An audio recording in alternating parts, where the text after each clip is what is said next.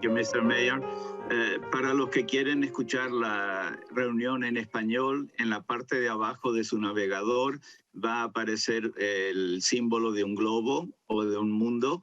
Tienen que hacer clic allí para seleccionar el lenguaje, el idioma español, y entonces van a poder escuchar toda la reunión en español. Muchas gracias. We are all done, Mr. Mayor. All right. Thank you, Nicholas. Greatly appreciated. And you can now see the icon for interpretation on the bottom of the screen for those who would like to participate in Spanish. All right. Well, first, welcome everybody for our special joint meeting of both the HMB City Council and Planning Commission. And love having everyone together. It's rare. So looking forward to participation from everyone. And we have a lot of members of the public as well.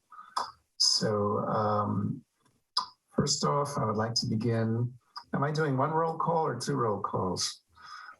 I'll do one together. Great. All right. Thanks. Commissioner Gorn. Here. Commissioner Benjamin. Here. Vice Chair Polgar. Here.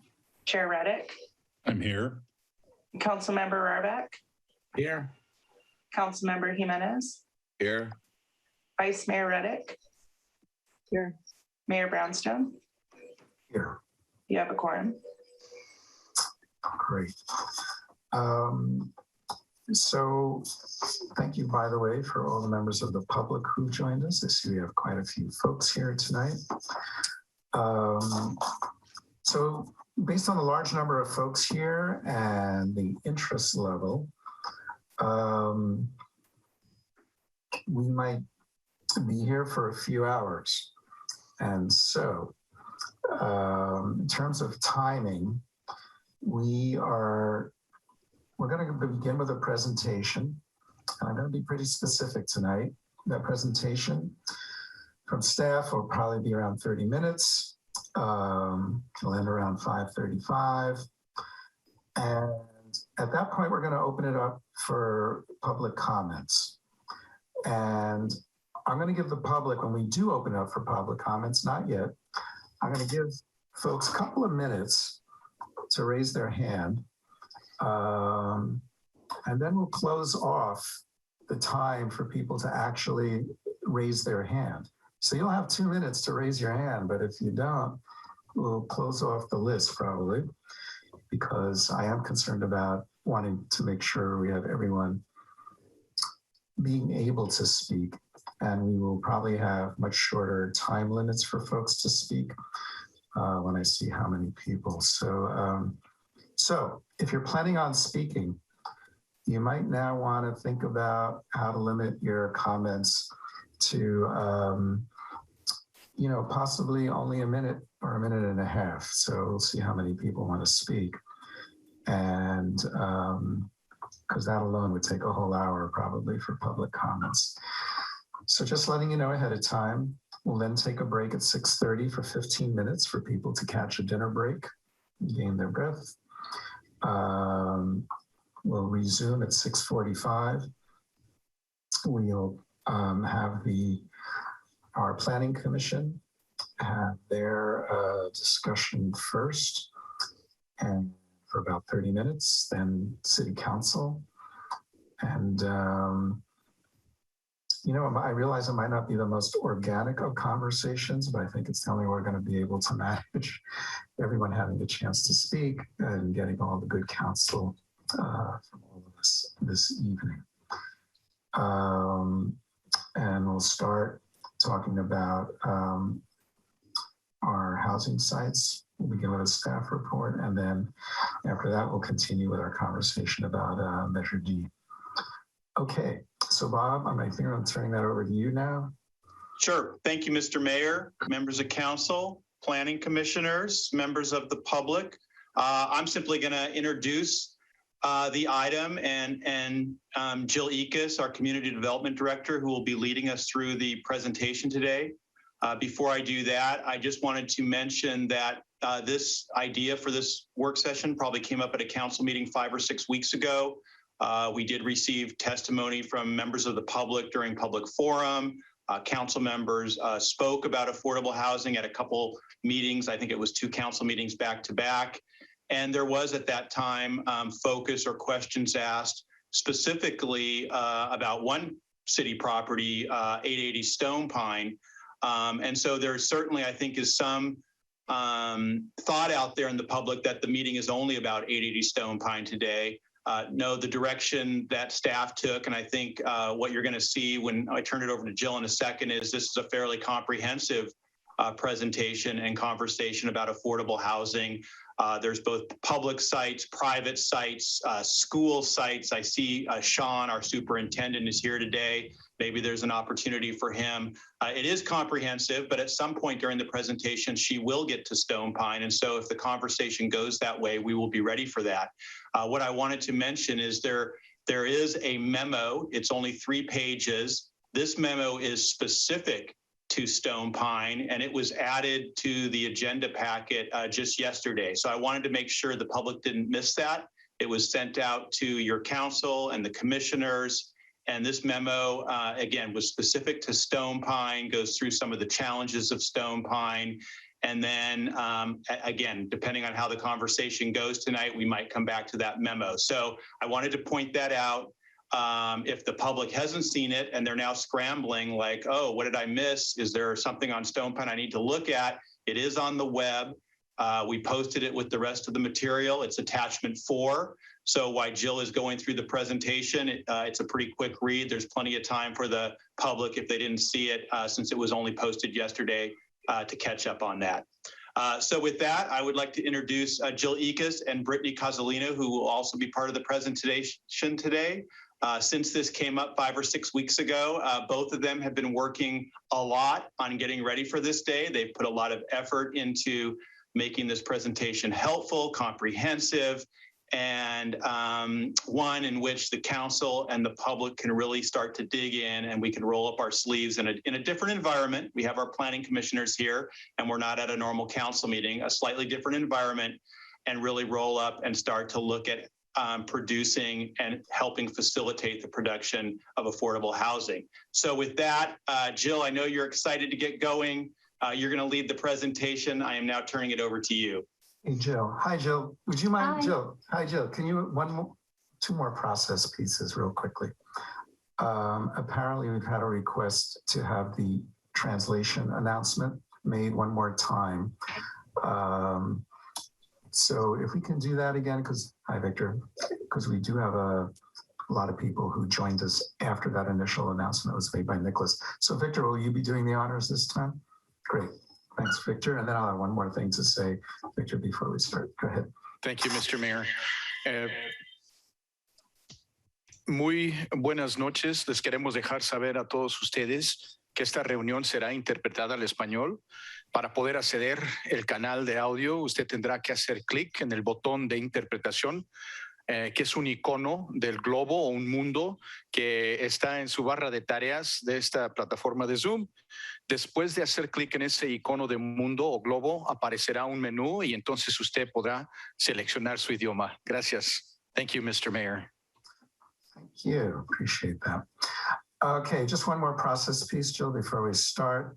It does occur to me that since we're going to go right into public comments after you do this presentation, Jill, that I want to say that for all those 57 people I could see in the public, anyone who already knows that they would like to make a comment anytime starting now, or you might get the notion during Jill's presentation, you can start raising your hands now. That would be great. That would really help us. So the way to do that is on the bottom of your screen where you see participants, find your name. You'll see your name in the attendees list, and you'll see the option to raise your hand. So all you got to do is raise your hand, and that puts you in the line for people who would like to make a public comment after Jill is done. Okay, thanks everyone. Sorry about the interruption, Jill, but please begin. But of course, good evening. I am going to make sure our screen is ready to go. can you see the presentation? Yes, okay. And can you hear me all right? Yep. Okay, excellent.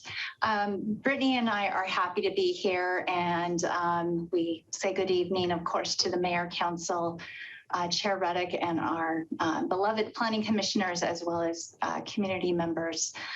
We do have a full agenda tonight, and we want to make sure that we have plenty of time for community comments before the commission and city council have their time to discuss. This is a two-part session, and the first part, Brittany and I are going to take turns with this presentation. Our intent is to move quickly through a wide range of potential housing sites. This is completely relevant to something we're working on right now, which is updating the city's housing element.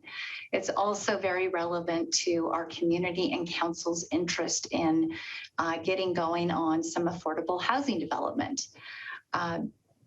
We also know the Planning Commission is here, and we really appreciate councils including them. This is a land use heavy topic, and the Planning Commission is, of course, serving at the pleasure of the council for it, offering you its land use expertise. So we do believe this is a very appropriate time to have a joint session. This is, in brief, what we're going to cover in this first part. Council had been asking for more information about Half Moon Bay's affordable housing and housing needs.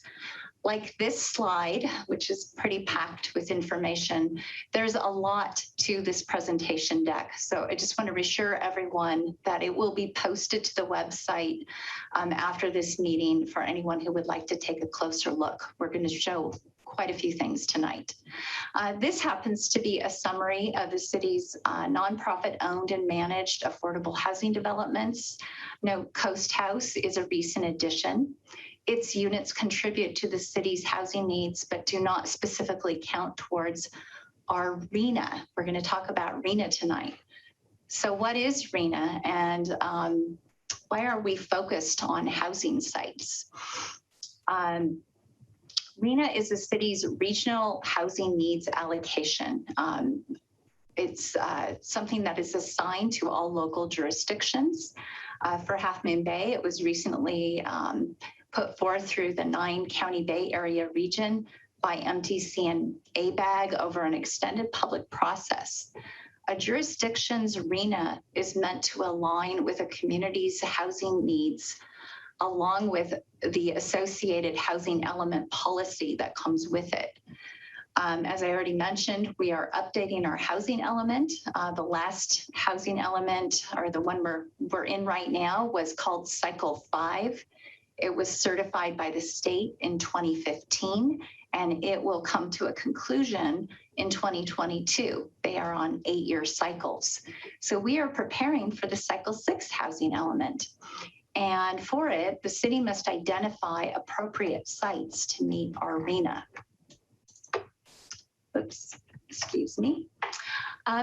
So just the context about what we're about to present with this wide range of housing sites. The city is not a housing developer. We're a facilitator.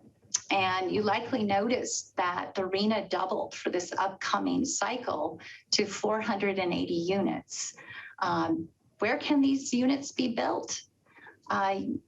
Using the recently certified local coastal land use plan as our guide, we're going to take a look at these different parts of town and types of housing in our presentation to you tonight. We've also been doing the counting, and we'll sum that up at the end of the part 1 presentation so you can see how it relates to meeting the city's RHNA. We've talked a lot about the land use plan because it is foundational to the city's housing strategy. We don't need to focus on it too much tonight, but we do want people to be aware. And so we will be using this little green house symbol meant to denote sustainability for sites that were enabled by the land use plan. And we hope that gives you some context, because we talked about a lot of these sites over the last few years while we were updating the land use plan, and I think most of you will remember them. Some of them were made more available for housing development because they hadn't allowed housing at all before, or through upzonings, and then of course, in particular, our workforce housing overlay. So I am going to start with town center sites. The town center is an area that was defined in the land use plan, and it focuses on the core of town, in particular around Main Street, all the way down to our southern gateway, and then up north, including our shopping centers and the Podesta PUD. We're going to look at just a handful of sites in town center. There are actually quite a few sites in town center that are kind of hiding in plain sight. There's lots of good that can happen here for housing, which is the intent for town center, to be the focus for development. The first two sites we want to call your attention to are outlined in blue, 940 Main Street and 320 Church Street. These are sites that were recently subdivided and went through entitlement process before both the Planning Commission and City Council. We're bringing them to your attention now because despite the fact that they were recently subdivided, we've seen them come on and off the market for sale. And frankly, they were set up for a level of build out that you can see with these numbers. This is 940 Main Street, denoting the duplex subdivision that was processed through the city, and then Creekside, where it was mostly single family homes with a fourplex of affordable units. Both sites include some affordable units, 20%, which is a city requirement.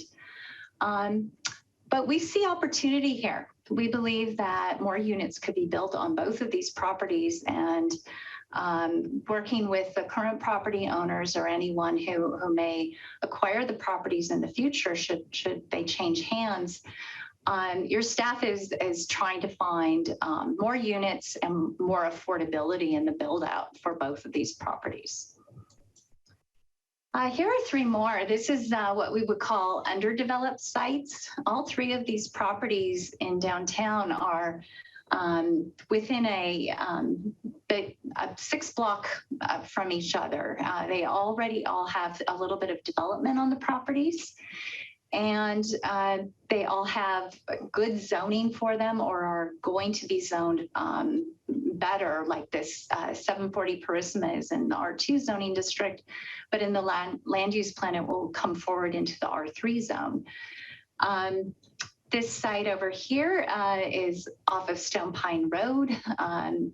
It's easey to miss it going by the coffee company here, but you'll see it's a nice square site. And here's another one at 8095 Main Street where there is housing already on the site, but clearly a lot more room. Brittany and I have been doing some plotting. We like to see what fits, and we're just showing these to you as examples of sites that have the ability to support more housing, either with keeping what's already there or starting over. For each site that we're showing, you'll notice that we have a quick summary of opportunities as well as constraints. Things that are challenging in downtown, for example, are for relatively small sites, the cost of infrastructure can be pretty high. So we're summing up a number of challenges for each of these study areas, and we'll present those to you in a little bit here for Town Center. And in fact, here it is. So those were just 5 sites in Town Center. There are many, many more. The big question here relative to site inventory is also housing element policy. And it's really a question about what can the city do? What can the city do to facilitate development on these sites for more affordable units. And one of the tools that we have is the density bonus ordinance. The density bonus ordinance allows sites to have more units than the base allowed density, provided that the developer include more than the minimum number of required affordable units.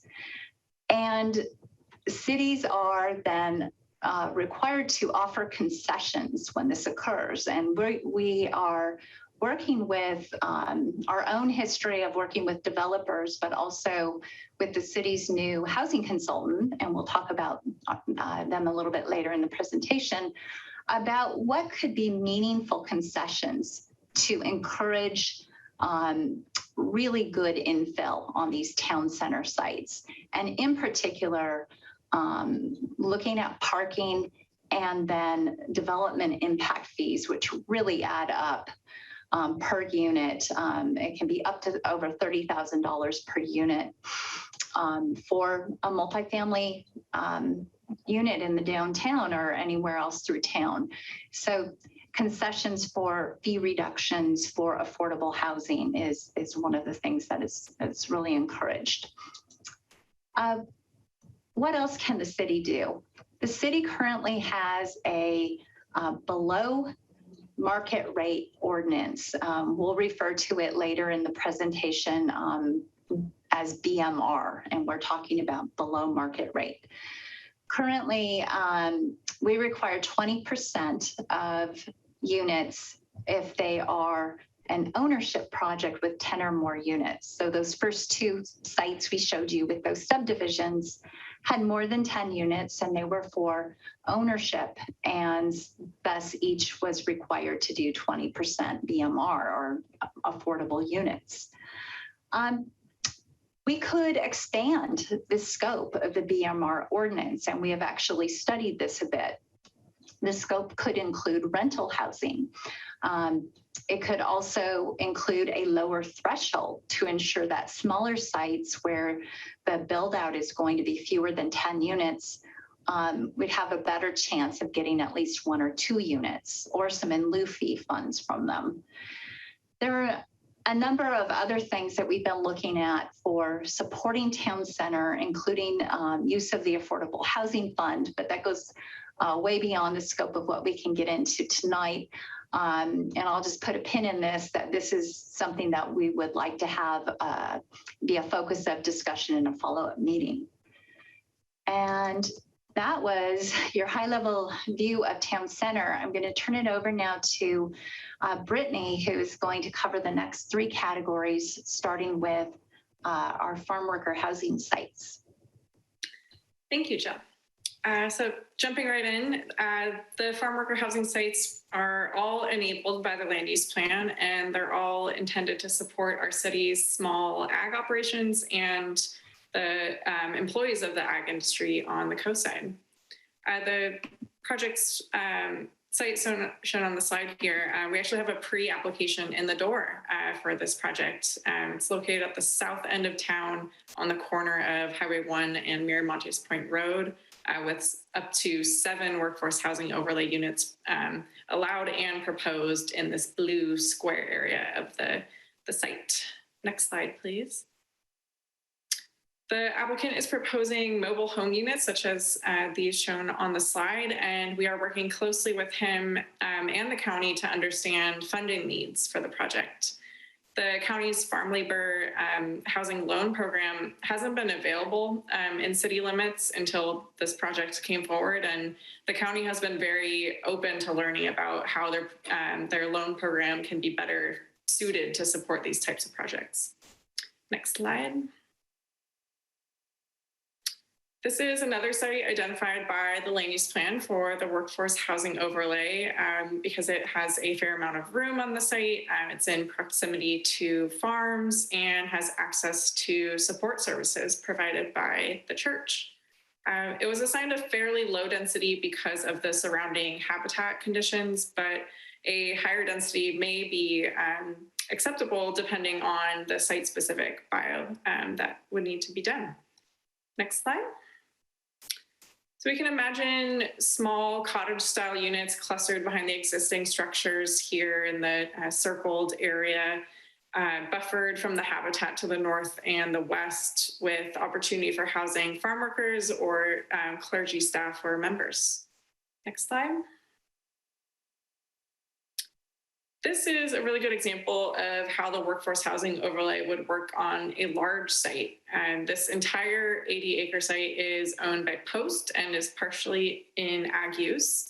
And farm worker housing units could be sited in the corner of the property in the circled area, out of the way of the ag operation and well outside of the known wetland areas that are these blue blobs on the map. But still in close proximity to utilities and road access off of Wavecrest. Next slide. So leaving a little space between the existing residence that fronts the highway and the wetlands and the cypress grove off of Wavecrest, we could imagine the housing located in this L-shaped area with a vegetated buffer for visual screening from the highway. And some lower height units for protection of any broad ocean views. Next slide. There are many other sites in the rural coastal land use designation that was established in the land use plan that can support up to a total of 75 workforce housing overlay units, and they're mostly clustered and connected on the farmlands that are shown outlined in blue here. Just a couple sites that are off the map, but mostly in ranges of about 5 to 15 units per farm operation. Next slide. We have heard from some interested property owners and don't have any other formal applications yet, but we really look forward to working with these folks when they're ready and continuing our relationship with the County Department of Housing as we learn more about their loan program. Next slide. We also have our greenhouse operations located in the horticulture business land use designation, which also provides for the workforce housing overlay. The land use plan built out assigned about 50 total units across the Rocket Farms and the Schickenberg sites that are all outlined in green here. And we could envision the units being sited in either underutilized field areas or near the existing Frenchman's Creek residential area. Next slide. With the higher intensity of use of greenhouses, we can imagine a bit of a taller housing product than we might see on the open space, or excuse me, open field ag properties. Still providing that small community-oriented feel and compatibility with the surrounding land uses. Next slide. So again, we ask ourselves what we can do to facilitate housing on these sites. We can continue working with the County Department of Housing to provide funding opportunities. We can just fully champion farm worker housing as a necessary and priority housing type in the city. We heard from so many of these property owners during the land use plan update about how they just need city support. And there's always more we can do to acknowledge that Half Moon Bay is just a very good place for farm worker housing. It's where the schools are, it's where the services are, and it's where the farms are, and where the housing needs to be. We can also look at facilitating the permit process with exemptions or waivers where appropriate, and reducing permit fees to further incentivize these property owners. Next slide. All right, moving on to plan developments, or PDs for short. We have many that are categorized into developed, substantially developed, or substantially undeveloped in our land use plan. We're just going to hone in on Podesta and Nurserymen's Exchange tonight. These are the two PDs that are located on the east side of the highway with the least amount of constraints as we understand them today. This is Podesta. This is our only remaining substantially undeveloped PD in the town center. And it has really great potential as a housing site with room for 150 or possibly more units alongside other types of land uses, such as neighborhood services. Next slide. This PD is envisioned as a fully formed neighborhood, complete with a community park and a wide range of housing types. Circulation and site access will be one of the trickier things to deal with on this site, as well as high costs of infrastructure, such as for water and sewer connections, and the capacity limits presented by Measure D. We are aware of property owner interest on this one and look forward to working with them further. And then we have Nurseryman's Exchange at the northern end of town, another very viable housing site with potential for over 50 units. Next slide. There are a few site constraints to consider, including the high fire severity zone surrounding the property in red there, and the eastern extent of Roosevelt Creek passing through the site, in addition to the same Measure D limitations and high infrastructure costs. But there's a significant amount of flat land to work with here. Next slide. So to support housing projects on these PD sites, the city could consider increasing the minimum 20% BMR below market rate requirements, facilitating partnerships between property owners and affordable housing developers, and addressing the Measure D capacity limitations through an ordinance update, as we'll be talking about in part 2 of tonight's presentation. In lieu fee options may also make a very big difference for these projects, especially for lot retirement if the project involves subdivision, and for mitigating the conversion of any prime ag soils to a non-ag use. Next slide. Great. Mobile home parks are such a significant form of housing in Half Moon Bay. They are about 9% of our housing stock, just between Hilltop and Kenyatta Cove mobile home parks. Next slide. Just going to be looking at Hilltop tonight. There is also some vacant land near Kenyatta Cove, but just looking at this site here in our town center, where the land use plan redesignated these vacant sites outlined in blue on the right-hand side there, to the mobile home park land use designation, allowing for expansion of this existing park on the north side of Highway 92 here. Next slide. And this is a really great site with potential for about 30 or so units. And we've been working with the property owner on this concept design shown on the slide here, that utilizes the existing access point off Highway 92 and provides some common open space for the community in the center there. There are some off-site fire hazards and road noise issues to consider, but we're glad to see that one coming to fruition. So we've already done a lot of the heavy lifting, as I mentioned, by expanding the mobile home park land use designation and prohibiting short-term rentals in mobile homes with the short-term rental ordinance. Other things we could do, the building permits for mobile homes are done through the state, so the city can really look at how to streamline our process, such as with CEQA exemptions for infill development or expedited permit review for utilities and grading. We also have some things to learn about managing mobile homes as affordable housing units, and we'll be looking to our new housing consultants for their expertise and guidance on this. And I will turn it back to Jill to go over the publicly owned sites. Thank you. Thank you, Brittany. And I didn't mean to make everybody dizzy with flipping the slides there. This is the last category that we're going to present, and then we'll have some sum up slides. We're going to show 4 publicly owned properties, and one of those is the school districts. You may have seen in the newspaper or followed the school boards had a recent meeting.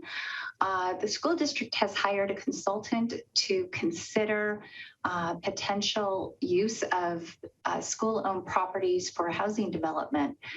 And they came, for the properties that are in the city limits, they came to a substantially similar thinking as the city had when we updated the land use plan with the workforce housing overlay. Workforce housing overlay allows for up to 55 units on school district properties. They can be distributed over Cunha, Hatch, and the high school, or they can be concentrated and focused on one of the properties, the way that this was set up. And what we learned from speaking with the superintendent is that this part of Hatch had actually quite a few years ago been deemed to be surplus lands by the school district. And that really is very consistent and compatible with the next step of what might happen with such land. Any land, for example, owned by a public entity that is to be conveyed needs to be first offered for affordable housing development. So that discussion has really already happened. They are also thinking about this open field down here. We can imagine that might be a hard part of the property to let go of, because it's so nice to have a field for the students. That said, we took a look at the school district's presentation. They actually did a little bit of blocking out what could happen on the south end of the property. And this outline over here shows the lands that had been deemed as surplus land. Clearly, freeing up the site would be important, because they do have their district office there and other buildings that would need to be replaced somewhere else. Circulation and parking, neighborhood sensitivity, things that we would anticipate being important to their process. And here we are. We are going to talk about 3 city-owned properties now. The first one is 555 Kelly. This site is highlighted here in green. It is pretty small. It's only 6,200 square feet. The workforce housing overlay was applied to it with the land use plan, including the Ted Adcock Community Center. The way we saw this site at the time is that it really needed to be expanded to really have a better yield, which would be an expansion into this part of the parking lot at the south end of the community center, and making an attempt to at least replace some of the parking that is in this lot now. You note the existing house is 1 story. It's older. It could use some work. It also has a detached garage in the back. We could see a range of things happening here, and there are good examples all over the Bay Area. One is to take on the house and keep it as it is and use it as a care home of some sort. In particular, we're liking 555 Kelly for supportive or transitional housing, where there would be both services and some housing provided in combination, either by one service provider or perhaps a partnership of the service provider with an affordable housing developer. The second idea here would be using the expanded site. This is an example of a similar thing that happened in Redwood City for the mental health services. This is 15 units of housing that includes a caretaker unit, and it just gives you a sense of scale. Lots of opportunities here, really good location, but certainly we're looking tonight for council to give direction in terms of additional work here for feasibility, specifically with respect to financing. Okay, we're at 880 Stone Pine. This property was recently purchased by the city for our corporation yard to continue. The corporation yard is located up at this eastern end of the property. Everyone knows that Pillarcitos Creek is on the side of it, and the primary access is via Stone Pine. It's about 22 acres, but we believe there's less than half of that is potentially developable due to environmental constraints. So we want to remind everybody about the baseline of what we knew to be true in 2018 about this site. When we were working on the land use plan, we learned, and from our biologists in particular, but looking at other hazards and constraints, but we learned that this pond, which is a abandoned agricultural pond, is actively serving a breeding population of protected California red-legged frogs. And the relationship of the location of the pond to Pillarcitos Creek, which is very supportive of that species, and the dispersal habitat in between these two water features made for the direction from our biologists that a significant portion of this property would be needed for a conservation corridor to maintain the protected status species. Thus, we brought this forward without putting the workforce housing overlay because we did not believe that it was specifically viable or easy to do. But we have been listening to council, of course, and our public, and our planning commission recently looked at this property in a study session because we're preparing entitlements for improvements to the courtyard. So we're doing some more work. We're doubling down on those studies, and we have learned something which surprised us. And we have more to learn. So I want to keep the expectations clear about this. Here's the pond, and so you can see the same boundary. This is nothing new. This was already known.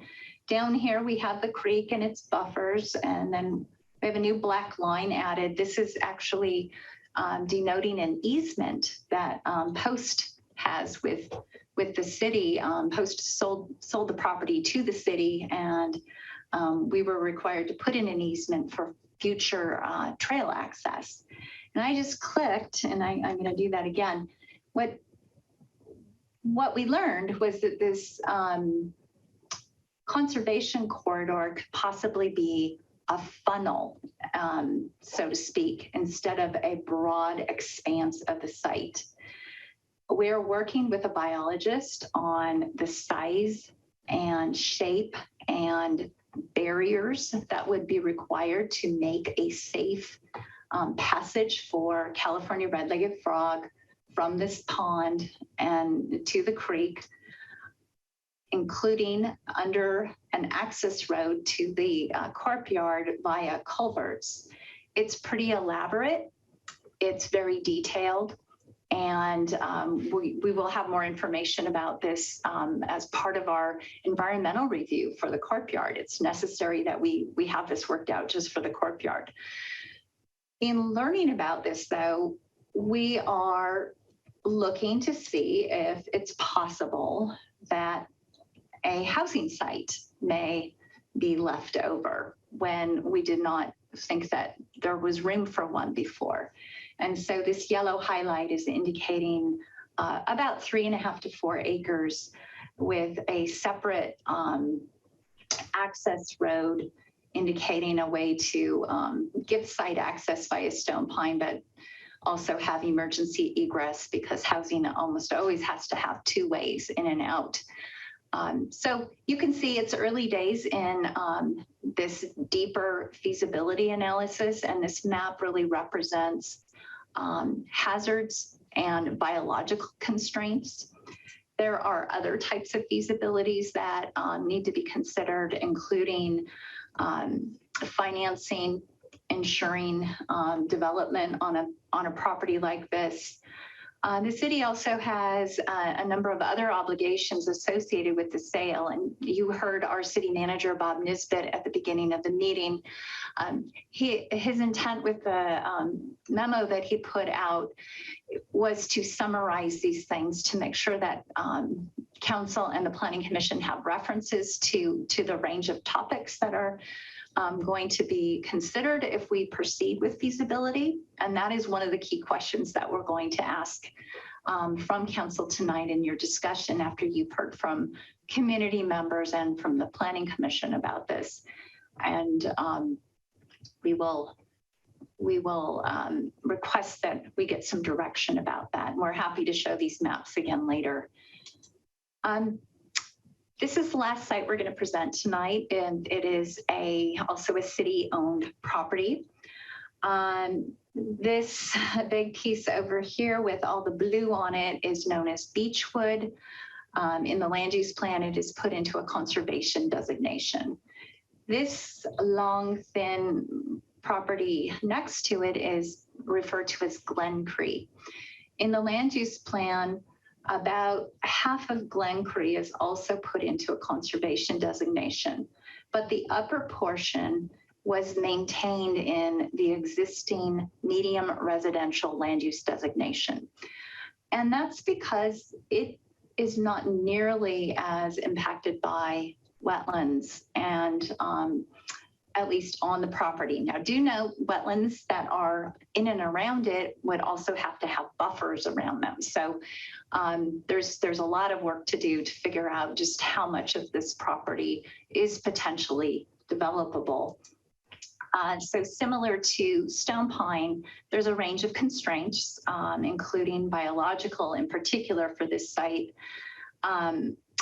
site access, and infrastructure cost as well. There's no infrastructure up that high in the hill at this point in time. That said, we are noting development forms that could be compatible with the adjacent existing Grandview neighborhood at a little bit higher density to really get good yield out of a city-owned property, specifically with the intent that it be used for affordable housing. And thus the city manager's memo identified this one as well as being perhaps appropriate to consider feasibility of both to see which one is most appropriate to proceed. We are getting to the end, Mayor. I know we started a bit late, so when we're trying to get you back into your schedule here, but we do want to note there are a number of things the city can do to support both the school district as well as the city sites. The city sites in particular, though, all need additional study, and these are things that we would want to come back to City Council with. So as promised, we've been keeping score. We certainly have not shown you enough sites that would hold 1,000 units of housing. But in all these categories that you saw, town center, the farm worker housing, when you see WHO, that means workforce housing overlay designation, those 2 planned development areas, our 2 mobile home parks, the school district site, the city-owned site where we're only counting Kelly right now, the county-owned Coast House, which has the potential to become units, as well as other pipeline projects and infill sites. We've come to this tally. Anything that's green is counted because it's active. It's either we have a development application or interest, or it's already in the pipeline. Anything in this buff color is also counted because it has land use appropriate to the sites. We just don't have any applications in the door, but those would all be counted and we believe are appropriate housing sites for your housing element. Those in gray are not counted at this point because they need more study. That includes the other planned developments. Cunha and the Half Moon Bay High School really wouldn't be needed as school housing sites if Hatch can accommodate the workforce housing that the land use plan provides to it. And then Stone Pine and Upper Glen Creek would both also need more study. We also compare this to the RENA. We do not expect anyone to be able to absorb this in 30 seconds. What we want to note for you is this is a draft, and there are formulas and approaches to how the units that you saw on the previous slide are distributed appropriately across the different affordability levels. For example, all the workforce housing overlay units are shown in the extremely low, very low, and low income categories because those are the only income levels that are allowed in that designation. In town center and in the planned developments, we're assuming a 20% below market rate into these lower income categories, and then a split between moderate and above moderate. And other assumptions are made throughout. What we're trying to make sure is that we have a sites inventory that more than accommodates the 480 units because of several reasons. One is HCD is probably not going to accept all the sites that are put forth. And again, HCD is the Department of Housing and Community Development. We also need to have more capacity because there are a lot of sites that property owners are not going to be interested in developing, and the city's trying to produce units. So having more sites designated and really understood for this housing element is important. We also will briefly share this with you. This is a matrix that Brittany and I are using to cross-check the types of sites with the kinds of things that the city can do to support them. You'll note, for example, the reduction in development fees for affordable units is something that we highlighted in green. That would help any affordable unit, regardless of what category it's in. Anything in blue, these are all things we're working on with our new housing consultant. Our housing consultant is present tonight. They are observing this meeting. They are not here to present yet. We are working hard with them and planning to have them come back and see you in a follow-up session. So instead of that matrix, for all intents and purposes, these are the discussion topics for part one. Making sure that we get input from and direction from council on the city-owned sites, observations that you have made about the community's housing needs, which we are sure you'll hear from our community members, observations about specific housing sites that we showed you, and of course, any that we didn't show you. If you think we missed a site, just let us know where it is and we'll let you know if it's on our list. We couldn't begin to show you all of them. And then anything that you would like to talk about with regards to this material at a future session. And we are in a different format that Mayor Branstone and I discussed. Typically, I'm just going to note this for the Planning Commission, we would normally take clarifying comments or questions at this point. We were going to request that we refrain from that so that we can get right into the public comment now and then have a dinner break and then have your questions come during your discussion period. And that is our part one presentation. Thank you, Mayor Branstone. Well, thank you, Jill and Brittany, for a fantastic presentation. That was quite a download. And you did it well, and I greatly appreciate it. Jessica, I'm going to ask Jessica. She's going to set the clock for 2 minutes. And as I mentioned before, this is now the time for everybody to raise their hand who would like to make a comment. At the end of 2 minutes, that will end the list. So whoever's at the end of the list, that'll be it. So the way to do that again is look at the participants icon And you can see attendees, click on your name, you'll see a hand. And please raise your hands. Thanks.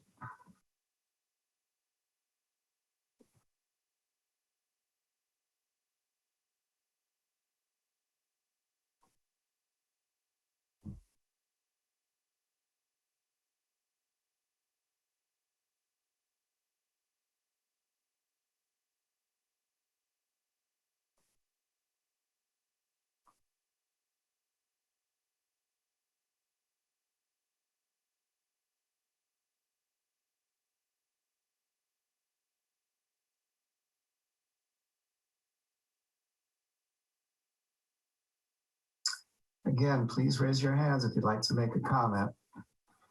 This is the time now to raise your hands, and then we'll close the list.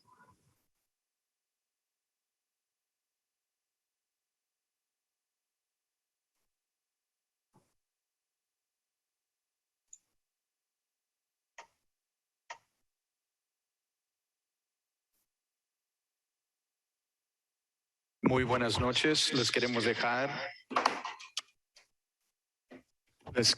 saber que para poder hacer los comentarios ahorita en lo que es el foro público, tienen que alzar la mano. Es una función abajo en su barra de tareas que dice Raise Hand. Así es que si quieren hacer eso, háganlo ahorita. Tenemos 2 minutos. Después de esos 2 minutos, no vamos a tomar más oradores. Gracias. Thank you. Okay, so anyone else, just a couple of seconds here to raise your hand, please. And Mr. Mayor, I think I counted 19 people, so you can make your decision on how much time. Yeah, I just got 3 more. Well, actually, I see that it counts for you. I didn't see that. 22. I see it now. Okay, so we have 22 hands raised. We will now, list will end with Patty Ramirez. So Patty Ramirez will be our last speaker. And let me just do a little arithmetic in my head.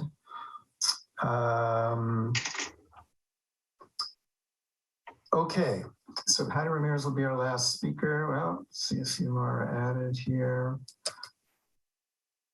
No. Okay. We will have, I'm going to do a little compromise for myself here. 90 seconds. Can we do that, Jessica? We're going to be strict. 1.5 minutes, 90 seconds. And Jessica, I will let you know when your time's up. And again, this is so we can probably be about an hour's worth of comments, and then we're going to break for dinner. I'm borrowing this process from the Coastal Commission. Are you ready, Mayor? I am. Okay, our first speaker will be Sean McFetridge. Hello, can you hear me? Yes, thank you. Thank you very much. I want to thank folks for the invitation to attend tonight. I greatly appreciate Jill and Brittany and Matthew Chittis for reaching out to me a couple of weeks ago, and it was kismet. It was perfect timing because we were about to take a recommendation to our board to retain Brookwood advisors to look at our surplus property. And one interest of the district is workforce housing, particularly for employees who would qualify for that and who would need that. We have a very difficult time recruiting and retaining employees because of the cost of living in the Bay Area. And so this is perfect. For about a decade, we've identified surplus properties in the district, and we're just now trying to get advisors to help us imagine what those sites could be, both in El Granada and in Half Moon Bay. And so I was very happy when Bob Nisbet mentioned it to me, Matthew Chittister mentioned it to me, Jill and Brittany talked about it with me. We hope to present to our board plans in the next few months about how these surplus properties could be brought to bear as a district asset and to provide affordable housing to our employees. So thank you very much for the work you're doing in this regard. Thank you, Sean. Next, we have Jack Hebb. Jack, go ahead. Thank you so much, Council. Can everybody hear me? Fantastic. What's up? My name is Jack Hebb. I'm 23 years old. I've lived on the coast side my entire life for 23 years. And if there's been one constant of my time here on the coast side, it has been a crisis of displacement and a crisis of affordability. My senior year of high school at Half Moon Bay High School, 33% of our teachers had to leave the district because they could not afford to live here, okay? Can I tell you, council members, how crushing it is to go to each of your classes and have your teachers pull you aside and say, hey, I won't be here for your little brother when he is coming through.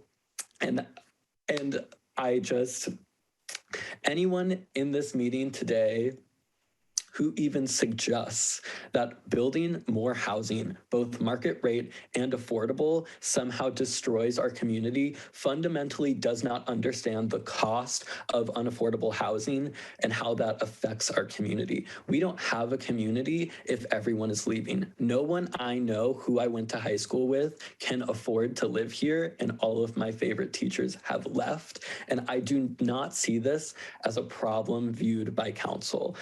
Jill and Brittany, you had an incredible presentation, but I urge the council to dream bigger, build to 4 stories minimum, waive all the parking minimum requirements. We need action. Thank you for your time. Thanks, Jack.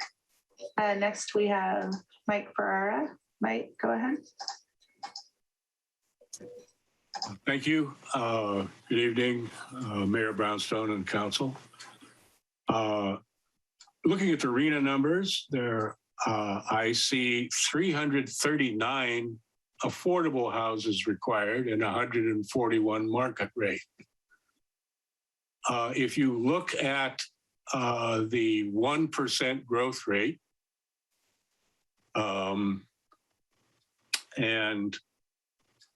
it's about equal to what it would take to build just the affordable housing rate. If you build 339, it divides out to like 43 and change. So I am wondering, though, how come the RENA number is greater than the 1%? And what assumptions ABAG made that the council's discretion would be used to create the 141 houses. I'm also very curious about the Coast House and what that is. Sorry, I kind of know the town, but don't know what Coast House is or where. I'm glad to see the explanation of the possibilities on Stone Pine, and look forward, and I do think that is something that you could move forward on. Thank you. Thanks, Mike. Next, we have Anna Gonzalez.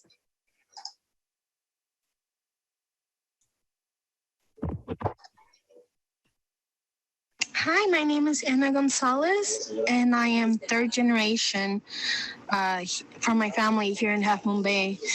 And it's an honor, actually, but it's really hard to see that, you know, many of us, like Jack mentioned, that people we graduated with can't afford to live here. And I myself, I'm a mom and have 3 kids, and we live in a 1-bedroom apartment, and it's hard. And I think I speak for many because I noticed that many of tried to go into this meeting and they couldn't for some sort of reason, or others, like I tried on my phone and I can't raise my hand there. So good thing I had my computer with me. But what Jill and Brittany showed, that's really great, especially having opening spots, like to do gardening or something. I think that's great for our community, as well with the housing, and we really need the housing right now. There's many living, you know, in 1-bedroom houses, or they're all packed, they're very tight, and they want to stay here because this is where they work. This is where they grew up, or, you know, have family here. That's about it.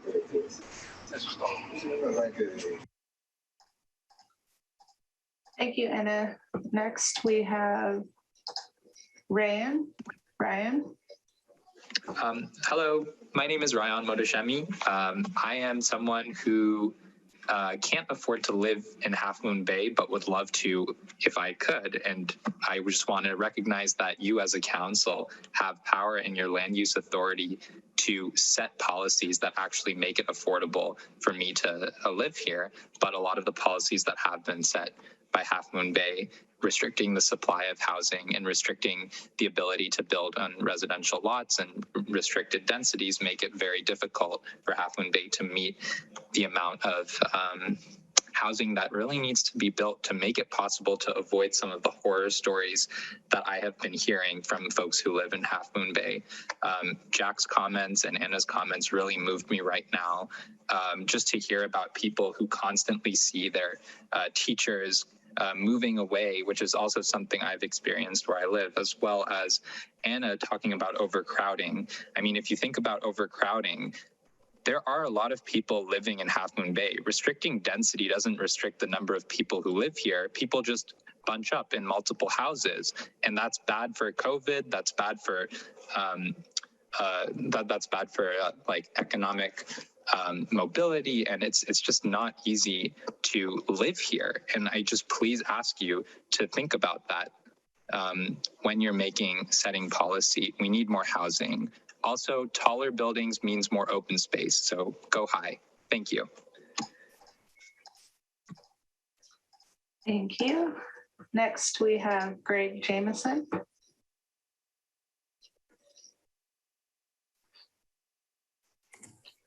Hello. Hi, Greg, go ahead. Hi, everyone. My name is Greg Jameson.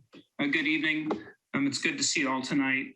I know we've had several years of meetings, regarding affordable housing. So it was really good tonight to see Jill and Brittany's presentation. I think there's a lot of good information that came out of that.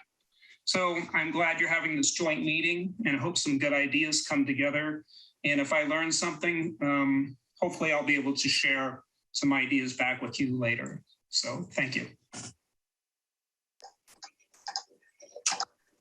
Thank you. Next, we have David Rakowski. I'm actually Joanne Rakowski, but couldn't change my name on Zoom. It's good to be with you tonight. Many of us spoke at the earlier city council meetings about the need for affordable housing. And tonight there have been some eloquent comments made. I won't reiterate any of those comments. Instead, I'm just speaking in support of all efforts on the part of the city of Half Moon Bay to support the development of affordable housing. It was fabulous to hear the detailed presentation tonight and all the considerations that are underway. And I thank you for that vision and urge a wide and open vision as you continue to determine what the feasibility is and how you can facilitate development that will meet the affordable housing needs for this community. Thank you so much. Thanks, Joanne. Next, we have Dora.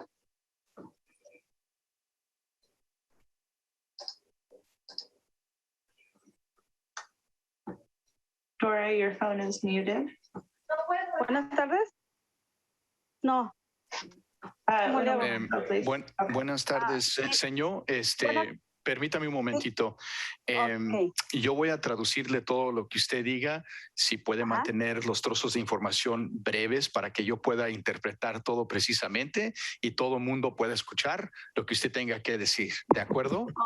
Ok, de acuerdo. Ok, adelante, por favor. Bueno, muy buenas tardes a todos los que están traduciendo, a usted principalmente y a todos por esta ayuda que francamente todos al momento estamos necesitando sobre la vivienda. Okay, so good evening to all that are having this meeting and for this help here in Half Moon Bay, which we all need. Adelante, señora. Tengo viviendo aquí 20 años y esos 20 años he tenido que estarme moviendo de viviendas porque no hemos podido pagar lo que es un departamento, una casa. Hemos estado viviendo en un solo cuarto, somos una familia de dos adolescentes y mi esposo y yo, y mis niñas reniegan mucho por no tener privacidad, por no tener Gracias. vivienda. So I've lived here 20 years, and the thing is we've been constantly moving around from place to place because we can't pay rent for either an apartment or a house. We're a family of 4. We live in one room, and I have 2 teenagers, and my teenagers are constantly nagging at me because they don't have any privacy. Y así como yo, vemos muchísimas personas que vivimos en un solo cuarto compartiendo cocina, baño con muchas personas. Y este proyecto que se está haciendo, se les agradece mucho al concejal que está apoyando a todos ustedes para que sea posible que haya viviendas accesibles para toda la comunidad de Half Moon Bay. Okay, Muchísimas gracias. So like us, there are many people also living in one room, sharing the kitchen, sharing the bathroom. And so this project that's being proposed right now for the city of Half Moon Bay is a good thing. So that way you can have affordable living for all of us in Half Moon Bay. Thank you. Good night. Thank you, Nora. And next we have Alvaro.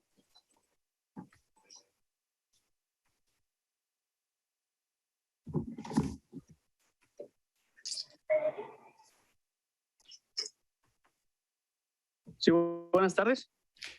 Buenas tardes. ¿Cómo le va? Disculpe, ¿puede mantener sus trozos de información breves para que de esa manera yo pueda interpretarle precisamente lo que usted tenga que decir y todo el mundo pueda escuchar? ¿De acuerdo? Ok. Ok, gracias, señor. Adelante. Bueno, mi nombre es José Ávila. Tengo viviendo aquí en Half Moon Bay cerca de 6 años. Y como la señora anterior que habló ahorita, pienso que es el problema lo mismo de las viviendas. Okay, so my name is Jose Avila.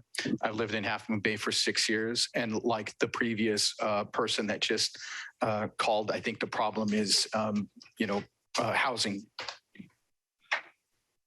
De que pues tenemos familia, todos, la mayoría de latinos aquí en Half Moon Bay, y pues todo el tiempo ha sido muy difícil encontrar renta por lo caro. So, we all have families, at least I think the majority of Latinos here in Half Moon Bay. And like we've said, everything is expensive. Y como dijo la señora anterior, es muy triste escuchar que los niños quieren su privacidad. Desafortunadamente aquí en Half Moon Bay no se puede, porque como digo anteriormente, todo es muy caro, las rentas son bastante caras, están muy elevadas. And so like the previous caller said, it's sad to hear that kids are complaining about privacy because here in Half Moon Bay you can't, once again, because the rent is so high and expensive. Y me da muchísimo gusto y ojalá sigan con su proyecto adelante y vamos a apoyar a esta gente que nos trata de ayudar. And so I'm really glad, to keep moving forward, and we're going to support these people that are trying to help us. Ojalá se lleve todo a cabo y nos ayuden, nos apoyen más que nada tal vez a la gente latina, porque es la que tenemos un poquito más de problema en estos casos. And so I hope, this sort of thing goes through and, we get the help, especially Latino people, because I think it's us who needs most help. Es todo de mi parte y muchísimas gracias por todo y estamos para apoyarlos en lo que podamos. Thank you very much. That's all I have. And we are here to support you all in any way that we can. Next, we have Ariana.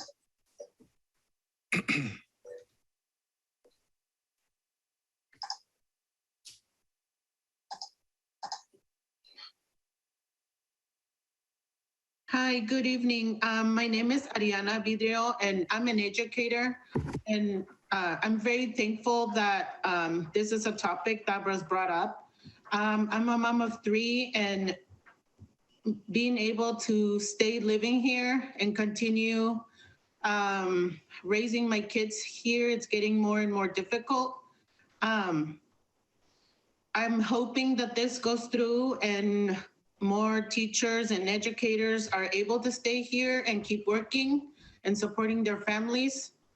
And just very thankful that this is a topic that was brought up, and just very thankful. And hopefully this goes through and the coast side gets more affordable housing. Thank you.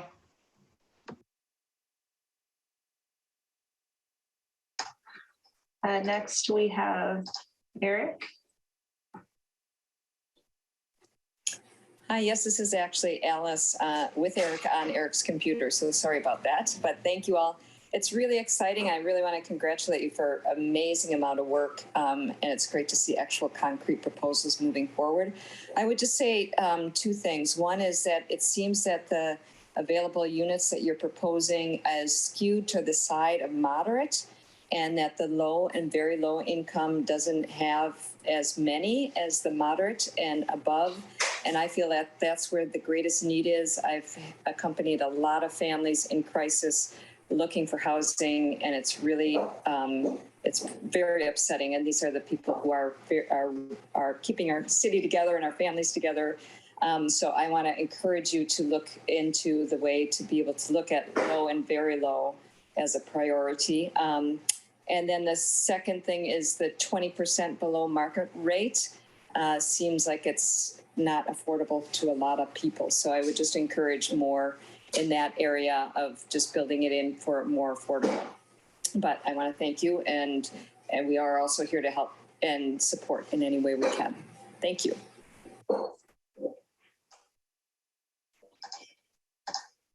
Thank you. Next, we have, it's a number starting with 946.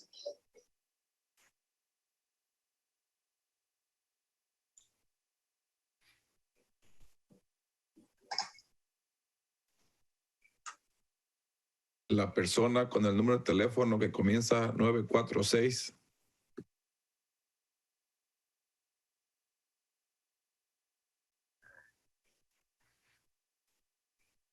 Okay, and they come back to this one.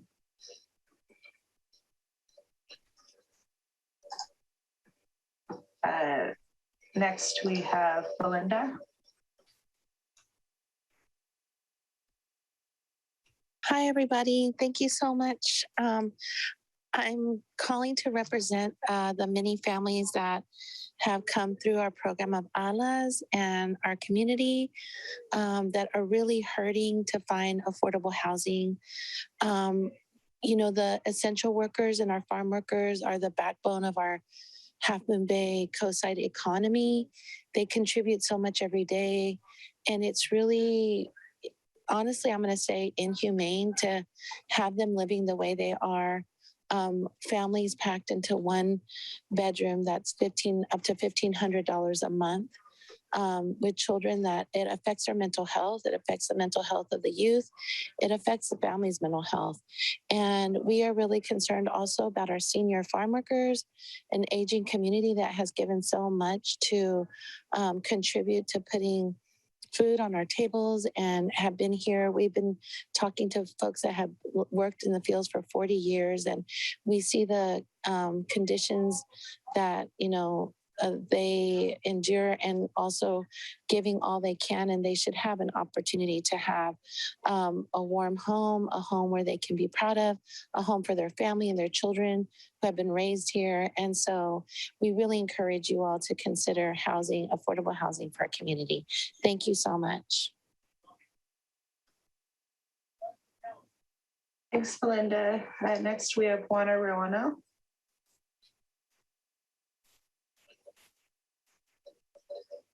Sí, buenas noches a todos. Buenas noches, señor. Hágame Mire, un yo estoy muy favorcito. contenta Permíteme un de momentito. que Permíteme todo un este momentito. plan, creo que todo este Juana, año Juana, se ha estado, perdón, permíteme un momentito. disculpa. No, it's okay. Gracias por su comentario. Bienvenida. Simplemente le quiero dejar saber si puede mantener sus trozos breves. De esa manera yo le puedo interpretar todo lo que usted tenga que decir y de esa manera pueda escuchar todo el mundo. ¿De acuerdo? Está bien, gracias. Ok, gracias, señora. Adelante, por favor. Disculpe. No, le decía que le doy las gracias a todos los que están aquí, porque sé que en este año hemos tenido varias reuniones. So I want to thank you, say thank you to everybody that is here because I've known that this year we've had several meetings. Y hemos estado hablando sobre la vivienda. Y yo estoy muy contenta de que nos hayan hecho caso. And so we've been talking about housing. And so I'm very happy that you guys have been listening to us. Porque estoy hablando por cada uno de los hispanos, latinos y de donde quiera, de cualquier raza que estemos representando aquí, que necesitamos vivienda. And I'm speaking really on behalf of Hispanics, Latinos, actually any race that might have the need for housing here. Y esperemos que todo este plan que ellos tienen se haga realidad.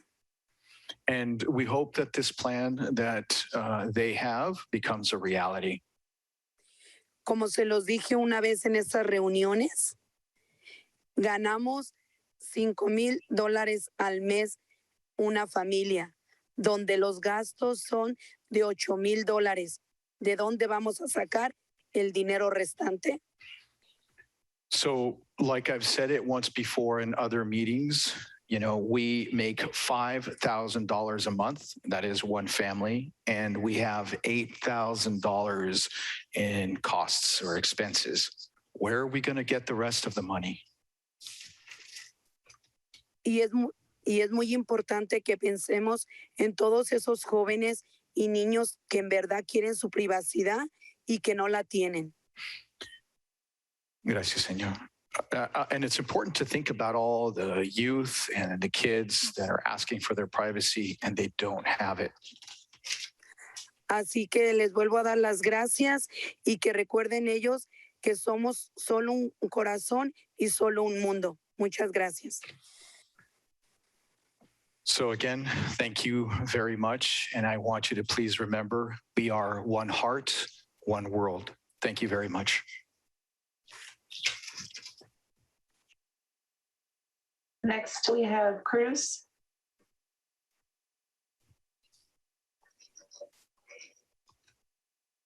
Cruz Avila, are you there? Cruz Ávila, adelante, por favor.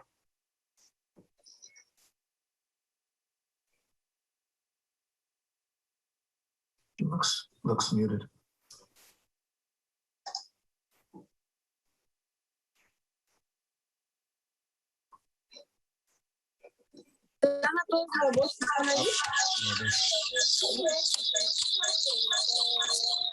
Sí, buenas noches a todos. Buenas noches, Mi señor. nombre es Carmela Ávila. Carmela, ¿me hace un favorcito? Tengo 16 años aquí en Half Bay viviendo y solamente quería decirles que es muy buena la oportunidad que nos quieren dar o que nos están brindando, porque la verdad es muy triste que hay muchos niños que no tienen su privacidad. También es muy triste cuando buscas vivienda y vas a buscar un departamento o una casa y que te dicen que son 4 niños y 2 adultos. Son muchas personas para 2 cuartos y no te lo quieren rentar o es muy alta la renta. Pienso que es muy bueno lo que están haciendo. De verdad se los agradecemos. Que Diosito los bendiga siempre y ojalá y que se haga lo que están planeando. Esperemos si Dios quiera y salga todo como ustedes piensan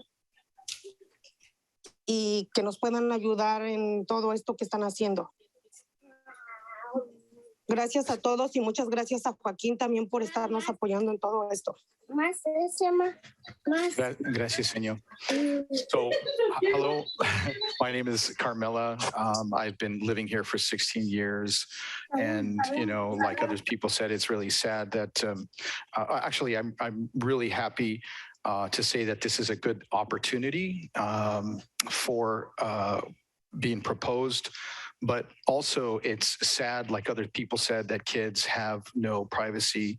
And another thing, when we're looking for a house and we say, you know, there's 4 kids and 2 adults, people respond to us, that's too many people for, you know, 2 bedrooms. And then also the rent is way too high. So thank you very much for what you guys are proposing. God bless you. And we hope that this actually goes through. And God willing, you guys can help us with this. And thank you very much for Joaquin, who has been supporting the community as well. Okay. Esperanza.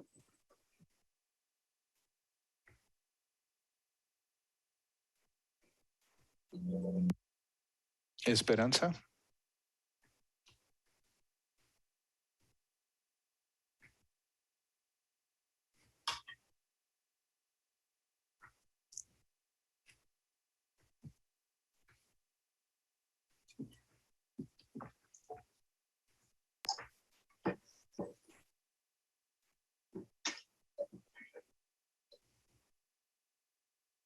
Okay, I'll come back. Guadalupe. Guadalupe.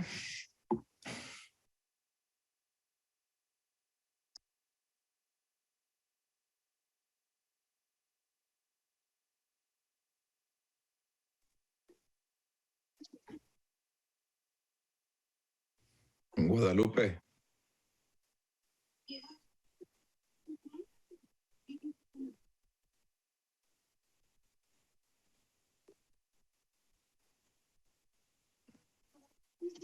Guadalupe.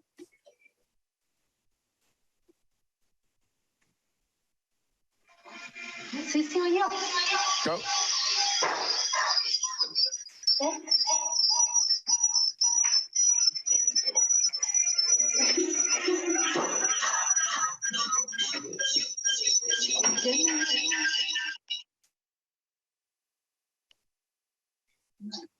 Sí, buenas tardes.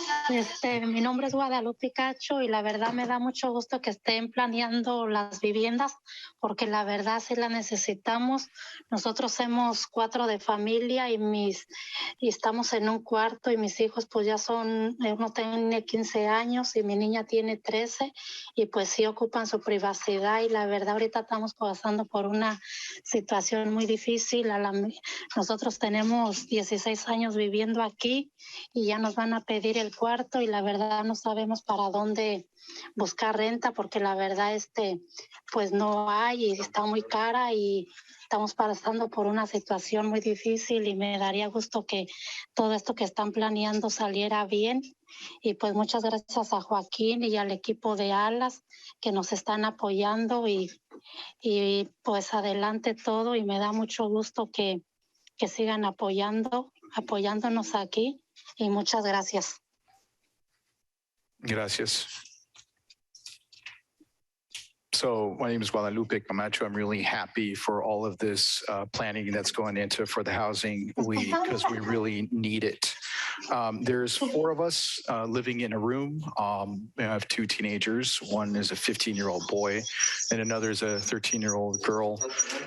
And it's true, they do need their privacy. You know, we're going through a difficult situation right now. We've been living in Half Moon Bay for 16 years. And it's unfortunate that they're asking us to give up the room now. And we don't know Mi nombre es where Guadalupe to go. Cacho y me da mucho gusto que estén planeando la Disculpe, señora. Sí. Ya tomamos su comentario. Muchísimas gracias por comentar. ¿Ya está? Sí, muchísimas gracias por su comentario. Se lo agradecemos muchísimo.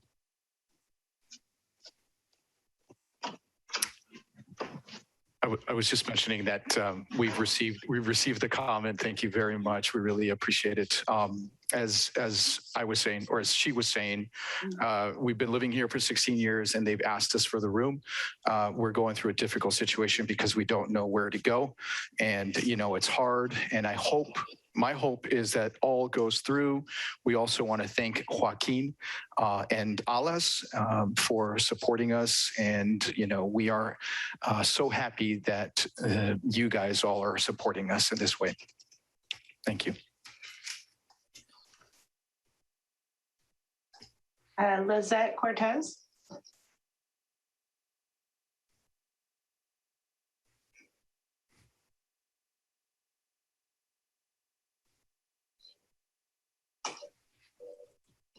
Hello? Lizette Cortez. Oh, hi, can you hear me?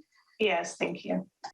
I also want to just echo everything everybody has said, and hopefully this is not just a meeting that is just the words that are that are being said, but also is taken into action.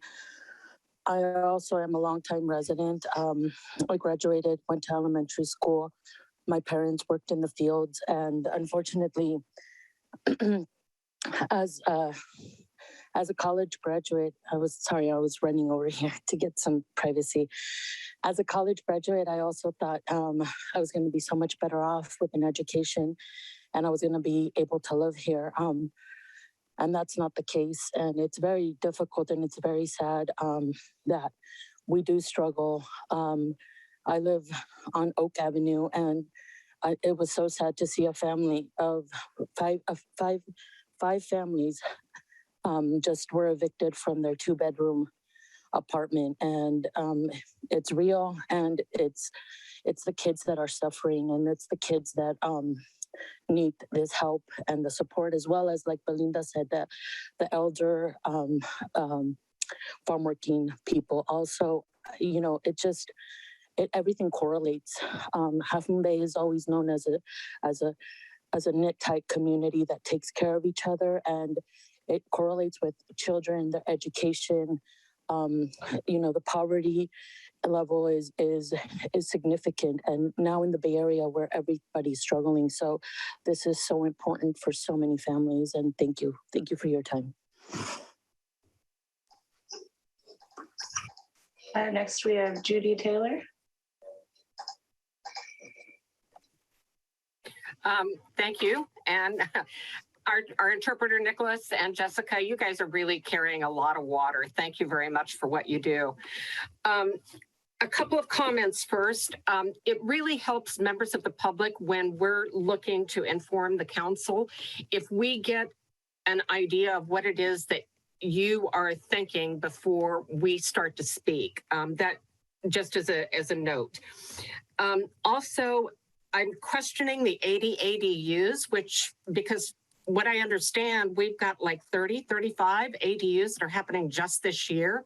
So looking at ADUs only being 80 over the next few years is kind of confusing. The big elephant the baby elephants in the room are Measure D and water. Those are major forces.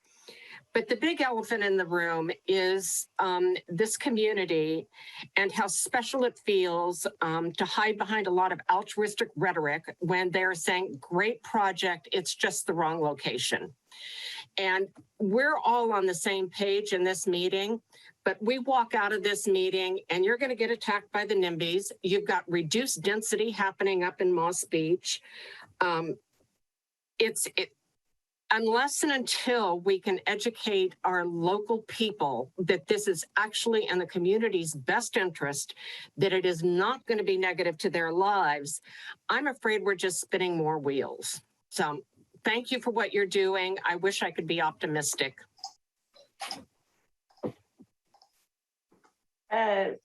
Esperanza.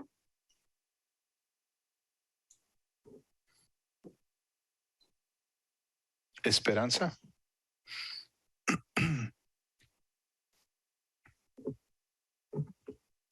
Esperanza and Guadalupe live on the same house. Actually, so they might be difficult. They actually share the same house with their families.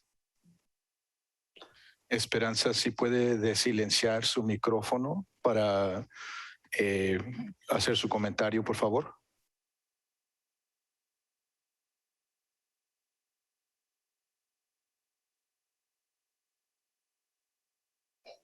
Okay.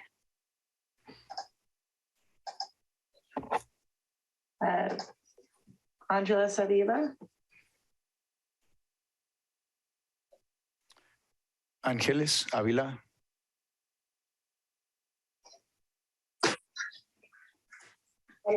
Hola, buenas noches. Mi nombre es Ángeles Ávila y me da mucho gusto por lo que están haciendo. Ojalá y todo salga bien, que puedan construir los departamentos que quieren hacer.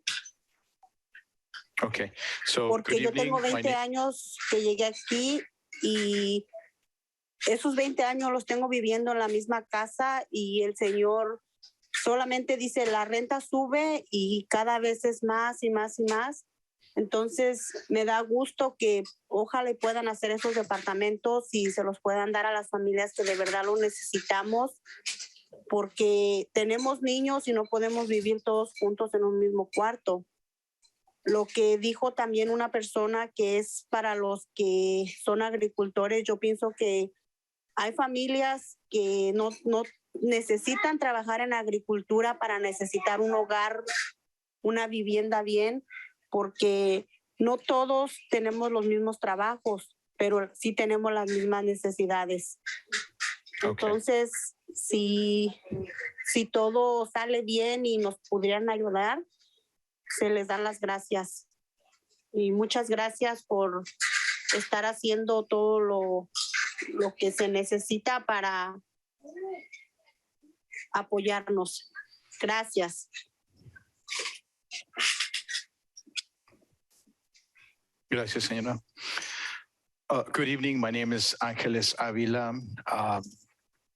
And I'm really happy that all of this is going through. I hope everything does turn out okay and you build these apartments. I've been here 20 years, and since I've been here, I've lived in the same house. And the man always tells us that, or the owner always tells us that the rent is just going to go up, and it keeps going up and up. And so I'm really happy that eventually you guys will build apartments for people who need it, because, you know, we can't all live bunched up together all in one room. So thank you for, and also for the workers, the farm workers that, you know, they need the housing as well, because they're working in it. So they need that living. We don't all have the same jobs, but we all do have the same need. And so thank you for the help. And thank you for doing all that is needed and supporting us.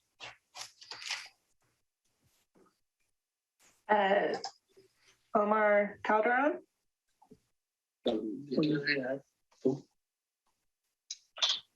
Omar.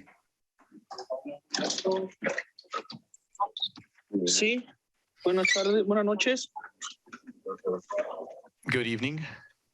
Sí, soy Omar García, tengo aquí viviendo en Half Moon Bay 12 años y pues Joaquín me dio la noticia de que tenía la ciudad de Half Moon Bay un nuevo proyecto de viviendas, ya que ahorita yo tengo una niña que tiene la edad de 11 años y para mí y para mi esposa se nos ha hecho muy difícil porque yo vivo con los padres de mi esposa y seguido mi niña me dice, papi, vámonos, quiero vivir sola, quiero mi espacio, pero es muy difícil encontrar renta aquí en Half Moon Bay porque está lleno y pues yo no quiero ser víctima de irme para otro estado porque aquí tengo yo mi trabajo. Yo tengo muchos amigos que se fueron para Texas. Un compadre se fue para Stockton, allá compró vivienda por motivo de que la renta está muy cara aquí en Half Moon Bay y no hay. So, yo me puse muy contento al escuchar a Joaquín que va a hacer ese proyecto de viviendas y ojalá y se haga lo posible y doy todito mi apoyo a la ciudad de Half Moon Bay y le doy las gracias por apoyar a toda nuestra pues a toda nuestra comunidad latina, ¿verdad? Que tenemos la gran necesidad de vivienda. Gracias. Gracias.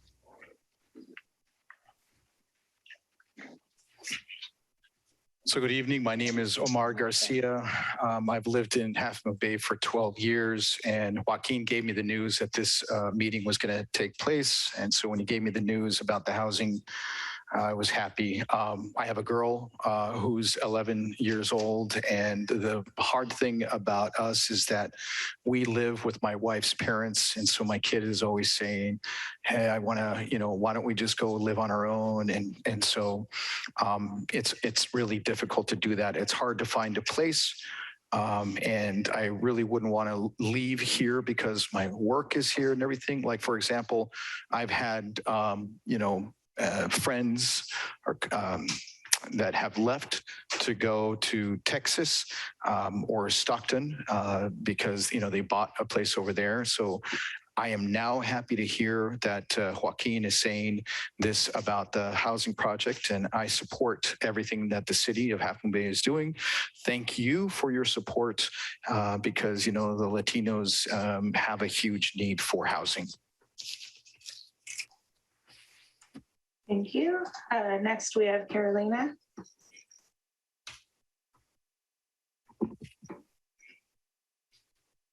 Hola, buenas noches.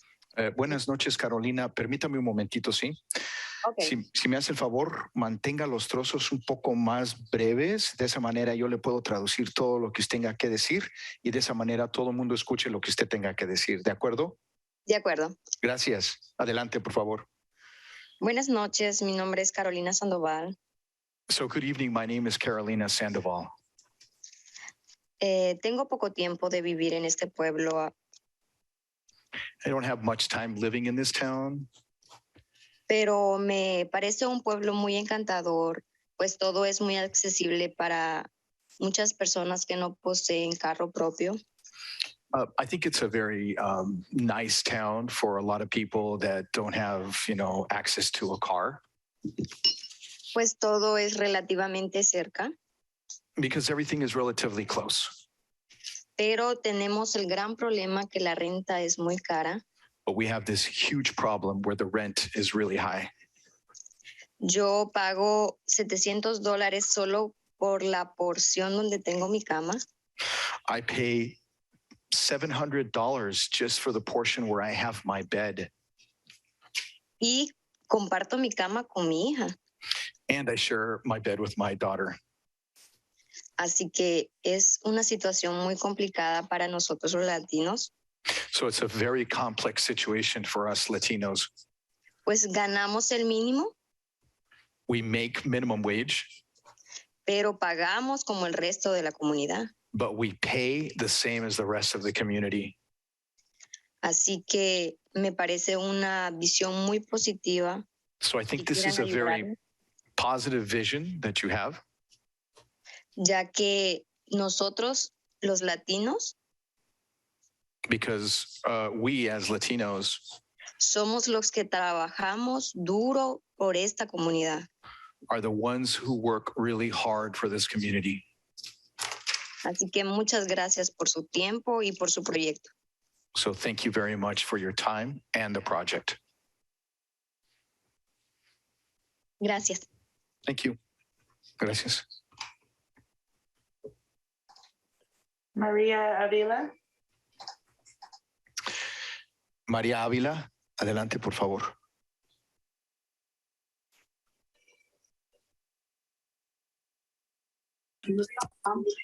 Hola, buenas noches a todos. Buenas noches, María. Oiga, ¿me hace un favorcito? Sí. Mantenga sus trozos de información, lo que usted tenga que decir un poquito breves, de esa manera le puedo traducir todo y todo el mundo puede escuchar lo que usted tenga que decir. ¿Sí? Sí, está bien. Bueno, gracias. Adelante, por favor. Sí, lo único que yo quiero primeramente darle gracias a todos ustedes. So first of all, I want to thank you all.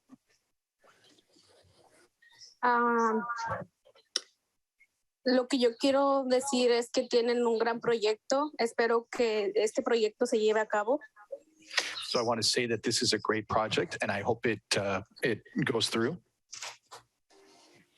Desafortunadamente, las familias latinas vivimos en lugares donde tenemos que compartir cada uno de los cuartos en donde se vive por una cantidad no mínima de $1,000. So the unfortunate thing is us as Latinos, we have to live in places that we share rooms with other people for no less than $1,000. En la casa donde nosotros vivimos se rentan los 3 cuartos y en cada uno de ellos vive una familia con niños. So in the house that we are in, all 3 rooms are rented out, and in each room there's an entire family with kids. Espero que se lleve todo esto a cabo y les quiero dar las gracias a Joaquín Murrieta y al grupo de Alas porque nos han estado ayudando y nos han animado para que cada uno de nosotros hablemos ante ustedes y que nos puedan escuchar. So I hope that this project goes through. I want to thank Joaquin Murrieta and Alas, who's helped us really encourage coming forth and talking to you guys. Y de mi parte es todo. Gracias. So thank you. That's all from me on my part.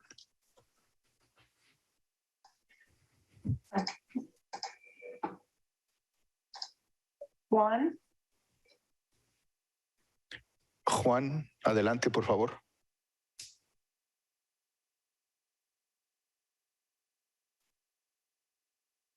Si podrías desilenciar tu micrófono, puedes hacer tu comentario.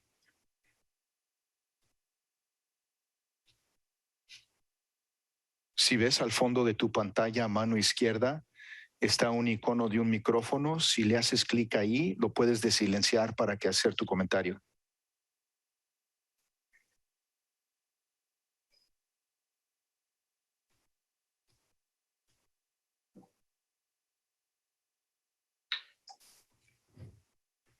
Buenas noches. Oh, buenas noches, Juan. Bueno, pues yo quiero felicitarlos a todos por ese gran proyecto que tienen, ya que aquí estamos sufriendo mucho por la carencia de las viviendas. So, good evening. I want to congratulate you all for this project as we suffer here in regards to housing. Aquí yo tengo 25 años viviendo y pues he estado pues muy estresado por la vivienda. Yo pago $3,500 donde vivo ahora, pero ya me van a subir en los próximos días a $4,000. So I have been living here 25 years and I am very stressed as well. And I pay $3,500 here where I live and it's going up to $4,000. Pero ojalá y se haga todo el proyecto que tienen. Yo estoy ahora sí que al 100% con ustedes para apoyarlos en lo que yo pueda ayudarlos. Pero la verdad que sí es muy triste para muchas familias que no tienen dónde vivir. Gracias. So I hope this all goes through. I'm, 100% supportive and see how I can help out. But it really is truly sad to see families go through this because they have no place to live. Agradezco a todos ustedes, especialmente a Joaquín Murrieta y a Belinda, a todo el grupo de Alas y todos ustedes los que están también con el proyecto. Muchas felicidades, que Dios los bendiga, pero pues ahora esperemos que se haga ese proyecto bien. So thank you all. Thank you, Joaquin Murrieta, Belinda, all at Alas, and all of you for making this possible. God bless you all, and I hope it goes through. Pues muchísimas gracias y a ver cómo le hacemos para meternos en la lista para que nos toque un día una casa. Gracias. So thank you very much, and we'll see what we have to do to get on that list for one day get a house.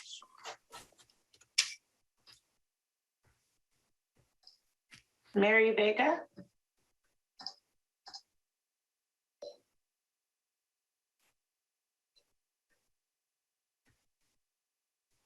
Mary Vega.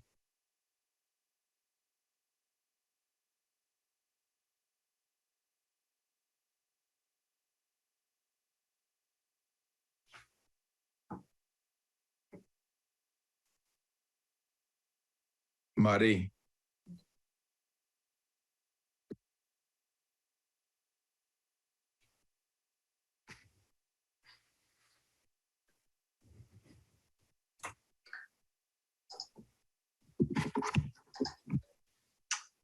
Let's see.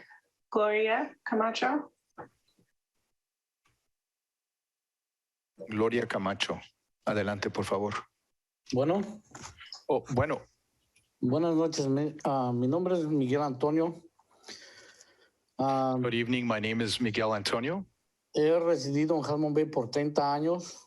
I've lived in Half Moon Bay for 30 years. Es a carpenter en muchas compañías.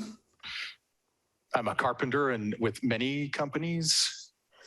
Y en todos estos años nunca hemos podido tener una vivienda digna. In all these years, we haven't had a dignified housing for us. Soy un padre de 3 hijos. I'm a dad of 3 kids. Y hemos vivido en 2 cuartos. And so I've lived in 2 rooms.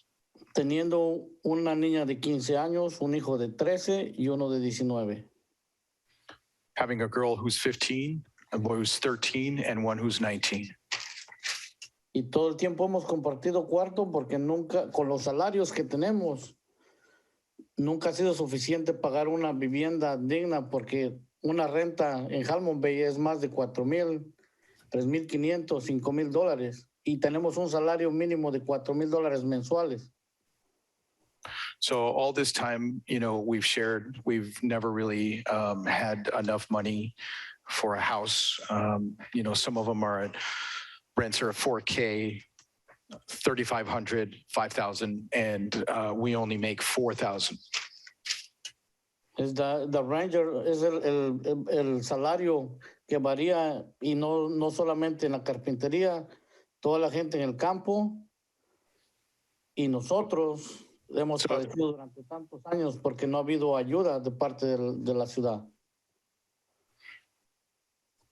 So the salaries varies, not just with construction, but also out in the fields. And we've all suffered because we haven't had any help from the city. No sé si todo el mundo lo sabe, pero por los últimos 10 años no ha habido una ayuda con tener vivienda asequible en Half Moon Bay. Eso es parte de la ley. So if you don't know this, but in the last 10 years, we haven't had any help for affordable housing, and that's part of the law. Por los últimos 10 años. For the last 10 years. Y quisiera que esto se haga realidad, que no quede solamente en palabras y en decir vamos a ayudarlos, que se haga realidad. And so I want this to become a reality. I don't want this to just be words that are spoken. I want it to be a reality. Quisiera que toda la gente que está hablando se hiciera un comité para que estuviera metidos. Yo quisiera ser uno de ellos para estar ahí y viendo que todos hiciera, que todos fuéramos testigos de que ustedes, como concilio, quedara en el recuerdo de todas nuestras memorias que ustedes lo lograron para ayudarnos a nosotros. Muchas gracias. Gracias, señor. So I want for all the people that are talking to maybe form a committee.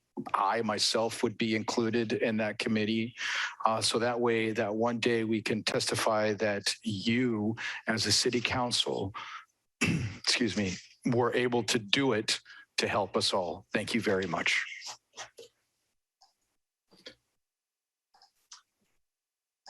Francisca.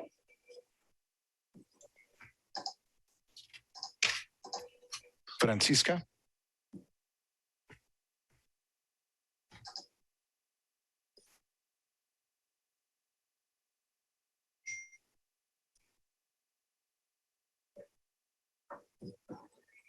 She just needs to unmute, Victor. Francisca, si puede desilenciar su micrófono, por favor, para hacer su comentario.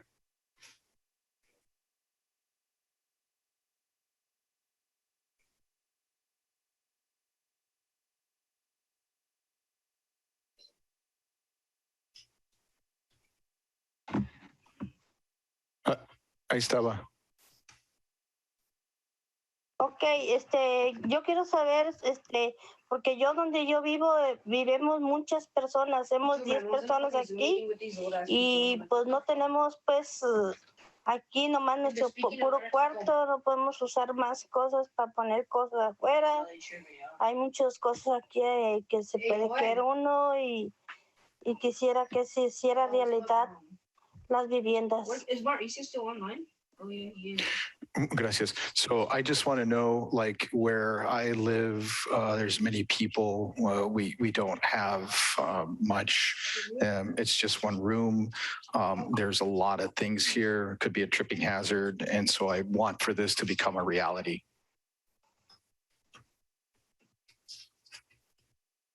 Dude, Ulysses, I don't know how Ulysses did it to Amara. ¿Algo más, señora? Like literally, she's over here acting like. Pues es que aquí hay muchos problemas donde nosotros vivimos con esta familia y pues ojalá que se hiciera las viviendas para irnos a vivir solos. So, you know, we have a lot of problems here, and I'm hoping that, you know, our family can have housing so we have a place to live. Bro, I don't like that thick neck bitch looking at us. Next, we have Christy.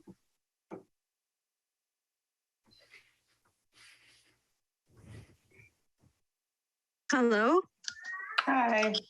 Hi, my name is Christy Velasquez. I'm 34 years old, raised my entire life in Half Moon Bay. Went to school in elementary, Cunha, and Half Moon Bay High School graduate.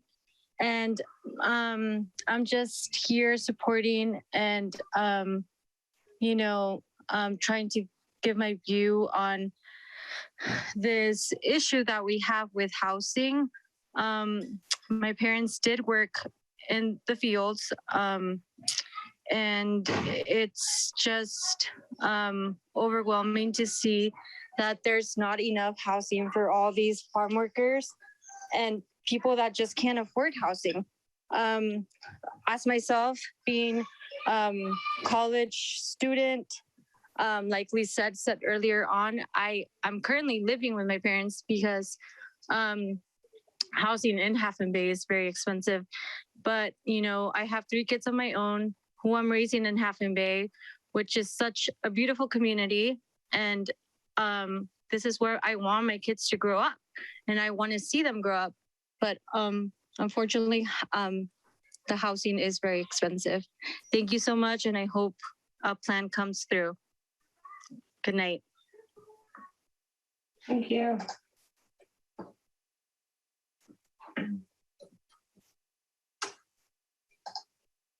The 946 number. El número telefónico con 946, comenzando con el 946. Adelante, por favor.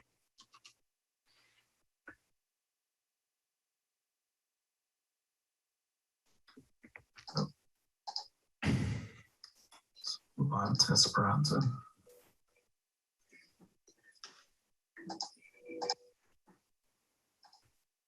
Esperanza. Esperanza, adelante, por favor.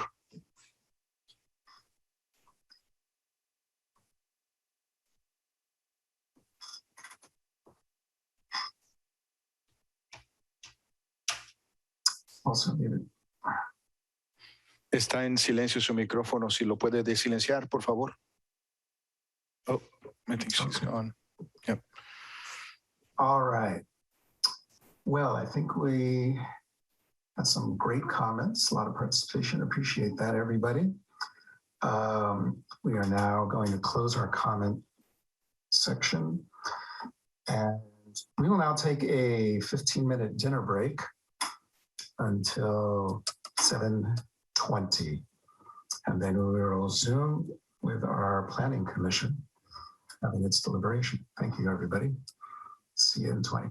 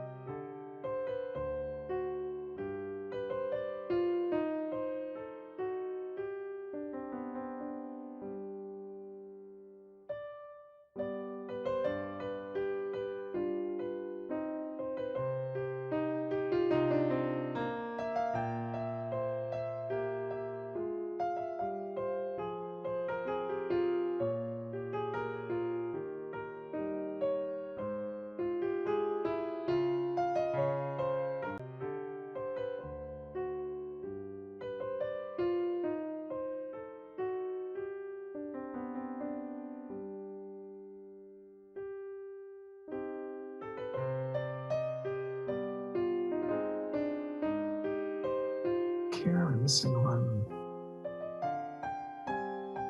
person.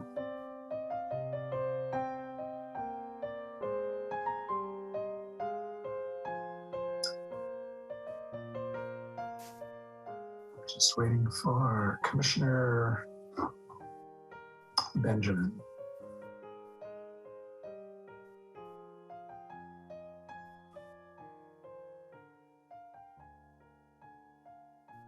There you go. Okay. All right, so we're gonna divide up our time a bit here, but we let the Planning Commission go first. And, you know, maybe spend about a half hour each commission deliberating. There's a couple of direction staff is looking for. See if, oh, excuse me, Jill, yeah. Before you kick it off, Mayor, we would like to respond to just a few of the comments, so we can do it in less than a minute, just to make sure council has the right information. Oh, great. Less than a minute sounds great. Appreciate that. Thanks. Okay. If this is the time, yeah. Clearly we want to acknowledge that we really appreciate people's very personal and thoughtful stories about housing needs, and again, continue to be inspired by this. Specific technical question about the 20% BMR. Below market rate and 20% is about the number of affordable units that need to be included in a market rate development, not about the affordability level. It looks like there was a kind of a misunderstanding around that. And so if there are more questions, we can answer those. With respect to Measure D and our regional housing allocation of 480 units, Measure D allows 1.5% per year. It has a 0.5% bonus in the downtown. In the last 10 years, our annual Measure D allocation has ranged from about 66 to 72. 480 units over an 8-year housing element period is 60 units per year. And so we believe MTC and ABAG was very, very deliberate about setting the 480 unit RHNA. With respect to accessory dwelling units and being able to count them against the RHNA, we heard a comment about, oh, only 80, why only 80? City staff agrees. We wish we could count more, but this is basically this has been our 3-year rolling average, and we will see if we can count more. But what we're observing is that what we count is what came in for building permit, and building permits lag Measure D allocation applications. So it's on a different time clock than what the speaker was wondering about. So we just wanted to clarify those things, and that's all we have for now. We are on standby and we'll be taking notes. Thank you so much. That's great. Thanks so much, Jill. Really appreciate your responses. Thank you. Okay, who would like to start off from our Planning Commission here? And by the way, again, about 30 minutes total, so please plan timing of your comments accordingly if you can. That'd be great. Anybody want to raise their hand, or Planning Commission? Commissioner Benjamin, please. Thank you. I'm not the chair anymore, but I appreciate the recognition. So I'm going to be dense in my comments and a little wonkish, because that's what planning commissioners do, but also because of the time constraints that you described. I want to, though, start by echoing what Jill had said about the touching stories that we heard tonight. It did leave me a little concerned that there may be some disconnect between what I understood the agenda items objectives are and what it sounded like some of the speakers envisioned might be the result of this this hearing tonight. That there is a hard, tangible project that's going to result in housing. We are a long way from that. And when I read the agenda report, it reinforces that understanding. So I hope that the public can have a clear view of where we are in a long process and understand that it has quite a bit left to do. The focus for tonight's discussion has been housing, and of course it's critical, but as planners, we can't afford to live in the housing silo. We have to understand that we're constrained by the Coastal Act, we're constrained by property rights, we're constrained by aspects of statute and law. And some of the items that I saw in the list of feasible housing sites did strike me as having, as I think the staff pointed out, potential adverse impacts with respect to hazards, maybe with respect to prime ag soils, maybe with respect to sensitive coastal resources. And I'm sure that as staff works through its refinement of the sites, that those things will become clear. In some cases, for example, I think if I read the school district reference to the Pilarcito school site, I know that that area was going through some kind of habitat, well, not habitat mitigation. I think it was forest mitigation, reforestation of trees. So we need to do a good job of accounting for the mitigations that those sites were once slated to host, and make sure that we're not abandoning them before they are actually implemented. With respect to the hazards, I appreciated Ms. Taylor's comment about water as being an Achilles heel. I don't know if that's the one that I see as the most critical. I think drainage is the city's Achilles heel. I have yet to see a great plan that involves clear end-to-end thinking about drainage. Some of the sites that were proposed strike me as being particularly vulnerable to that, not just the ones that were listed, for example, in the Nurseryman's Exchange area, but for example, at Glen Cree, I know staff is aware that there's an impoundment above Glen Cree, and I don't think that the safety of that area has been established as a location that would be safe for housing. I think it needs to be considered very carefully. That said, I want to point out that I also attended the 21, I forget the name of it, the consortium of housing related agencies. And one of the questions that I asked in those meetings was that as we planned this, that we climb the experience curve of other agencies, that we, in our analysis, we look at the ones that did well, and also fearlessly at the ones that did not. Because I think we learn more from our mistakes than we learn from our successes. So I asked where the dumpster fires were in the way we approach housing, not to put a kibosh on them, but to get the cautionary tale and make sure we do a good job of not repeating those mistakes. And I'm concerned because I still don't know the answer to that question. I realize it's politically sensitive. That happens in habitat planning, and I think it needs to happen here.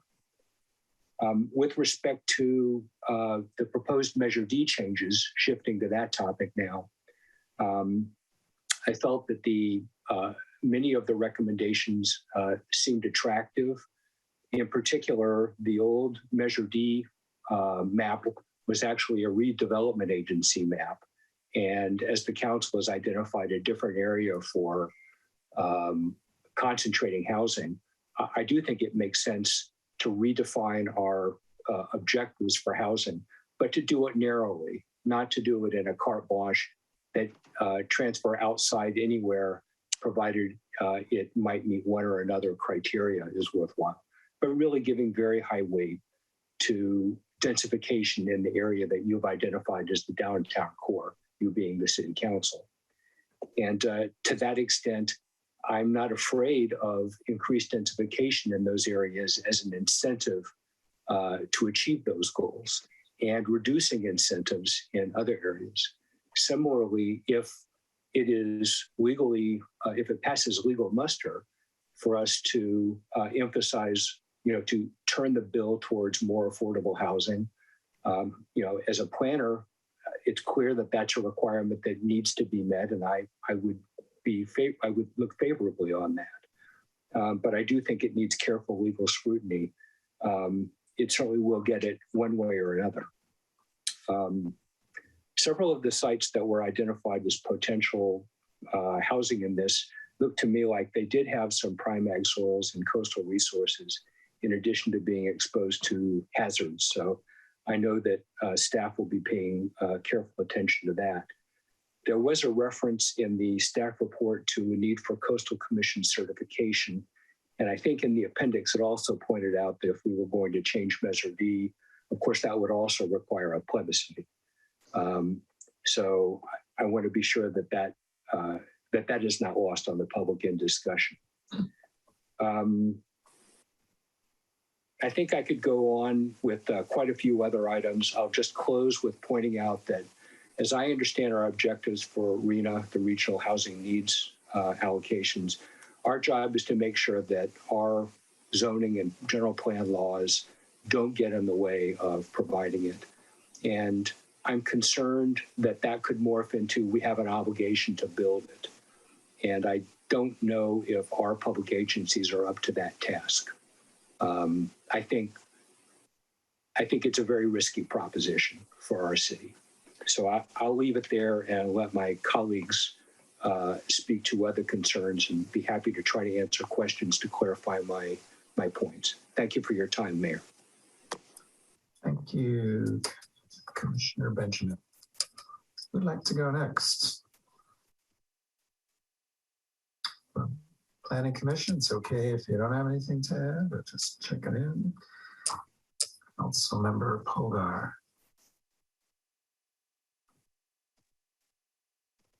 Thank you very much. I also very much appreciated the presentations and very much appreciated the comments from the members of the community sharing their experiences. And I guess my comments are a little more general, perhaps, and perhaps I was thinking that, in a sense, my view on what to be thinking about with respect to this in terms of a study session was kind of what the city can be doing to assist with help affordable housing come to fruition here. And so I have to admit there was a lot in the presentation, and so I'm not remembering specifics about the different areas, focal areas, town center, farm worker housing, planned developments. But I would say overall, I saw lots of possibility. I agree with Commissioner Benjamin that there are certainly constraints. I appreciated the look at 880 Stone Pine and kind of looking at the different constraints there. But I also see that those are things that we can handle. We've had to develop, approve development and provide feedback to change development proposals that to address those types of impacts and make sure that they aren't causing impacts and that they're consistent with our coastal program. But I think that's all doable, and I really am strongly supportive of the city doing things like if things that would help us encourage very low and low housing, affordable housing. And so if that means, I think there was mention of things like extending to rentals, not just to the below market rate, I think it was called the BMR for 20%, but also extending that to rentals to also maybe for units when you have a development with fewer than 10 units. Things like that. I really think that those are valuable, important. I liked a lot of the ideas for the different locations. I definitely see that there are constraints where there, for instance, there's wetlands or prime ag soils, but I guess I don't want to start from a position of constraints. I'd really like us to look for as many opportunities to support this, because I'm assuming these are years and years in the works. And I appreciated Commissioner Benjamin recognizing that it isn't a project that we're talking about. And so these are long-term, they'll take a while. And so I am very supportive of seeing the city do whatever types of, supports, incentives, et cetera, throughout the different types of housing or options to facilitate that moving forward. And I do appreciate the comments around being willing to go higher, if that makes sense. I do see where in some areas that's not, as feasible, but I think that there's a lot to be said for having, I see the value in having the more housing, especially closer to the town center, as close as possible. So I actually think that it would be great if, for instance, I think you asked specifically for comments about 555 Kelly and 80 Stone Pine. I think those are both locations that would be very good for housing and very low or low cost housing. And so, I think it's great that the city is considering that now at 880 Stone Pine, along with the courtyard, when they're, to do that consideration right now. So I'm sorry that I don't have more specific feedback. I must admit that after the comments, and also now that I have just eaten, I'm perhaps not at my sharpest. But those are my overall thoughts. And it was very helpful to look at specific sites and think about those in the context of affordable housing and worker housing as well. So thank you. Thank you, Vice Chair Polgar. Appreciate your input and thoughtful comments. Commissioner Gorn, I think, had his hand up next. Yeah, please. Hi. So, that was a long list of possibilities.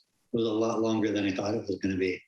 And it didn't include a bunch of PDs that are out there as well. So I had a question about the ADUs. I don't think those count against RHNA. Is that right? And so they're kind of included as part of satisfying RHNA, and I don't think they do. And I know we've focused a lot on ADUs and sort of given variances and exemptions to get them in there. And I'm not sure that they satisfy the needs that we're talking about. They're not necessarily affordable housing. They're not necessarily satisfying RHNA. So I know there's been a big push for ADUs, and ADUs are included in so many development projects. And I guess point out they're not, they're not. So do you want to provide comment on that? Do you have a quick answer? ADUs counted, not counted, somewhere in between? Okay, so. I was asking Jill to comment. Wait, hang on. So let's make sure, comment. So ADUs are a really interesting housing type. From state housing law, they're really considered to be an extension of the foundational single family home use. But from the RHNA perspective, they are included. And in fact, with our Cycle 6 RHNA, we have rules about how to count them. And this is especially important since the 2017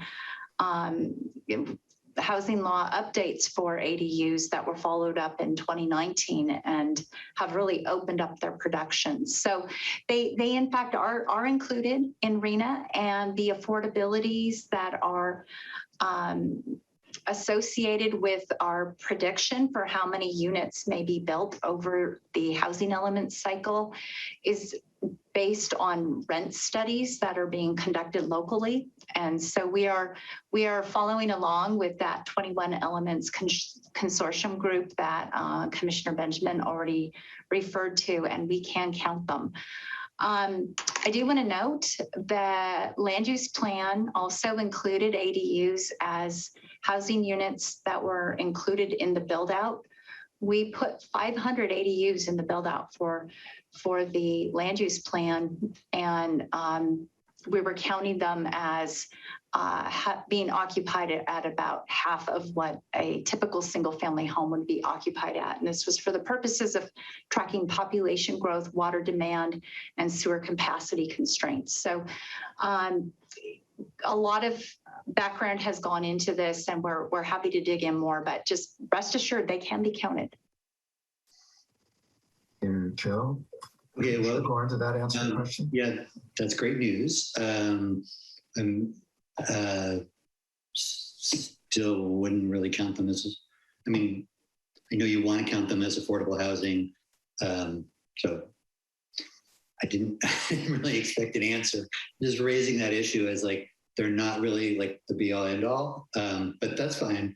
I really love this emphasis on focusing on downtown. That in part, that's like the original intent of Measure D, and that would be great. I have the two spots in particular that Vice Chair Polgar brought up, the Stone Pine and the other one, 55. I really feel like there's no denying the need for affordable housing, like, and everywhere in the Bay Area, but also here. And so my concern has always been that the people who live here and work here wouldn't necessarily benefit from affordable housing being built unless the city's involved.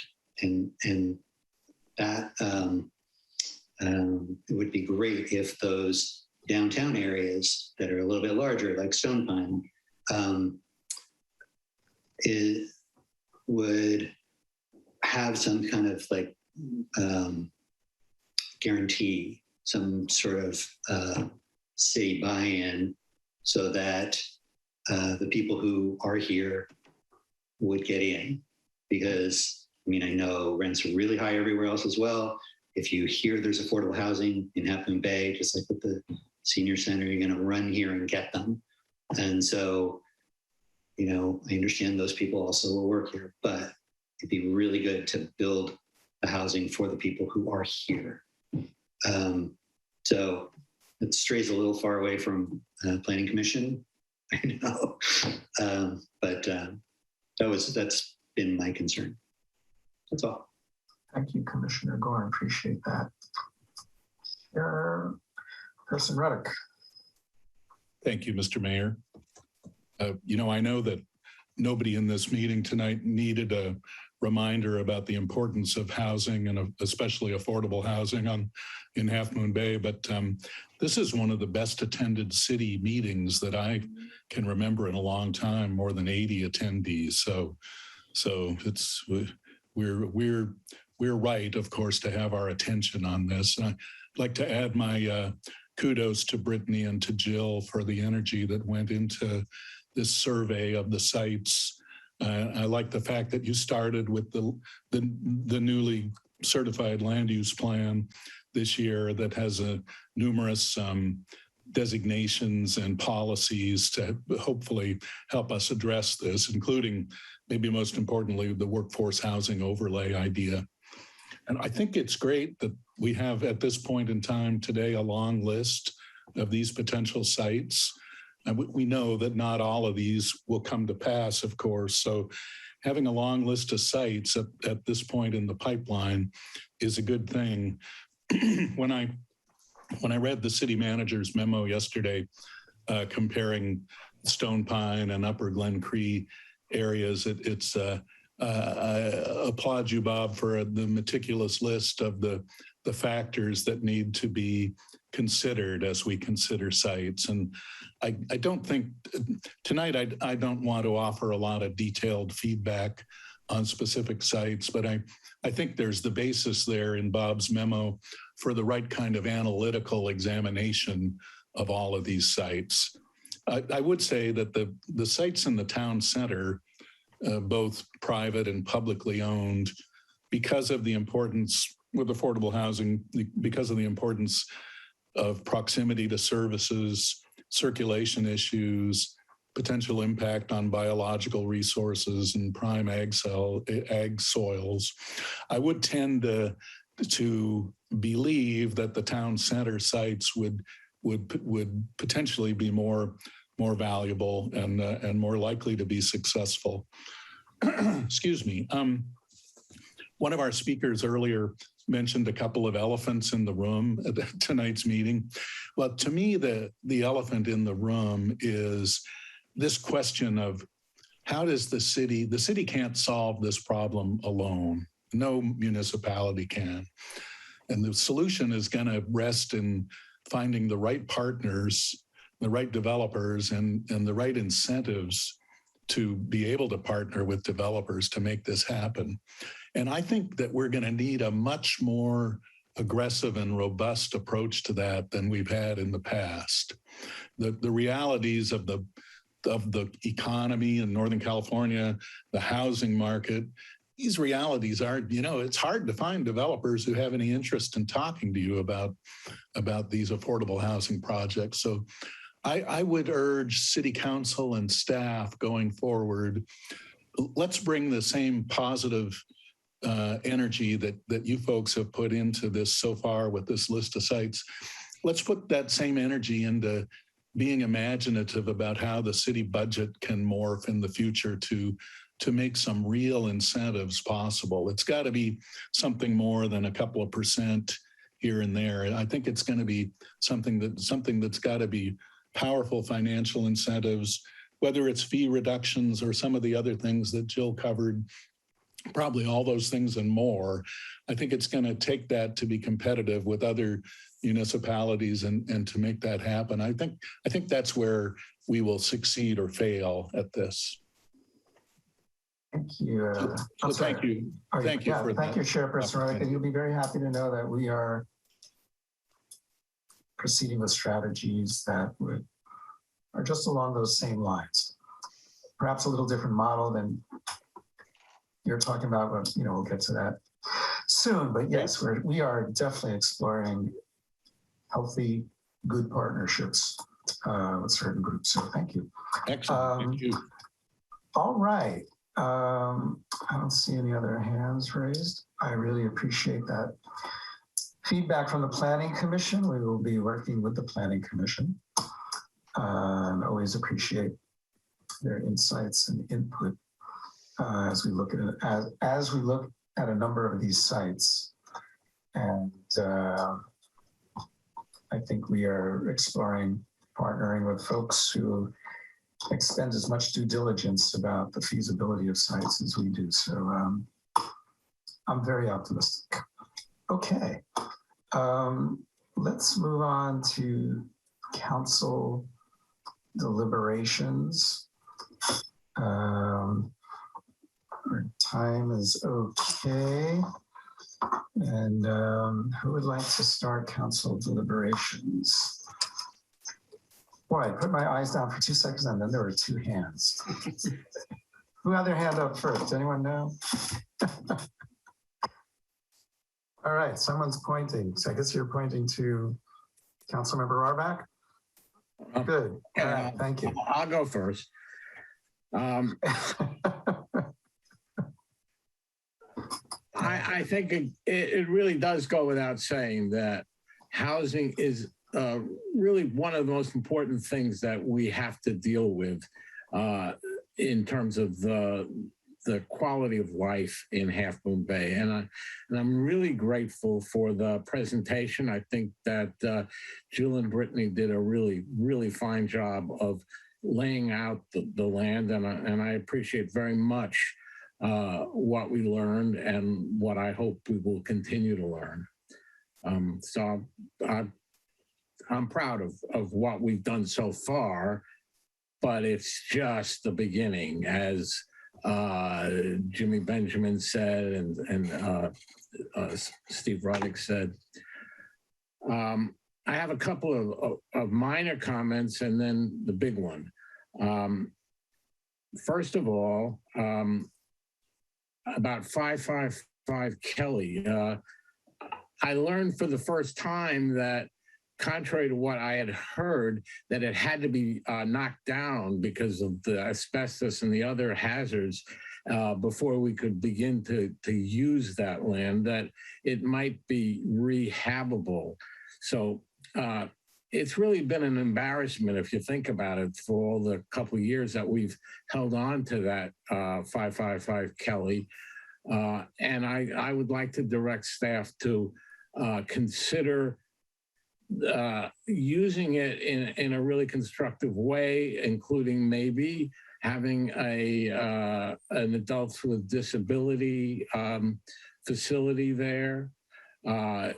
I've seen a plan for 6 units of affordable housing, but I think it's time to get off our duffs and actually do something about that, what has been an albatross and shouldn't be. It's the location is beautiful, and if we expand it into the parking lot, it is big enough to actually do something useful. So I urge staff to consider a use of that 555 Kelly. The other comment, one of the things we were asked is if there are any missing sites that might be good for affordable housing. And as I think a lot of us know, probably if you had to pick the very best possible site that does not have any constraints, that's big enough, that's flat enough, that's close enough to services in the downtown core, that would be what has been the parking lot of the Catholic Church, the Our Lady of the Pillar. And I understand that it's owned by the church, and we've been talking about it for many years now. But if there's any way that we could get the church and the real estate owners that deal with the church to consider that area for affordable housing, I think that would solve a lot of problems all at once. So that's just my controversial 2 cents out there, but I think it's worth considering. I think that we should definitely support the school district in its attempts to provide housing for teachers. I think we definitely should support our city in its attempts to support farm worker housing. Teachers and farm workers are probably the most important groups we have to define what the nature of our coastal city is, and anything we can do to encourage teachers and farm workers is a wonderful thing, and we should go forward with that. But as we've seen tonight, there are a lot of other groups that make Half Moon Bay what it is. Landscapers, dishwashers, other low-income workers need to contribute to our community. And I am absolutely convinced that without improving the housing situation for them, Half Moon Bay will be much worse off. So based on that, I would like our council to direct staff to really make a conscious effort to build 70 units or so of housing for low income and extremely low income people. And at this point, I think the only viable location that's left is 880 Stone Pine. I certainly read Bob's memo about all the constraints, and nothing seems that it can't be overcome. So when a lot of the speakers tonight talk about the project, I believe what they had in mind was that location. And as a few speakers commented, we need to build up probably a 3-story apartment house, something like that. We should encourage our newly hired housing consultant to get as developers on board. There are philanthropies that are interested in helping us. Anything that we can encourage the city to do to build housing for low and for very low and extremely low. That's the magic words here. Not just to say affordable, because affordable in the legal sense is not affordable in the sense of all the people who are speaking tonight. So I encourage our city to do everything possible to be able to build an apartment house, because that's practically speaking the only realistic way to get that kind of housing built to keep people from leaving in Half Moon Bay and to make our city a better place. Thank you. Thank you, Councilmember Auerbach. Councilmember Penrose.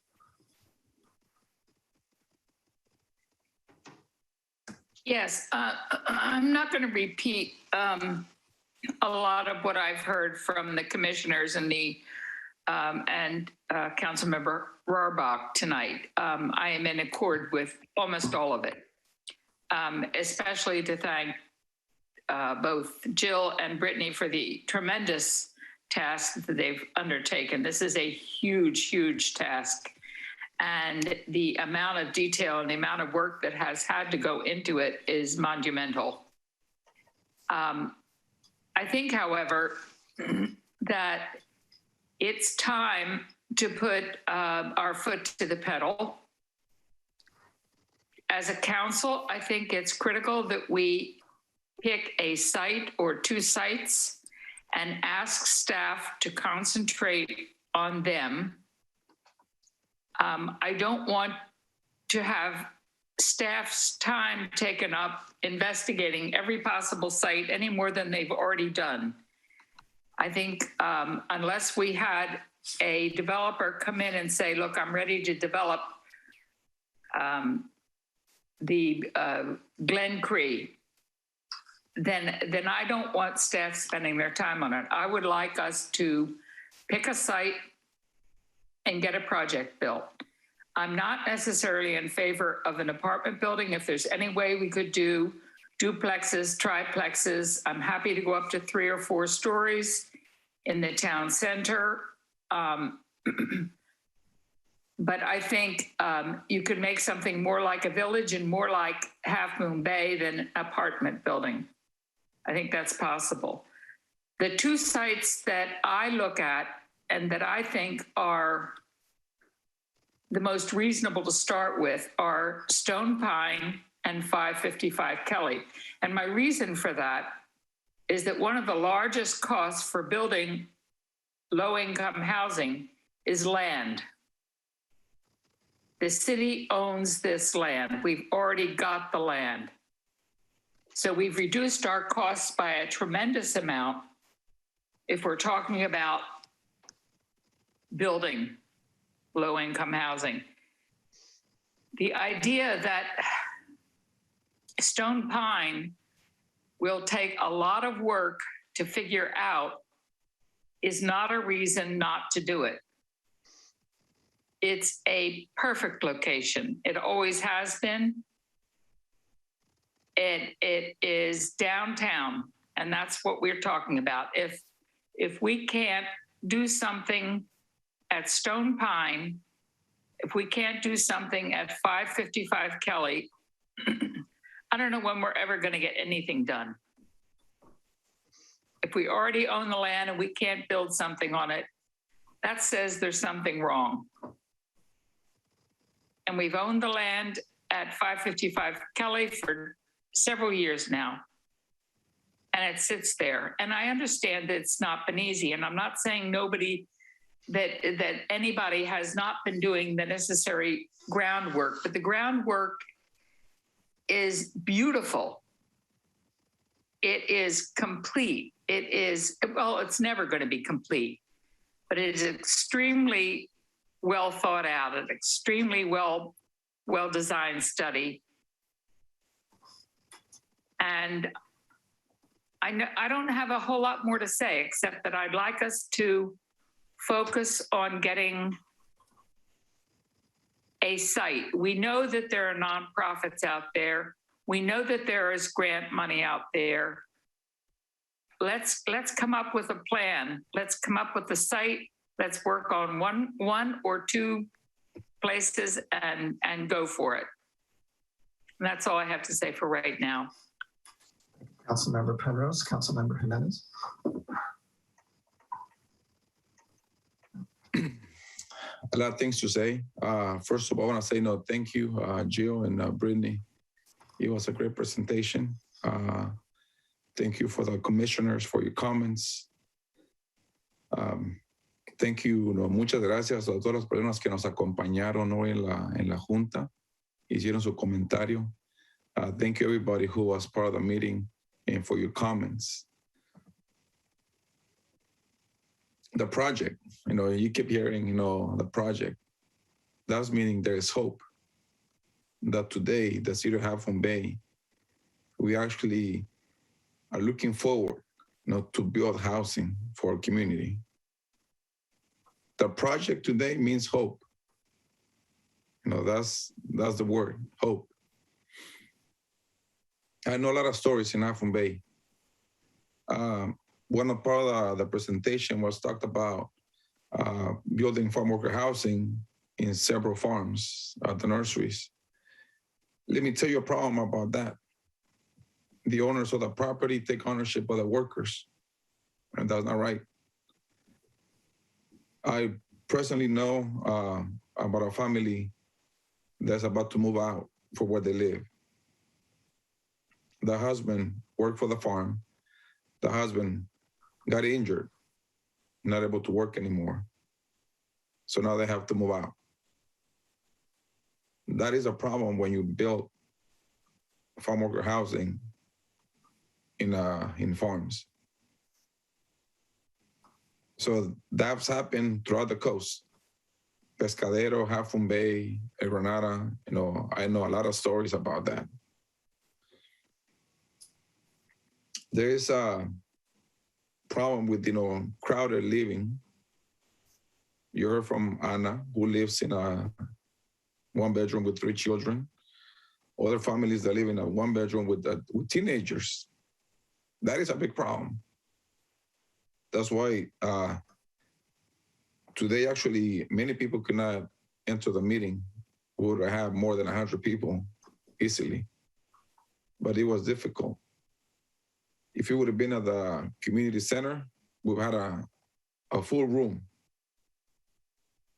So it is a very high interest of our community to find a solution. I want the council to look and the city to look into solutions. We are solution-oriented, not problem-oriented. One of the things that City of Half Moon Bay has been screaming about is equity. We talk about equity like it's nothing. To many of us, it's a lot. That's what we do every day. Equity. Providing for the families that we need. We are losing families. It's not, we already know that. You know that. We've heard it for years. We are way behind. We are past due in what we owe to our community. So it is true, Councilmember Penrose, we put the pedal to the metal. Steve, you're right. We need a robust solution, something that we need action. there's a saying in Spanish that goes, dándome a tole con el dedo. It means, translates, don't play your finger in my mouth. You know, and today, when we keep hearing project, it's about, you know, soon, let's get it done, action. We have the locations. We learned today, you know, I read Bob's memo about 80, you know, Stone Pine, but I also paid close attention to what Jill and Brittany were presenting. We have a good 3.5, 4 acres so we can build. It's doable. There's other properties in Half Moon Bay that are doable, and we have to concentrate, you know, about what we have. What is the immediate, you know, locations where we can build? I would love to see a location in Central Half Moon Bay next year, 2022, where we're gonna break ground. That's how fast we have to move. You know, drop the, you know, pedal to the metal on a 454, you know, Chevy engine with a lot of torque to get it done. We have the staff to do it. I know Jill has done an extensive work. You know, I've met with her several times, and every time I leave her office, you know, I leave, you know, with hope that we're gonna build soon. There is money. I keep hearing from some of you that there's no money to build. There is money. Just like, you know, we do contract people to work for the city, you know, housing specialists. We can also hire somebody that can get the money for us. It's a possibility. That's how good you are. That's how much I trust you. I trust staff. I know you can do it. Just as much as I trust, you know, my colleagues, council members, planning commission, that we're gonna be able to do this for our community who's in great need. Teenagers sleeping in the same room with their parents. Think about it. It's not healthy. Not healthy at all. Farm workers living out of the area because they're not able to afford to pay high rents anymore, being evicted. We heard from Ms. Cortez, who said her neighbors of 15 years, 20 years, recently became evicted.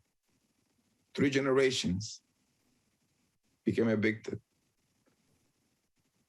And I know them all because I grew up in Half Moon Bay. I went to school with their children. So, no, to me, equity is equity. What we do every day, 7 days a week. We take action. And I know today we're gonna take action. No more talking. Don't play your finger in my mouth. So, no, there's so many more things, you know, I wanna say, but I'm gonna stick to that. I wanna thank all of you, you know, for listening today. You know, I don't think we expected that many people to actually to speak up, to tell their personal stories, but we did.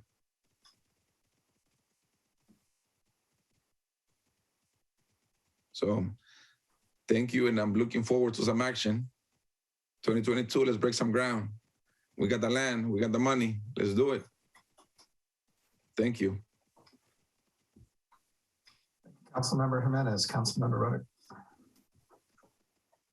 I'm just going to jump right in. Well, jump right in.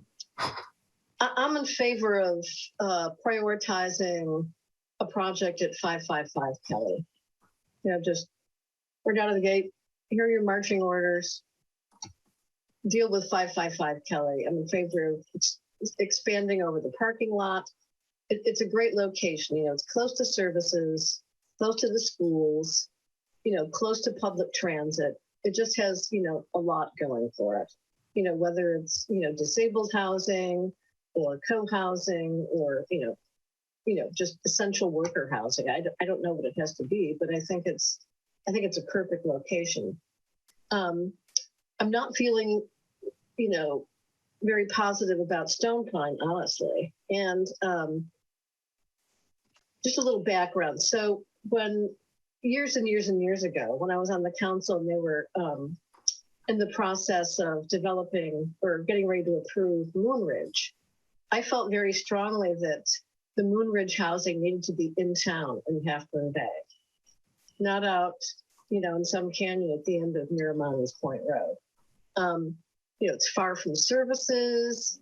When you do things like that, you tend to, I hate to use the word ghettoize or compartmentalize, but that's kind of what you do. I think it needs to be even closer in town and near transit, much like, Main Street Village. That's the beauty of Main Street Village is, you're close to transit, walkable. Out at Stone Pine, you're just a bit too far. It has circulation issues and transit doesn't go out there. The other issues are it's environmentally sensitive, but it's also across the road from a high fire hazard zone. It's in a floodplain.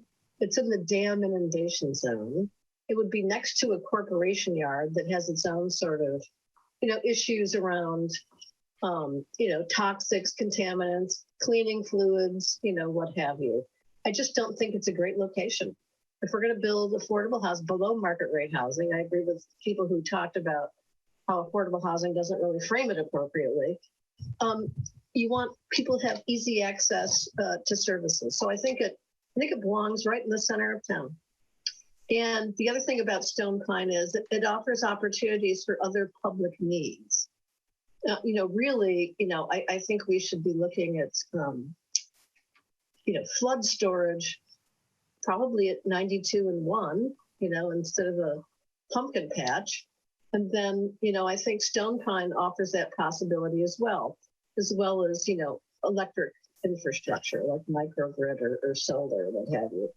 We don't have other locations where we can accommodate other public uses like we can at Stone Pine. Therefore, I would recommend that we prioritize 555 Kelly. I also would like us to look closely at Post's model for working with landowners. So we have the situation of this perfect piece of property at the end of South Main Street owned by the Epps. That's already been approved with a, vesting map, for duplexes and things. And yet the gentleman will not build, even after receiving very attractive offers for his property. So the thing that Post does that's interesting is they develop relationships with landowners over time. They message, they push, they negotiate. They're very good at getting landowners to part with their properties. And, I think that's the kind of thing that we should be doing too. We've done some of that with the church. The church refuses to participate, but I don't think we should give up on the church.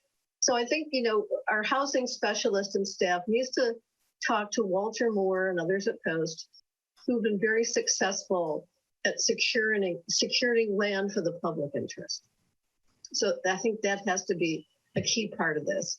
And speaking of that particular property, the Up property, and also the Creekside property, these folks went through an entitlement process, got their entitlements, there's affordable units, and yet people don't build. They'd rather flip their property or continue to hold on to it for decades, coming back time and again for extensions on their maps.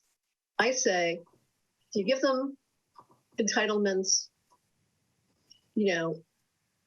no more extensions. You build it within 3 years or it dies. So the next time it comes around, I'm not interested in renewing those vesting tentative maps. It's build or get out as far as I'm concerned. So I think we need to be not just offer carrots and learn how to work, effectively with others, but I think there are sticks that we can use too, and I want us to look at those. I understand Joaquin's comments about, farm labor housing, the issue of living on the site where you work, and the issues surrounding that. And I know that in the process of developing the land use plan update, some of us talked to teachers, and teachers said, I don't want to live on school property. I don't want to live in a ghetto of teachers. They said they want to be able to choose their housing options and not necessarily be tied to the site of their workplace. So I would, say maybe we, like in the case of the school district, and I'm really glad they're looking at this,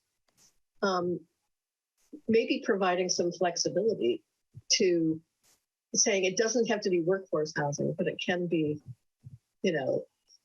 housing for low and very low. Create some flexibility around it. I think there are some issues about workforce housing that might not be helpful. And I think we need to, revisit that. Certainly I want to support it if people want to do it, but if they don't want to do it because it's too restrictive, then I want to take a second look at how, we can make it more flexible for people. I liked seeing the Episcopal Church property. I met with those folks and toured the property. And one of the concepts they had was for, multi-generational housing. It's like housing where older folks can live with younger folks or families, and kind of on the model of co-housing.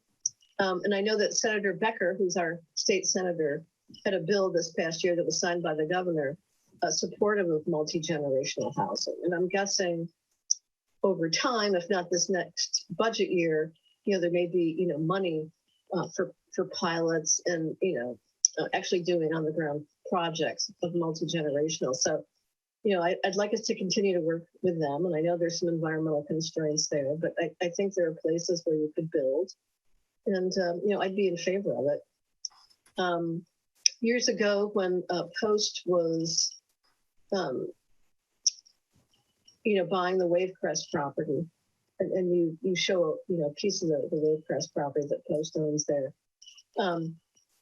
they were going to develop a plan for what they call conservation estates. So there's some area that could accommodate housing there, and, but they were talking about conservation estates, bigger homes on bigger lots, that sort of thing. So I'm guessing, as times have changed and issues have emerged around the need for below market rate housing, that it's worth having a conversation with them about having low and very low housing. I guess Joaquin's not too keen on the idea of the farm worker housing, but for me, housing for farm workers and teachers, I agree, are got to be the top priority. Certainly seniors and the disabled, but I think farm workers and teachers and how we do that, I think, there's room for discussion. But I like the idea of housing on the Post property, and Post has already thought about that, and had it on the table, when they were in the process of selling. They wanted to retain some, for housing. So I'd like us to look at that. I'm not interested in below market rate housing unless it's downtown. So I'm not interested in speeding up development on PUDs of below market rate housing. That's not the need. The need is for low and very low. So I totally agree with Harvey and Deborah on that one, and Joaquin. And I think there's some other creative ideas out there. The person who leads our housing effort has to think creatively. I know that there's a group. I sent Eric DeBode a link to it one time. But they were experts in helping people buy houses together. Not four people sharing a bedroom, but maybe you bought a 3,000 or 4,000 square foot house, and a couple of different families could live in it. So it's kind of like in the tenancy in common model. So maybe you don't have money to buy a house, but maybe you and two other families together could buy a house. And how does that work legally? And how do you get financing? So there are people working on that issue. So I think we need to be creative, but I agree with Deborah. I think focus on one thing, and I think in an urgent basis. And I think that one thing should be, 555 Kelly. And I think Steve brought up an important point earlier. It's like, it's good to be talking about all these properties, but we need to agree on what the criteria is prioritizing those properties. Each of us have said what our priorities are, but I think there needs to be some agreement in the Planning Commission and the City Council that right now, this period of time, as we decide where we want to build this stuff, what are the criteria for screening, those sites, so that would be helpful. But I'm totally in favor of the project. And I like the way, Joaquin framed that. So I would say let's get going and let's, focus with eagle-like intensity on 555 County. And thank you for Harvey to taking the lead on that. We appreciate it. And thanks to staff for the hard work on this. I know that between the LUP and this and other housing issues, I know you guys have been digging deep and long and hard, and I appreciate that. I loved hearing people's stories. There's nothing like a story, to provide movement.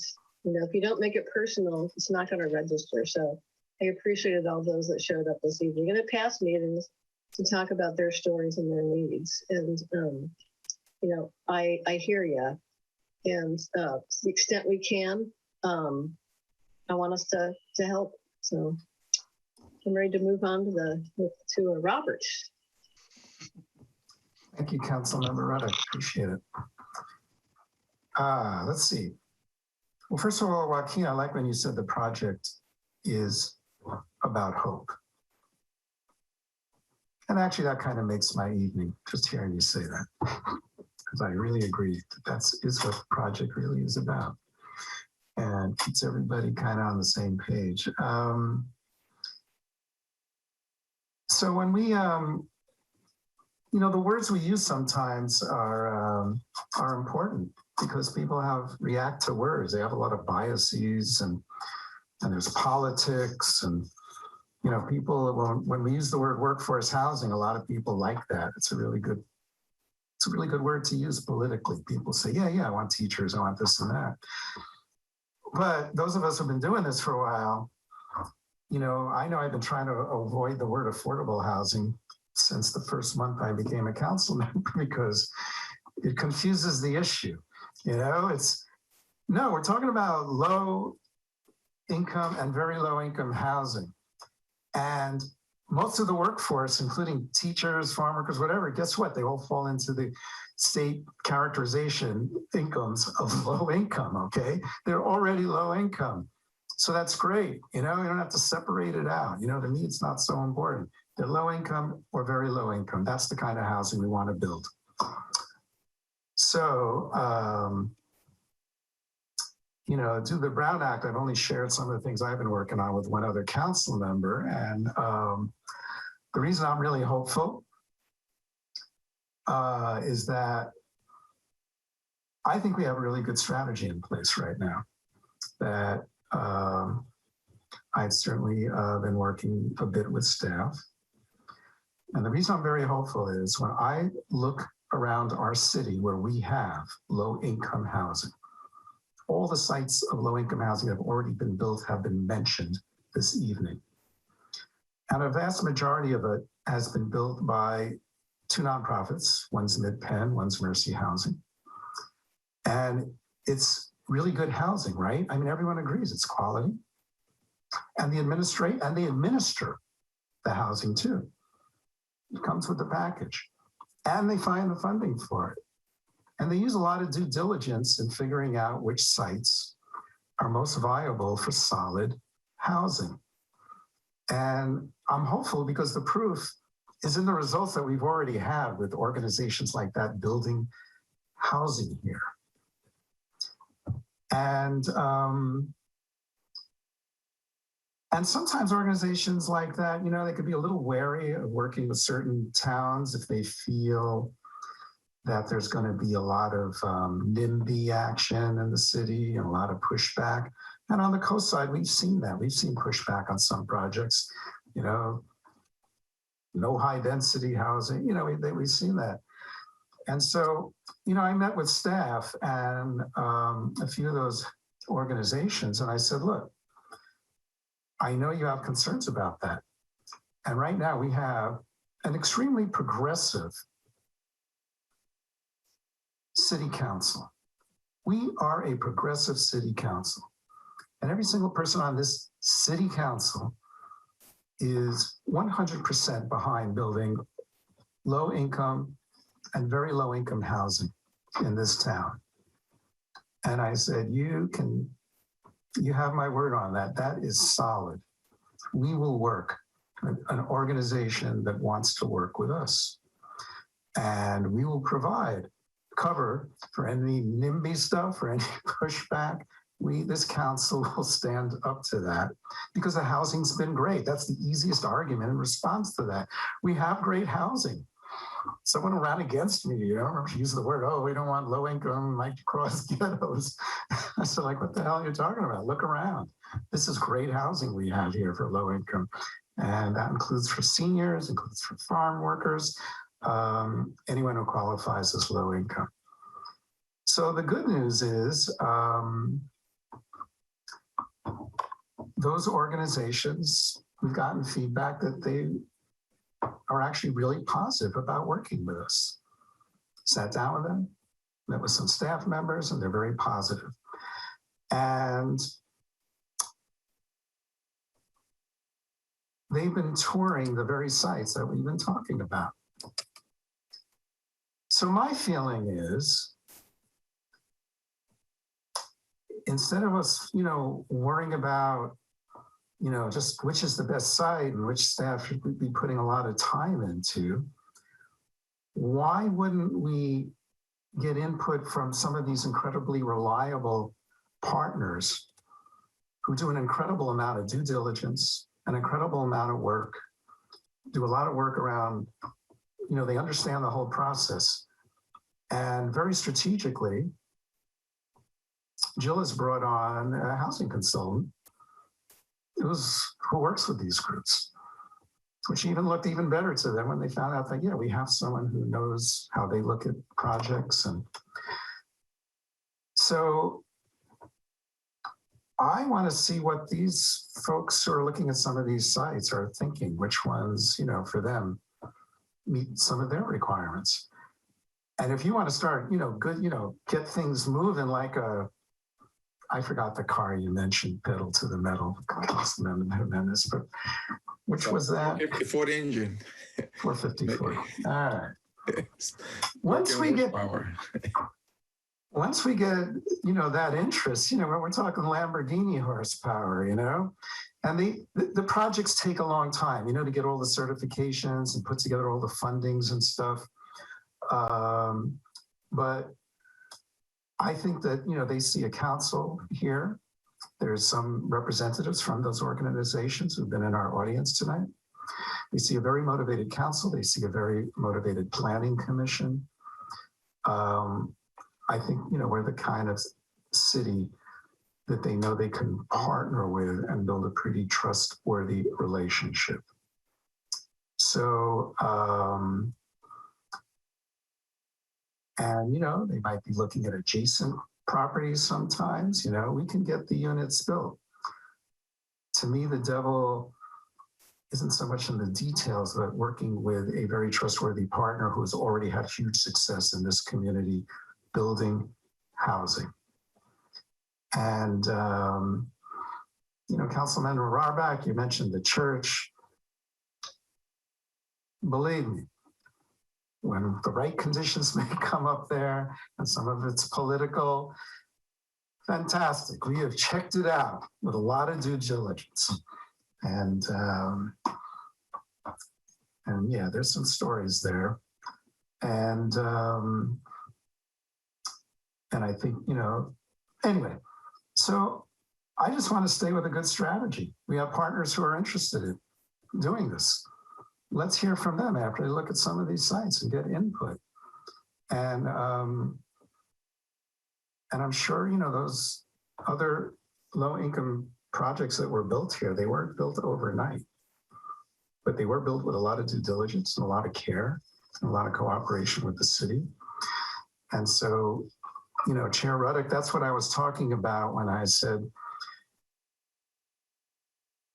the concessions the city has to make. These are organizations who've already worked with us. So they find a lot of the funding. We have a couple of $1 million in a housing fund, and they like to see it's a city our size to actually have $2 million is really actually quite a lot compared to most cities of our size. And they like to see if a city is willing to put some skin in the game, to maybe pay for some of those certification processes, et cetera. And that's where I think I would like to keep our money, save it for those opportunities that I think are actually going to come up for us. To show that we've got good faith and that we want to continue to work with those types of organizations.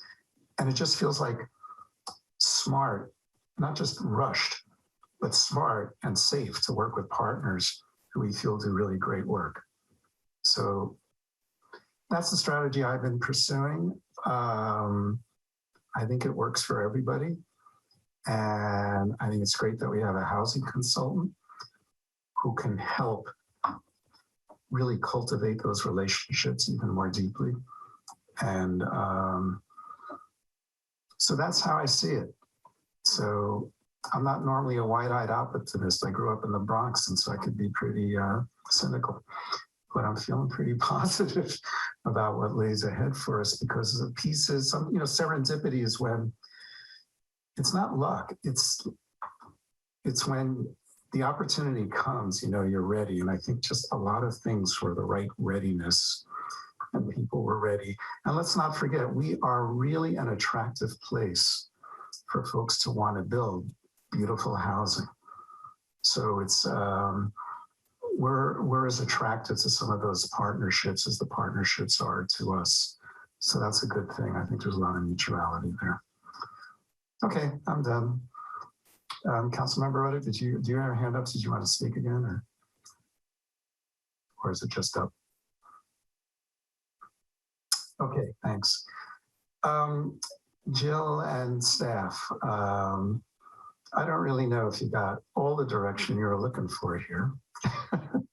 Not all of it was consistent, but yeah, Mr. Mayor and council members, it's not an action item tonight. It's not an action item. We certainly did hear a lot of comments, broad comments that are fine.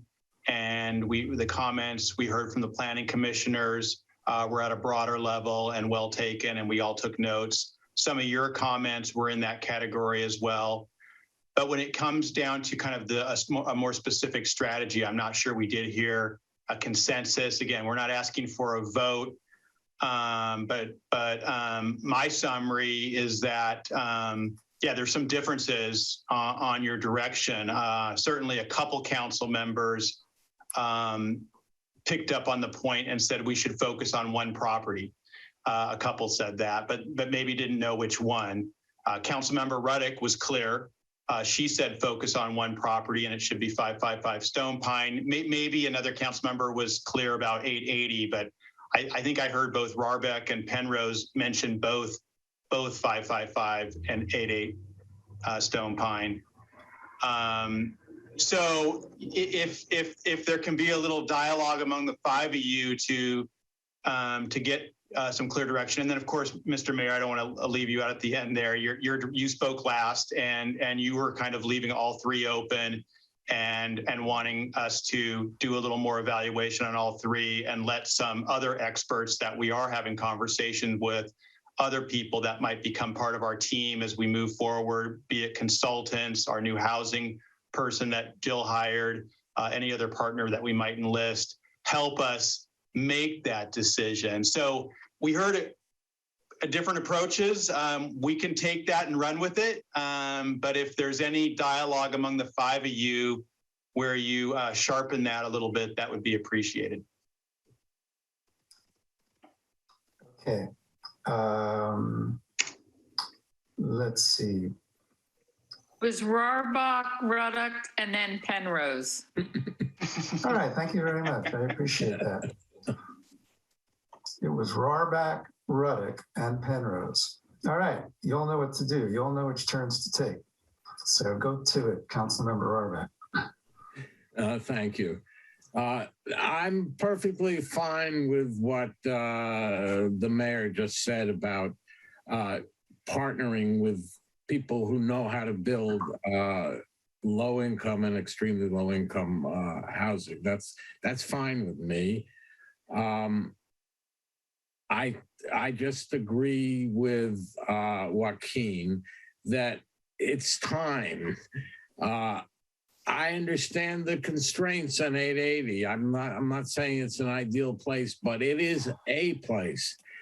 And 555 Kelly, in a good day, might support 6 or 8 units of affordable housing. I'm talking about an order of magnitude more than that to actually begin to make a dent in what we need. So I don't think they're mutually exclusive. I think 555 Kelly has been, as I said, an embarrassment that we haven't really considered using it in any constructive way. And so I would urge that to be a priority. But I don't want to lose sight of the fact that we need to build approximately 50 or 70 units, one way or another, of low income and extremely low income housing. And that's where I would direct staff to put their talents and work with our new housing consultant and work with housing partners, MidPenn, Mercy, Leslie Gardens, anybody. So that's the consensus that I would like to build. Thank you. Okay. You all know who goes next. You had your hand up. Yeah, so I just want to clarify that my priority is 555 Kelly. Not, I basically dissed Stone Pond as a potential housing site.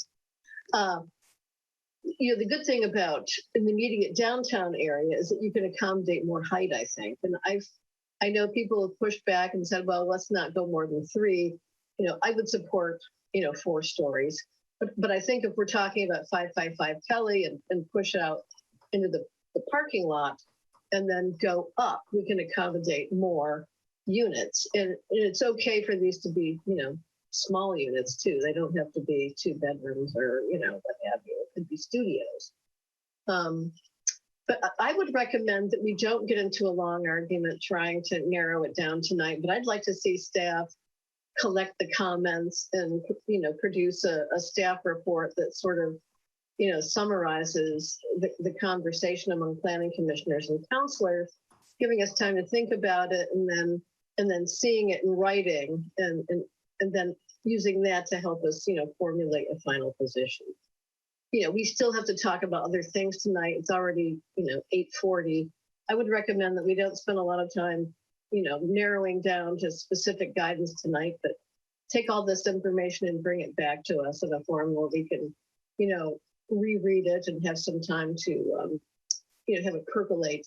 So that would be my recommendation rather than getting into a long back and forth more on this particular issue. Thank you, Councilmember Rudder. Councilmember Penrose. Yeah, I'm going to reiterate what I said before. We have 2 properties that we own. That makes them very, very attractive to me, and it will make them very, very attractive to a nonprofit who might want to partner with us and whom we're going to need to partner with us, frankly. I don't think we have an option other than working with a nonprofit like Mercy or MidPenn to build affordable housing. My preference would be Stone Pine. And the reason for that is there is the ability to build more units. And the quicker we can build more units, the happier I'm going to be. And I think the better for our community. So I would be happy with asking staff to look at those 2 sites and to give us the constraints on each and the possibilities, more important, the possibilities on each. How many units could we possibly get into 555 Kelly?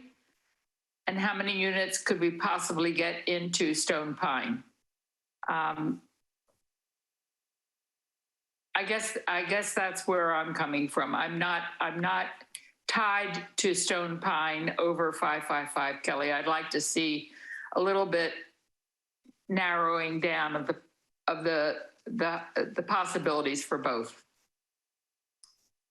Thank you. Councilmember Jimenez. Thank you. Maybe I wasn't clear, but I'm also thinking about 880 Stone Pine. So that's 3 of us, not 2. So my focus is in the property that the city owns. Is 555 Kelly and 880 Stone Pine. Prefer to focus on 880 Stone Pine, where we could build more than 10 units. It is a property. I had conversations with somebody who managed that property before, and it has a lot of the infrastructure there already to build. And so, so those are the 2 locations that I'm focused on. And I would like to ask staff to focus on those 2 locations, prefer 880 Stone Pine. And being a person of faith, I'm waiting for a miracle, usually come around December, So that's another thing.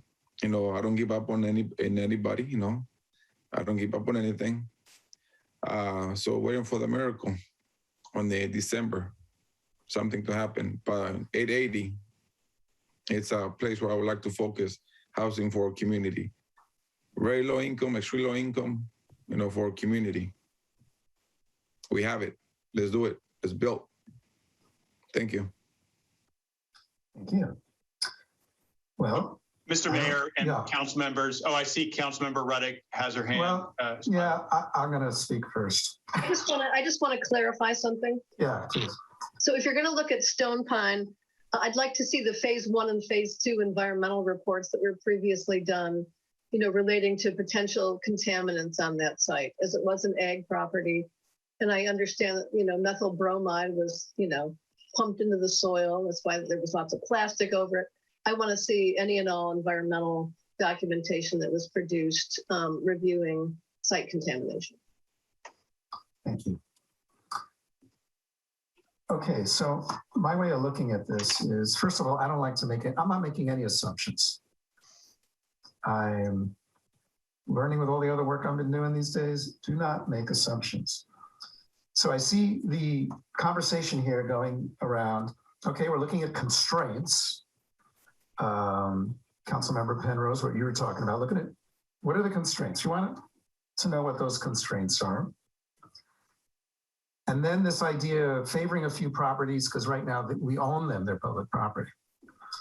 Now, the place I don't make an assumption is that the folks who are talking, the nonprofit developers who are talking about, I don't assume that they will, you said they would love to partner with us because they're properties that we own. However, they're going to look at the whole picture, right? They're going to look at, well, yeah, what are these constraints? They have their own experts who look at the same toxicity reports, all the constraints around habitats for other animals, creatures. They look at all that, and their folks are pretty smart. If they decide that those constraints don't make them favorable, and frankly, they're not as concerned about whether we own them because they're free, because they would rather pay for better and pay and buy some better property. So to build the 50 or 60 units, that can be their decision, right? And we're not going to say, oh, no. Don't build on those other sites that you're willing to pay for. We want you to stick with 55 Kelly or Stone Pine. So all I'm saying is, let's get that as part of the fact finding and data gathering. Let's just get some of that input a little preliminary input from some of these nonprofit builders who we like, and see if they have any, initial thoughts, about some of these sites that they've been looking at with us. That's all I'm really saying. I just don't want to make any assumptions, you know what I mean, about how they think. Because if we get a partnership going with one or even two of them at the same time, they've actually cooperated on, I think, some projects in the past, then great. So that's really all I'm saying here is what I'm asking staff is, and you've already been doing it because you've been, doing some tours of the sites and stuff, that's just it's an important piece of the input. What are our strategic partners thinking about this? And they also might come up with some ideas that we didn't even think about because they have quite a few relationships with a lot of landowners all over the place. I don't want to underestimate their ability to make progress with something like you were saying, Councilmember Ruddock, the way Post does things. There's ways that these nonprofit builders do things too. And they may have some outstanding relationships that can be very useful to us. So that's what I think. Councilmember Ruddock. I agree completely. Any way we can get at least 50 units of low income and extremely low income in the downtown is fine with me, period. Right. Thank you. There you go. And you've been very consistent with that. I want to give you credit, Councilor. You have said that since the first day I met you. I want 50 units downtown. So you raised it to 70. You raised the ante a little tonight. It's the first time I heard that. That's always been very consistent. So yeah, I think whatever gets us there, but also, we've got some thoughtful partners now interested.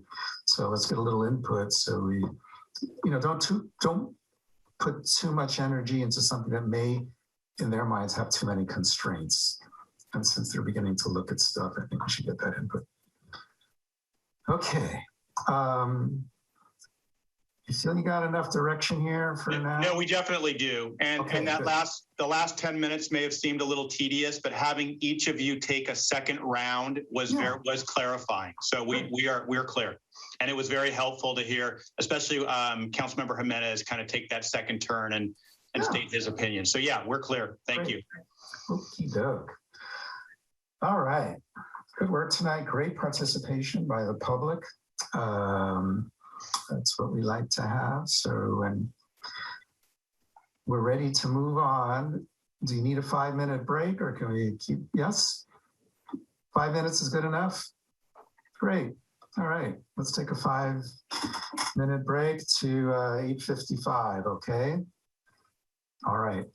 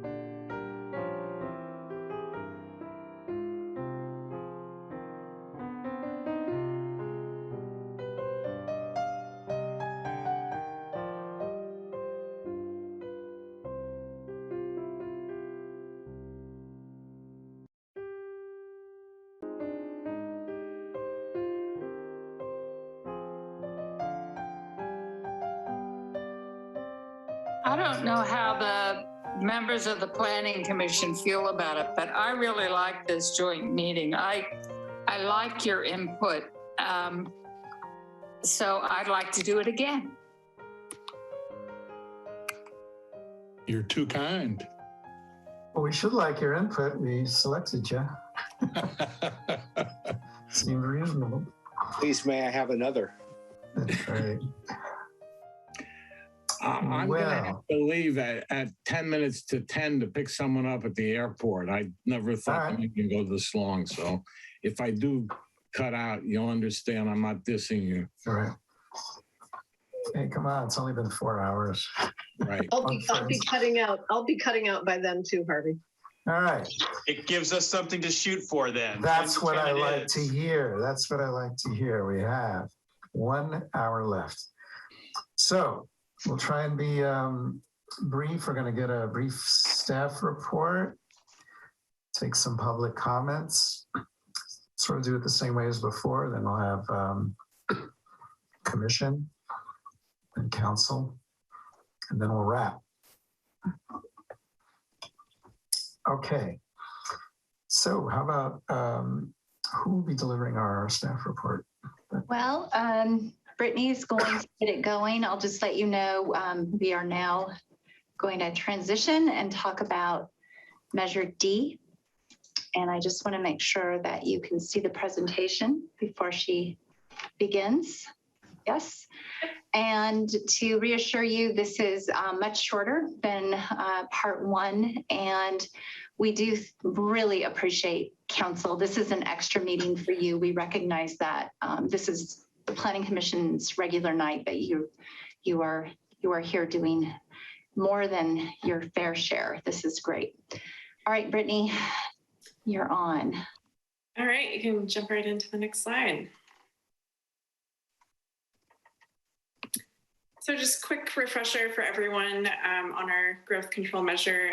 Measure A was first adopted by a ballot in 1991 and established the 3% annual growth limitation. Then Measure D followed by ballot approval in 1999, reducing the growth control measure to 1.5%. Implementing code for Measure D was then adopted in the city's subdivision ordinance and certified by the Coastal Commission in 2009. Next slide. So as an annual population growth control measure, there are a few annual steps to Measure D. In December of each calendar year, City Council confirms how many Measure D allocations will be made available for the following calendar year within the defined downtown and outside of downtown areas. And this will be happening at your upcoming December 7th council meeting in just a few weeks for 2022. Then January of each year is the primary application window for Measure D, and that's when the scoring criteria kicks in if we receive more applications than there are allocations available.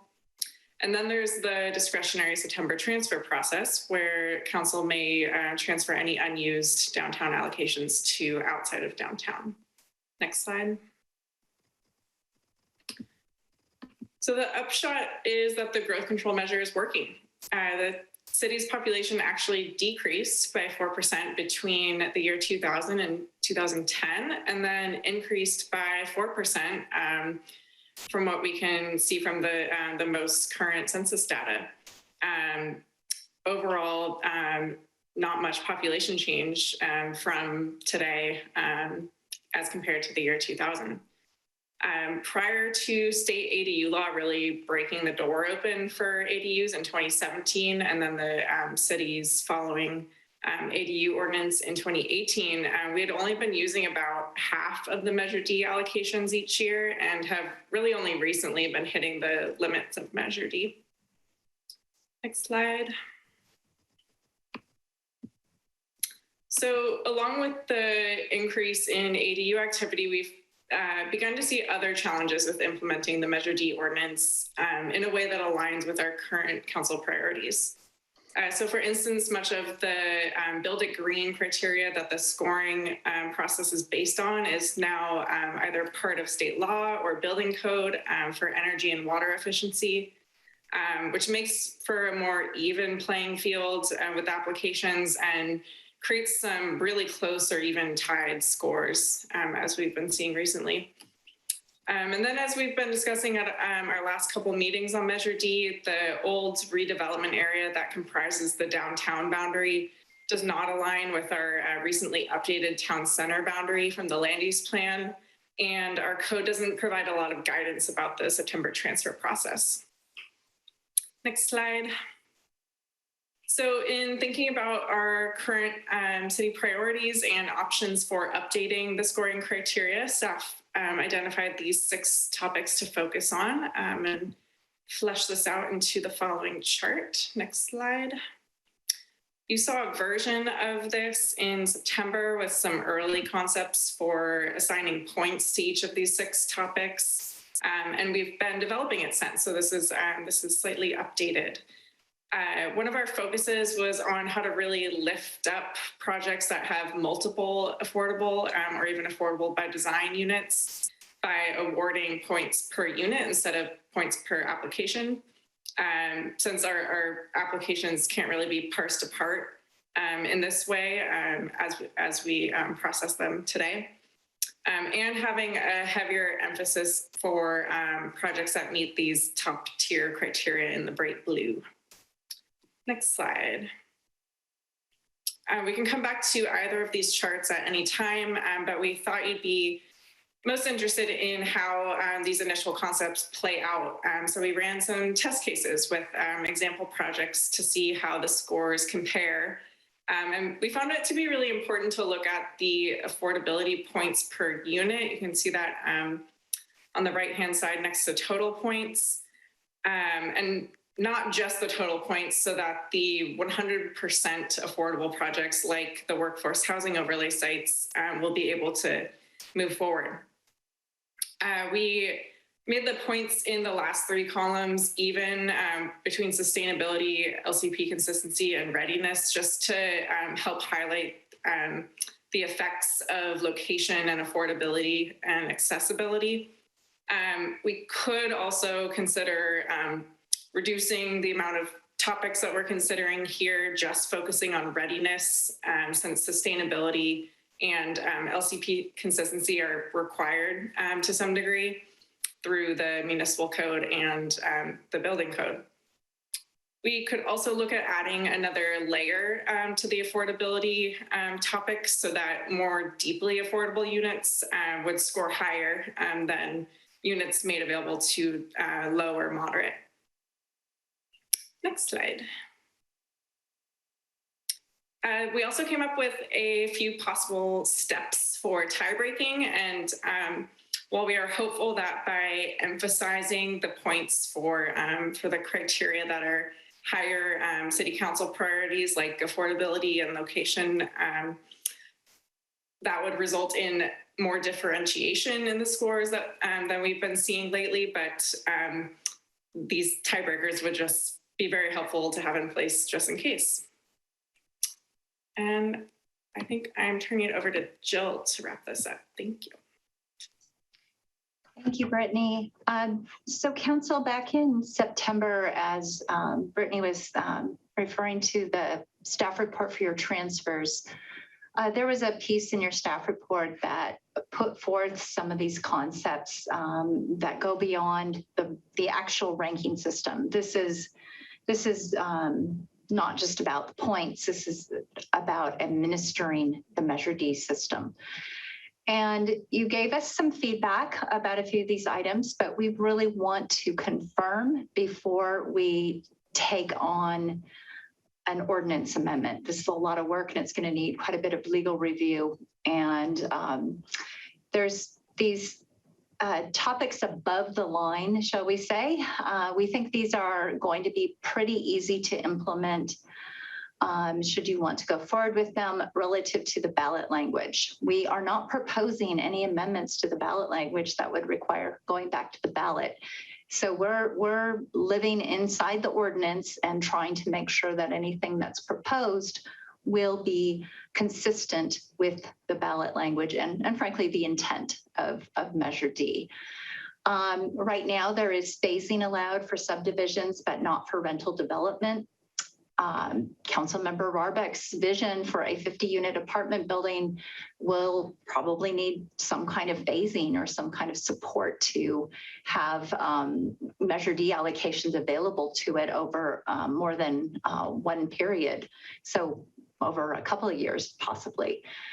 Transfers, not talking specifically about your September transfer process, although we would like more code around that because it's difficult for us. But we do have applicants who get allocations and then they realize they're not going to be able to proceed.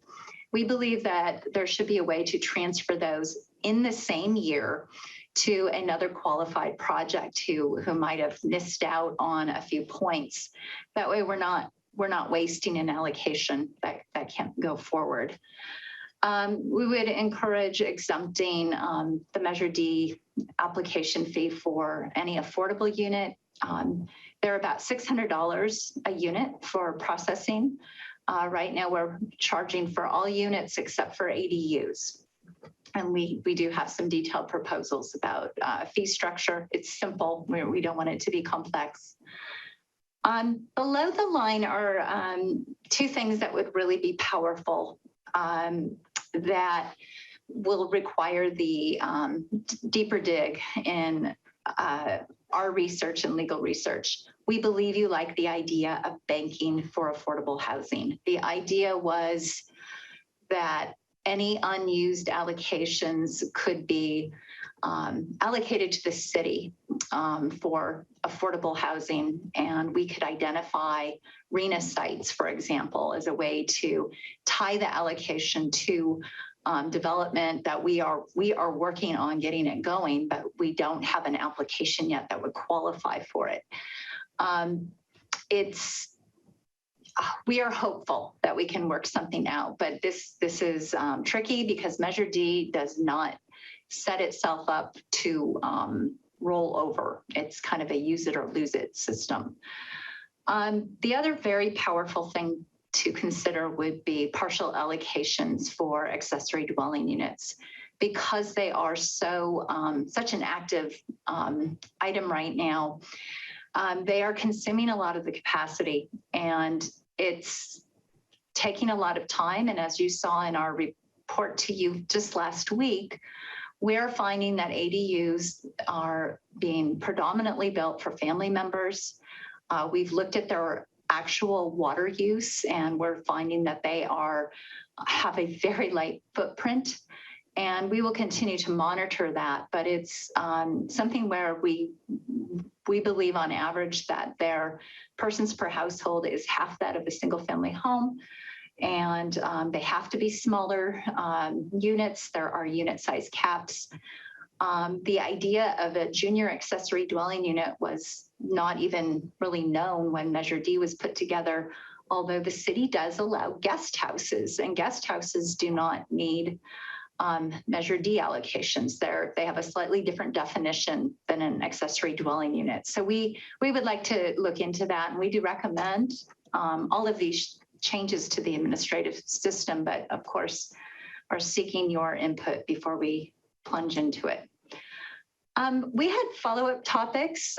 Speaking of last week, there were questions about affordability, and there was a lot of interest in how can we make ADUs work better as affordable housing for our community. And the idea of deed restrictions was discussed quite a bit. You know, a deed restriction is it's a very powerful tool. It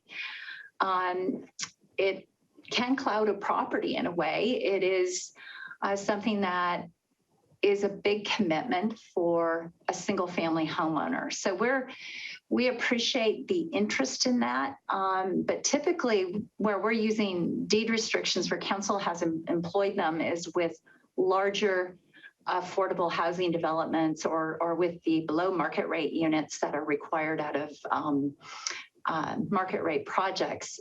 The typical deed restriction term is 55 years. are in perpetuity. Your housing element policy is seeking that they be permanent restrictions. For ADUs, that would be really, really awfully long. We actually believe that an ADU that would be offered at a lower rent rate for a few years could help a property owner and a tenant establish a good relationship and possibly maintain a lower rent over time. That's something that we learned about and saw when you were working on tenant security measures. And we heard about that with our mom and pop duplex and triplex owners, for example. Because of the family member emphasis that we're seeing in Half Moon Bay, we wouldn't encourage pursuing deed restrictions. We have an awful lot of work to do, and we're just not seeing that this is the biggest thing in front of us. But we know that you are really concerned about it, and we want to make sure you have the right information. And a backup approach would be to consider a condition of approval. If there was an applicant who wanted to do an ADU and have it be more affordable for a few years so that they competed better through the Measure D ranking system, we could actually condition it, because the city is processing coastal development permits for most of our ADUs, which is unusual relative to other cities where they're just a ministerial project. You also asked about income levels and affordability, and we just wanted to clear this up because there was a number that kind of hung in the air, and it's a little more nuanced, and we didn't have a chance to come back and provide some explanation. This is just focusing on the extremely low, very low, and low income categories, how they're defined relative to the area median income. This happens to be set to a two-person household. The area median income is for San Mateo County, and it's about $120,000 right now. So these extremely low, very low, and low income levels relate to these income ranges that you see here.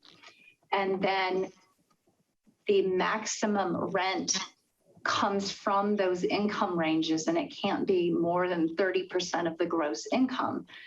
And so there was discussion that rent could be $2,700 a month for a one-bedroom ADU and qualify as low. That is technically true, but that would only be for a two-person household that earned at the top of the low income range. That same income range could actually have a rent, result in a rent that's $1,000 a month lower than that if they're in this range. And if they're in a lower range, then that category is extremely low or very low, and it translates this way. So we just wanted to show that it's scaled to the income level, and it isn't just the top number that is on the chart that the Department of Housing has on their website. And I hope that's helpful. We did the same thing for the four-person household, because that's the one that you'll see the most in a lot of the literature. And you can see with a larger household, we assumed a two-bedroom unit, and these are the associated maximum rents for these different income levels. That covers our recommendations around Measure D and are what we hope provided some answers to council from last week's meeting about ADUs and affordability. And we are happy to take your input now. We are wrapped up with our part 2 presentation.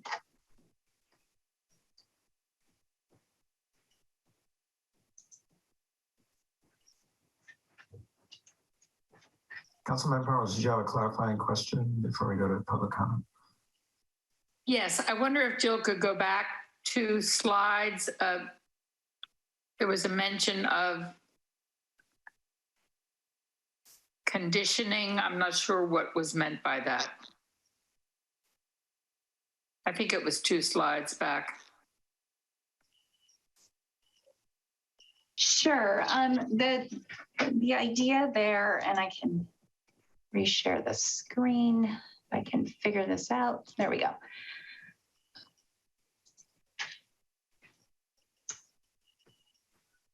In Half Moon Bay, new accessory dwelling units that require new construction, such as a detached cottage in the backyard or an addition to the house, are subject to what we process as an administrative coastal development permit. We aren't able at this time to exempt ADUs from coastal development permit requirements. We actually would hope we could at some point, but we can't. And so the coastal development permit can include conditions of approval. And so if you had an applicant who wanted to build a cottage and is proposing that it be at low income for low income households, for example, and there was great discomfort around a deed restriction, something you could consider is if maybe we had a policy that the coastal development permit included a condition of approval that the applicant agreed to, because that was part of their Measure D intent. For example, for 5 years that they move into that income level. We would have to monitor it. There's overhead with this. But we wanted to give you let you know that we're thinking about it. We really heard your discussion, and we thought this might be an approach that would be a little more palatable. Great, thank you. My next question has to do with phasing, and whether by that you mean like staging. In other words, if a developer comes in and wants to build 10 homes with 10 ADUs, and most of the ADUs have been used for the year, or they've all been used, but 3 of them. Is there a way for us to allow that developer that we tell that developer we hold on to 3 in the following year and 3 in the year after that? In other words, is there a way to do some sort of staging for someone who wants to do a lot of ADUs? Or am I making no sense? No, I'm trying to think of the ADUs. I think we need to look into this. There's more than one consideration in your question. Part of that is about phasing the allocations, and it might not even matter that it has to do with ADUs. It could be any project. So that's an interesting question for us to think about when we look at phasing for rental projects. So I'm going to just tell you we're going to look into that. And I'm sorry, Councilmember Penrose, I don't quite know how that's going to work yet, and I'm glad you brought it up. So we'll think harder. Thank you. Okay, thank you. How about if we open it up for public comment? So we have 3 hands raised.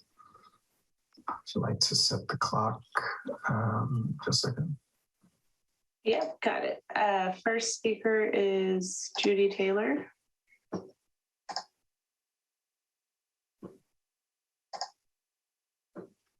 Y'all are getting paid a lot for doing this, right?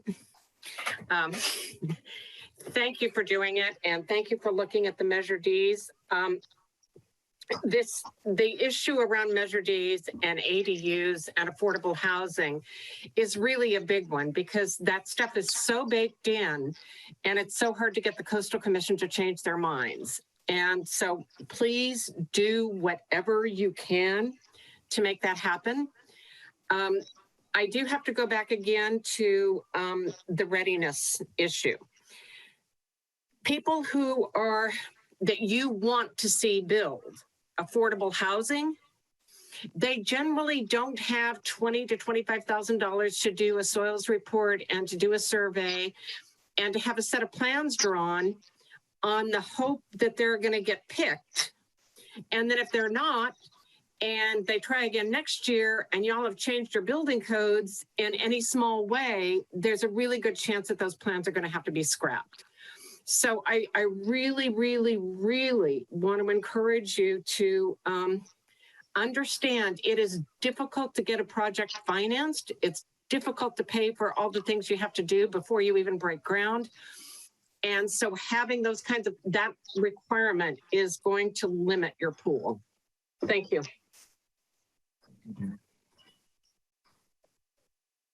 Thanks, Judy. Next, we have Brian.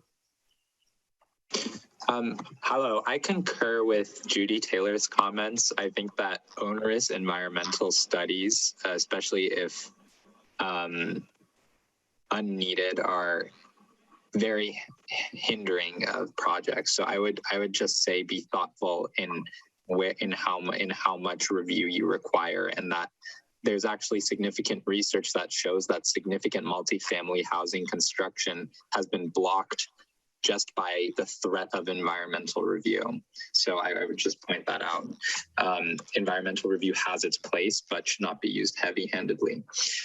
I would also just say that what I took from this presentation was the onerosity, I don't know if that's a word, but the onerous nature of Measure D on hampering growth in Half Moon Bay. In our previous agenda item, we had people talk about overcrowding. And like I commented on the previous item, people are still going to live here. They're just going to crowd in to homes as population grows, and housing prices are just going to go up. So we need to build more housing. Measure D clearly hampers that growth. I think that we should ease as many constraints that we artificially put on it. If we want to be a progressive council, we should be open to building more in this city. Thank you. Thank you, Ram. Next, we have Jack. Hey, council, what's up? I'm back. What's up, guys? My name is Jack Hebb. I'm 23 years old. I've lived in Half Moon Bay for my entire life, educated here, lived here, done the whole shebang. And I'm here to speak in favor of council adopting these changes to Measure M. And I also want to spend time talking about how Measure M is an extremely racist law that we've enacted. When we constrict the supply of housing, we inherently create an artificial scarcity that benefits people who have already bought their homes and punishes those who are renters. It's no secret that here in San Mateo County, in the last 10 years, for every 11 jobs that San Mateo County has created, only 1 unit of residential housing has been built, which means that our farm workers, our teachers, our essential workers are competing with tech executives, C-suite tech executives, for housing. And that's how we result in these overcrowding situations. Also, I don't think it's out of pocket to say that disproportionately white families own single family homes, and disproportionately Latino families are renters. When we have these laws that limit the supply of housing, we build equity. My family bought their home for $600,000 in 1997, and it's now worth $1.8 million. Where someone who's just barely affording rent doesn't have that. Thusly, Measure M is extremely racist, and we need to reform it in any way we can. Please vote yes if you claim to be progressives. At you, Mayor Brownstone. Thank you so much. Thank you. Mr. Mayor, just for the record and for the speaker's information, it's Measure D, not Measure M, just in case he was confused there. But he was speaking about our Measure D, and I think he understood it that way. Right. Okay. Mike Ferrara. You're on mute, Mike.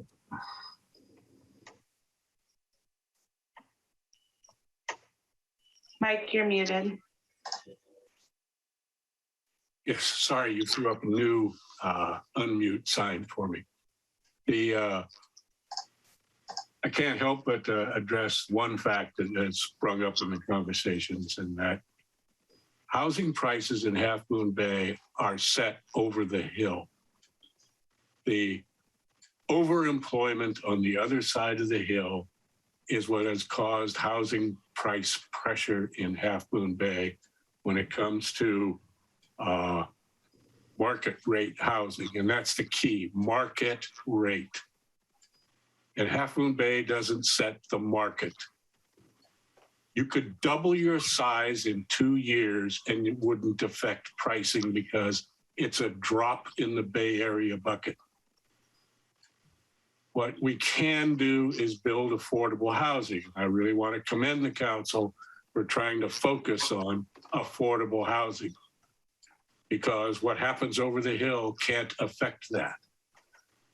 As a piece of information, 1 acre of land in Mountain View now costs $15 million. That's in an article published just yesterday. Back to what we're supposed to be talking about. The changes to Measure D look like they could be kind of okay in most cases. I think getting phasing for apartment buildings, I think that does make sense. We should fix whatever it was that created a problem there. Banking, that's a little problematic. That might be something that would be good to go back to the voters on, because that was really argued in the Measure A political campaign. It was called carryovers. And it clearly was Measure A's position, no carryovers. Measure B encouraged carryovers. If you really want to go with that, I suggest putting it on the ballot. I realize that that's a worthy goal if you're banking it just for affordable housing, right? But I still think legally it should go back to the voters. I think we should count all dwelling units as dwelling units. I think that giving them any lesser count, I don't think was anticipated by the voters. But who knows, maybe they would go for it. Affordable housing is a great goal. I really like the fact that you're all talking about that and how we can work that into Measure D. And for the 70% of our RENA that's supposed to be affordable in the next go, that's a good thing that you're doing this. I applaud that. Thank you. Smart. Next, we have Dora.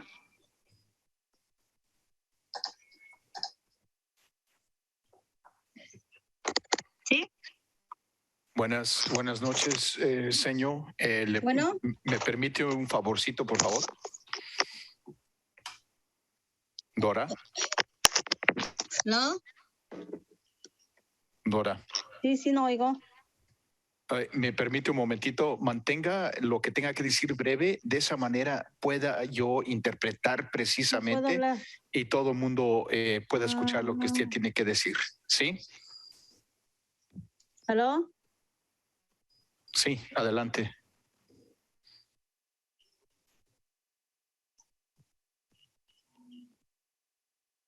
Bueno. Sí, adelante. ¿Aló?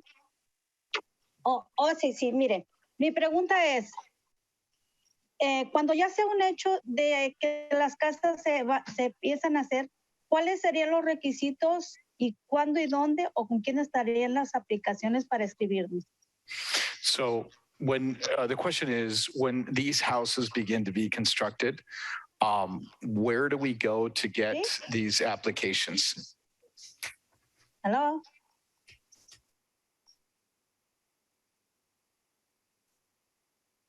Ok, gracias. ¿Es todo lo que quiere comentar? I guess she's gone. Sí, muchísimas gracias por todo lo que están hablando. Oh, and thank you very much for everything that you guys are talking about. Okay. All right. Well, you don't have people go twice in our public comments. Sorry, 2 folks who are left there. So we're going to now end public comments. All right. Thank you. So let's move over to Planning Commission. If you have any particular input on this tonight?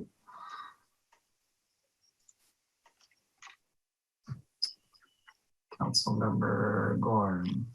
Commissioner Gorn, sorry. It's okay. I'll go first because I'm tired. So I don't really have a problem with anything that's proposed on there. I even below the line, as you say, the ADU stuff seems really just common sense. It doesn't seem overreaching to me. I think you're going to have trouble with banking. I think that's, to me, clearly goes against the spirit of Measure D. So personally, I would back off on that one. Thanks. Thank you, Commissioner Carr. Commissioner Benjamin.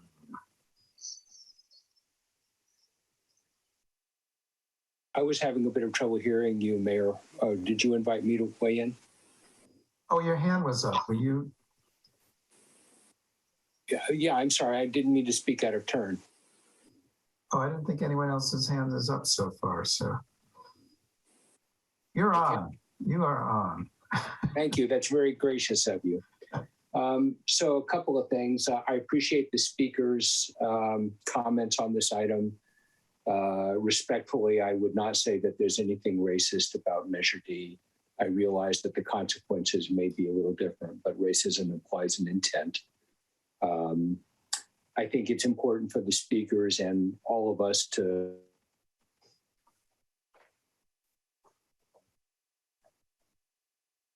under the Coastal Act, and Measure D is in many ways a way of addressing our ability to keep those as well. So I hope that the applicants who see it in a more narrow, with a more narrow objective, will be able to have that more expansive view that I think motivates many of us when we think about making Measure D decisions.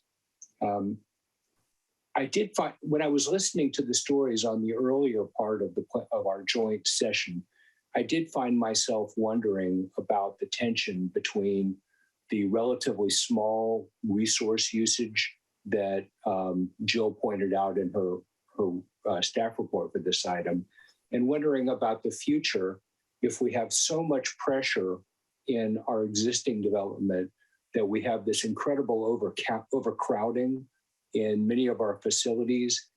That is to say, in many of our homes where we have many families, entire nuclear families staying in one bedroom, whether it's safe for us to make the half unit or subunit projections. So I understand the benefit, and I understand that that's where the hockey puck is now.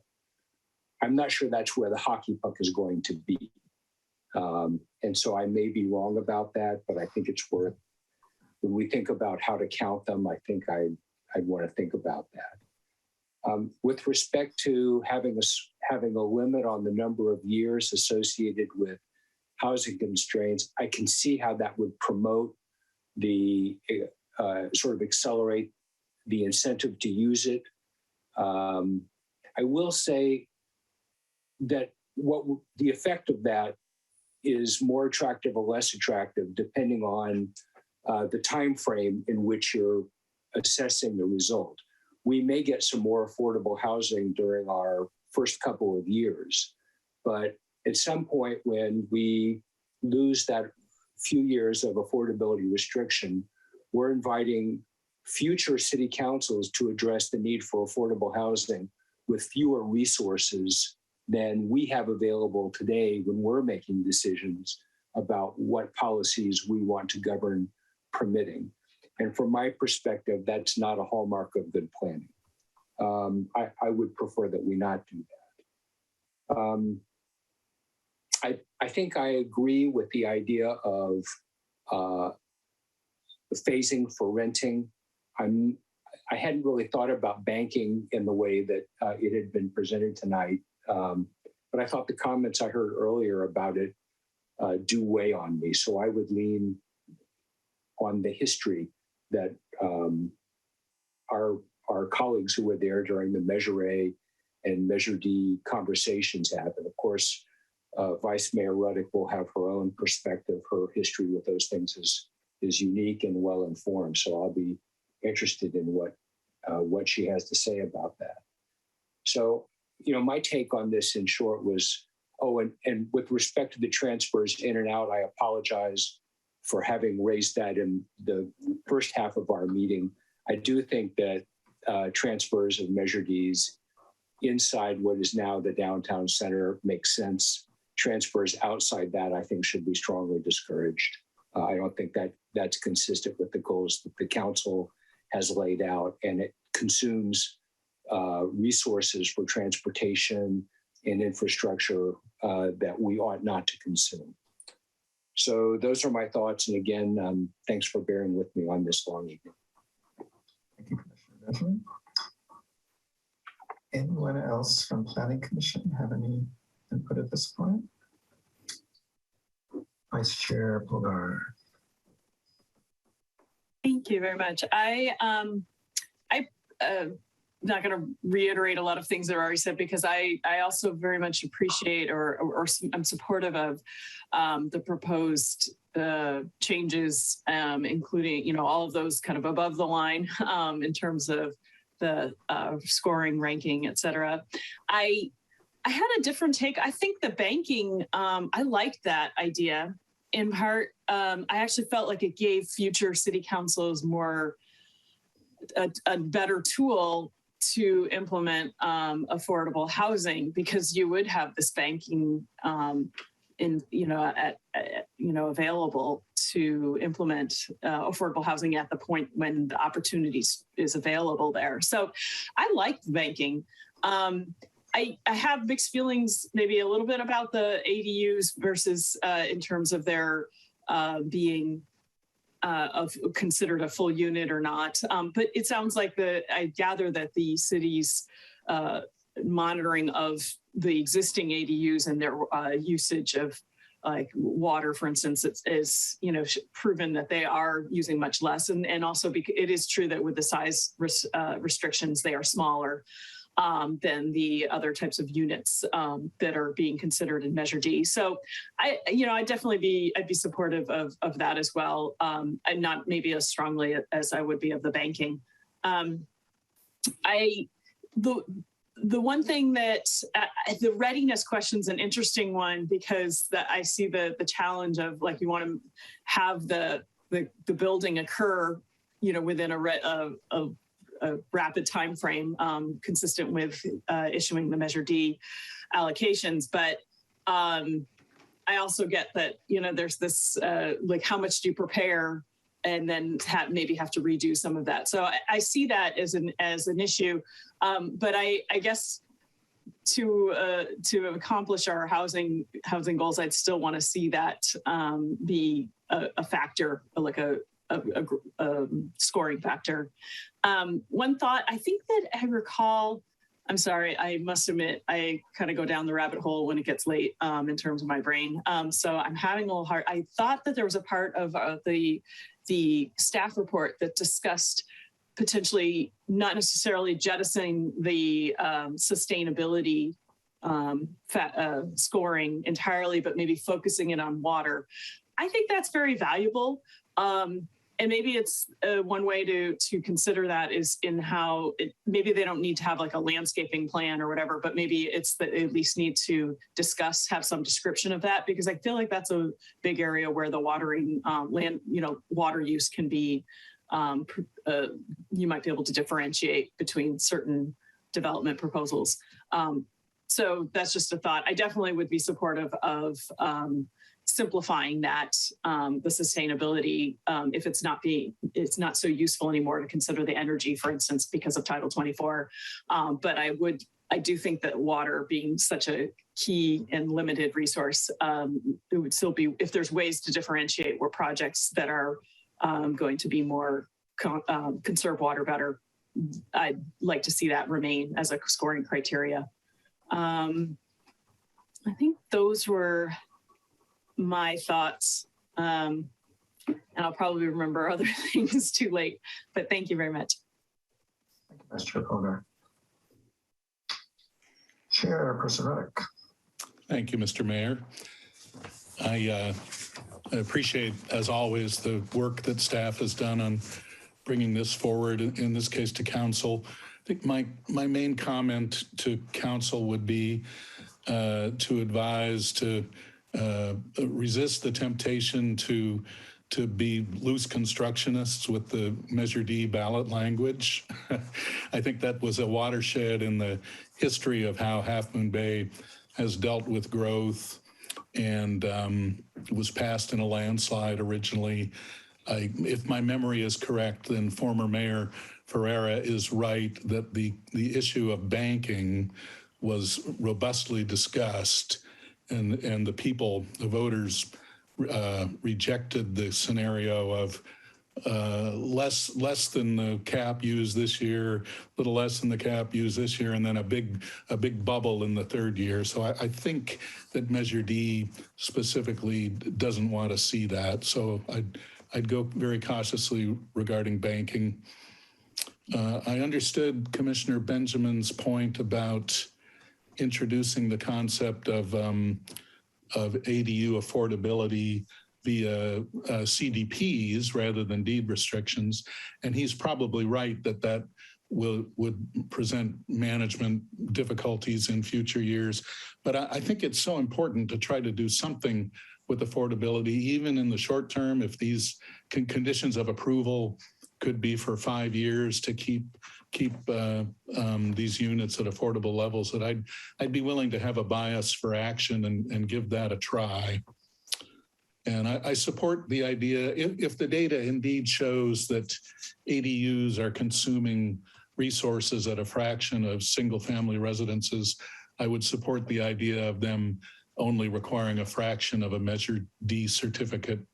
When I initially read that, I was skeptical about it because anecdotally, many of the neighborhoods I know, the population of single family residents now is often 2 people, 1 person, a couple who are there 1 weekend a month.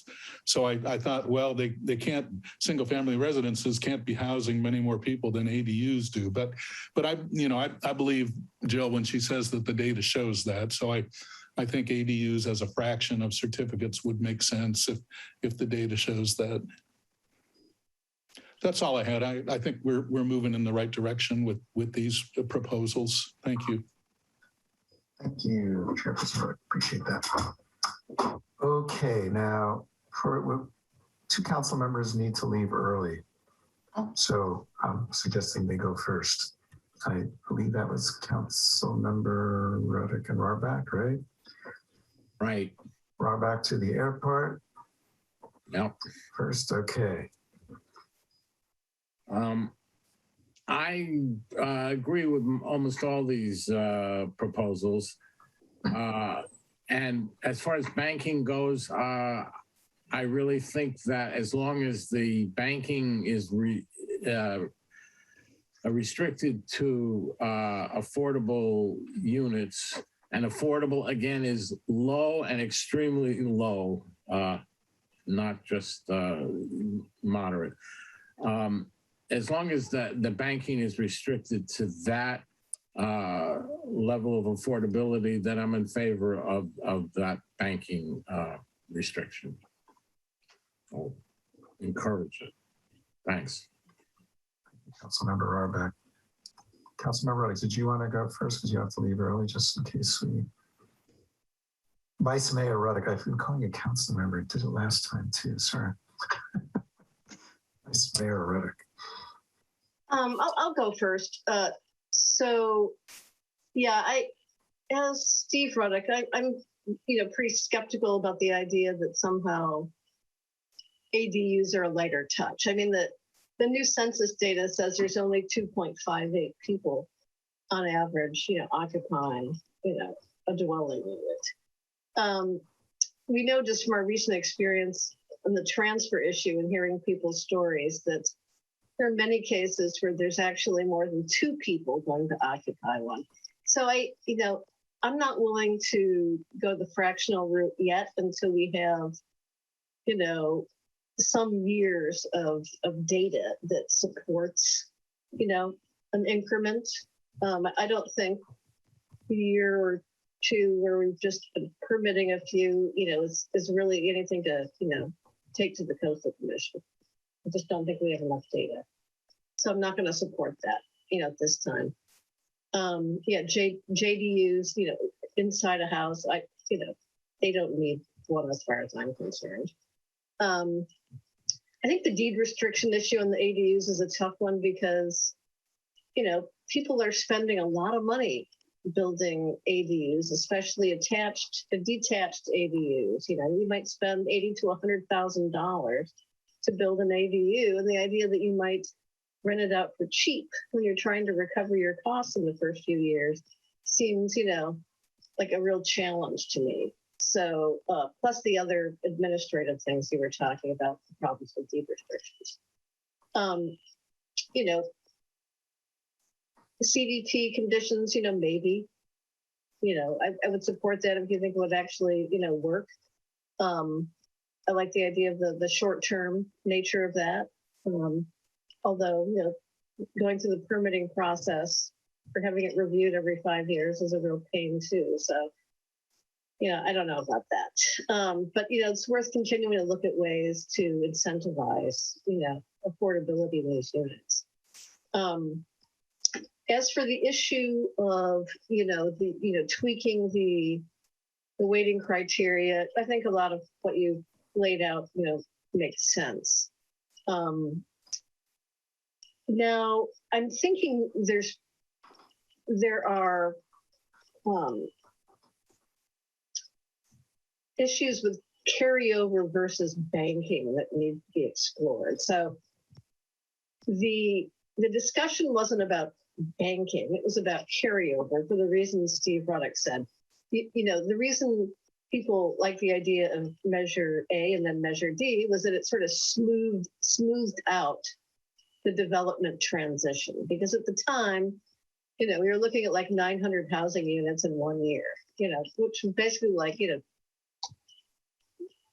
increasing our population by 1/3 over a couple of years.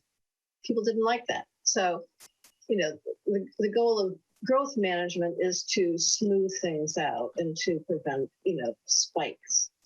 Now, if there's a way to, for the city to corner, a portion through unused ones in the current year and bank those, but realizing that the city would use those, within the growth restrictions of the following year, and we certainly would cut out some others out of the market, maybe that would work. So staff, I think, has probably spent some time thinking about carryover versus banking. And if you have, I'd like to hear your thinking about how that might work. I love the idea with the city having some Measure Ds of its own that it can use for priority projects, particularly, below market rate housing, low and very low. But how we do that without creating spikes, I think, is important, because otherwise I think we have to go back to the voters. So if there's a way to work that, I'd be in favor of it, because I think the city, should have some skin in the game on, development Measure Ds. So maybe you can address that. Okay.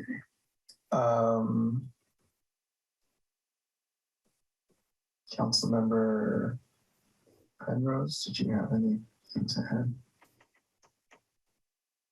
Councilmember Jimenez has his hand up. Oh, sorry, Councilmember Jimenez. Thank you. I want to thank Jill clarifying. I had at the last meeting, I had mentioned about the restriction, for ADUs, and you were able to clarify that for me today. So thank you. Now I understand it better. I'm still, I know, in the learning process about learning about Measure D. But there's several things. I'm not against, ADUs. I'm not against them. I clearly remember, 2018 when it was brought up to the city council meeting. I was in support of ADUs. Now, I'm, I have doubts about it.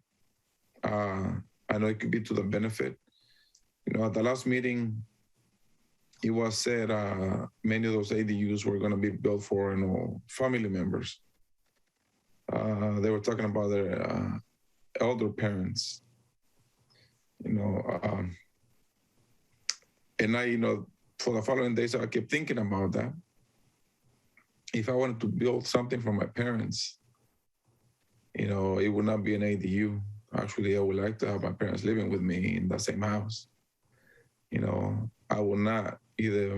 That would be not much of a difference to send them out to a retirement home.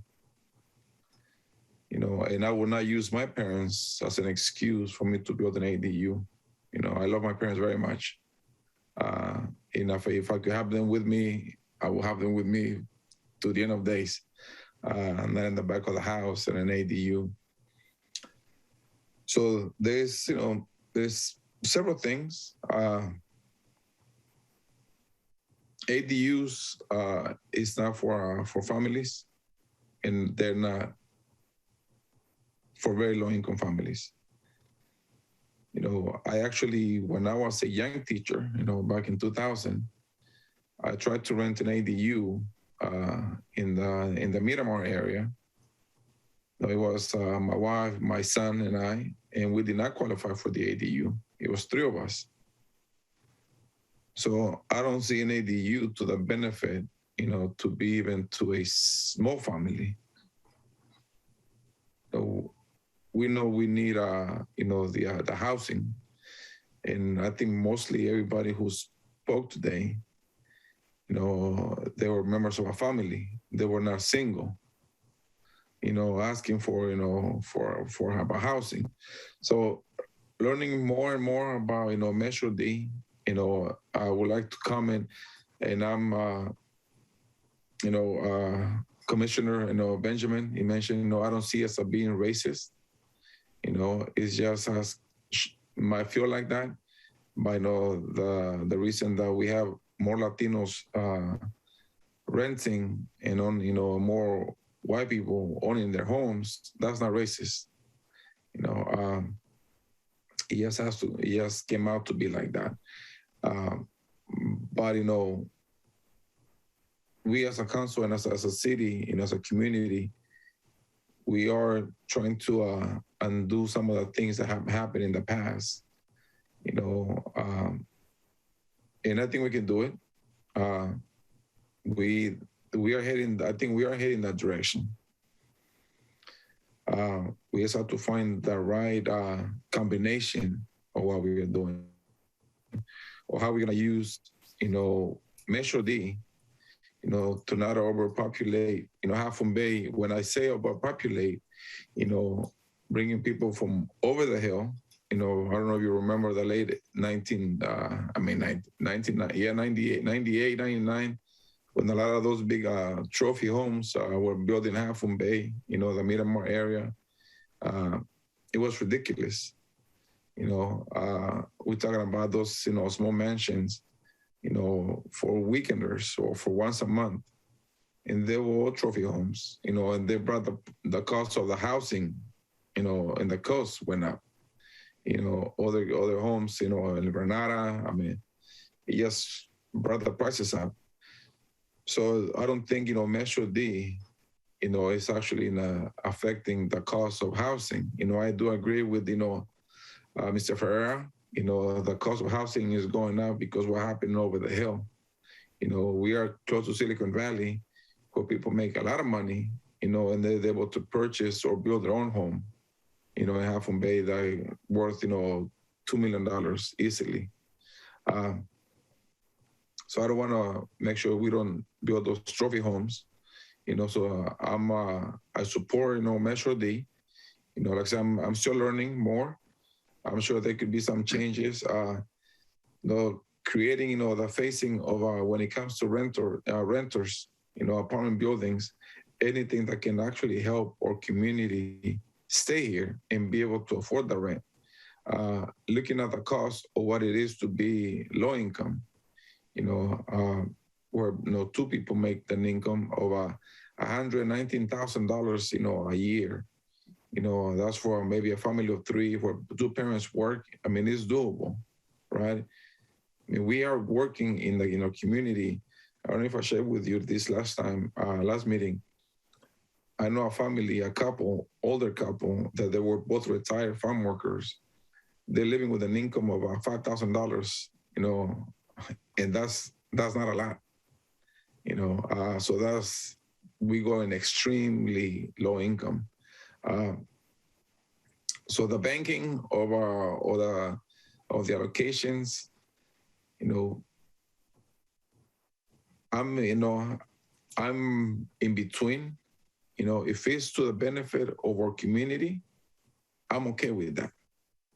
Building downtown, sustainable housing, sustainable meaning we are close to all the services, school, clinic, jobs. That's what we want to focus on, the sustainable housing. Earlier in the first part, Vice Mayor Reddick brought up about Moonridge. Moonridge, it's outside of Half Moon Bay. It's not a sustainable community because everybody in their household needs a vehicle, to go to school. The problem right now with, our school district, canceling, bus services for students, that means there's a problem, and we don't want that problem anymore. Now we have to deal with that. So if we build sustainable housing, including ADUs in our downtown corridor, downtown area, that's where the Measure D focuses on, on some of the requests for building, and that's what we needed, where we're becoming, and we're thinking about sustainable community, less vehicles on the road. Let's focus on building downtown, not outside downtown, to be able to deal with our traffic. So that's what I mean. That's where I'm at. I don't know if I was clear with my position, but there's a few things that we need to do, and we are making them better. But let's not blame, my Metro D for the cost of housing in our community. So thank you. Thank you. Councilmember Penrose. One point I'd like to make is this, that we're using two different arguments on the same issue. One is that the ADUs are being built for family members, parents, children. The other argument is that ADUs need to provide income for folks. Those two ideas do not necessarily gel, and often don't gel.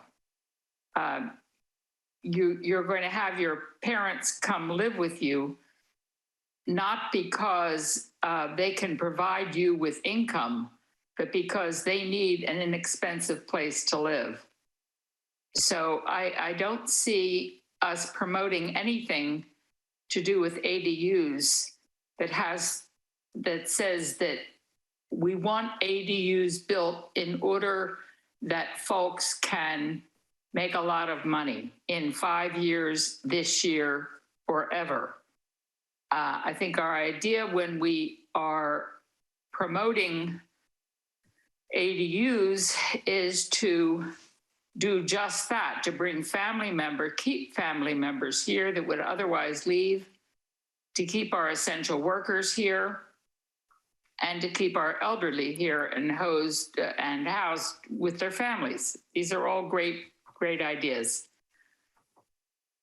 So I am in favor of transferring to outside of downtown Half Moon Bay only if it is in some way either deed restricted or constrained, so that it is available for people of lower income. I don't understand the banking and how that legally would be a problem with the current Measure D ordinance. But I think there might be ways to get around that with phasing that Jill has suggested. In terms of locations in downtown Half Moon Bay, I'm all in favor of half allocation or a percentage allocation of a Measure D unit. Outside of downtown, I'm not in favor of it. And I think that's where I'm coming down. Thank you. Wait, was there something else you had more? Sorry. Councilmember Penrose, were you? No, I'm done. Oh, okay, great. Thank you.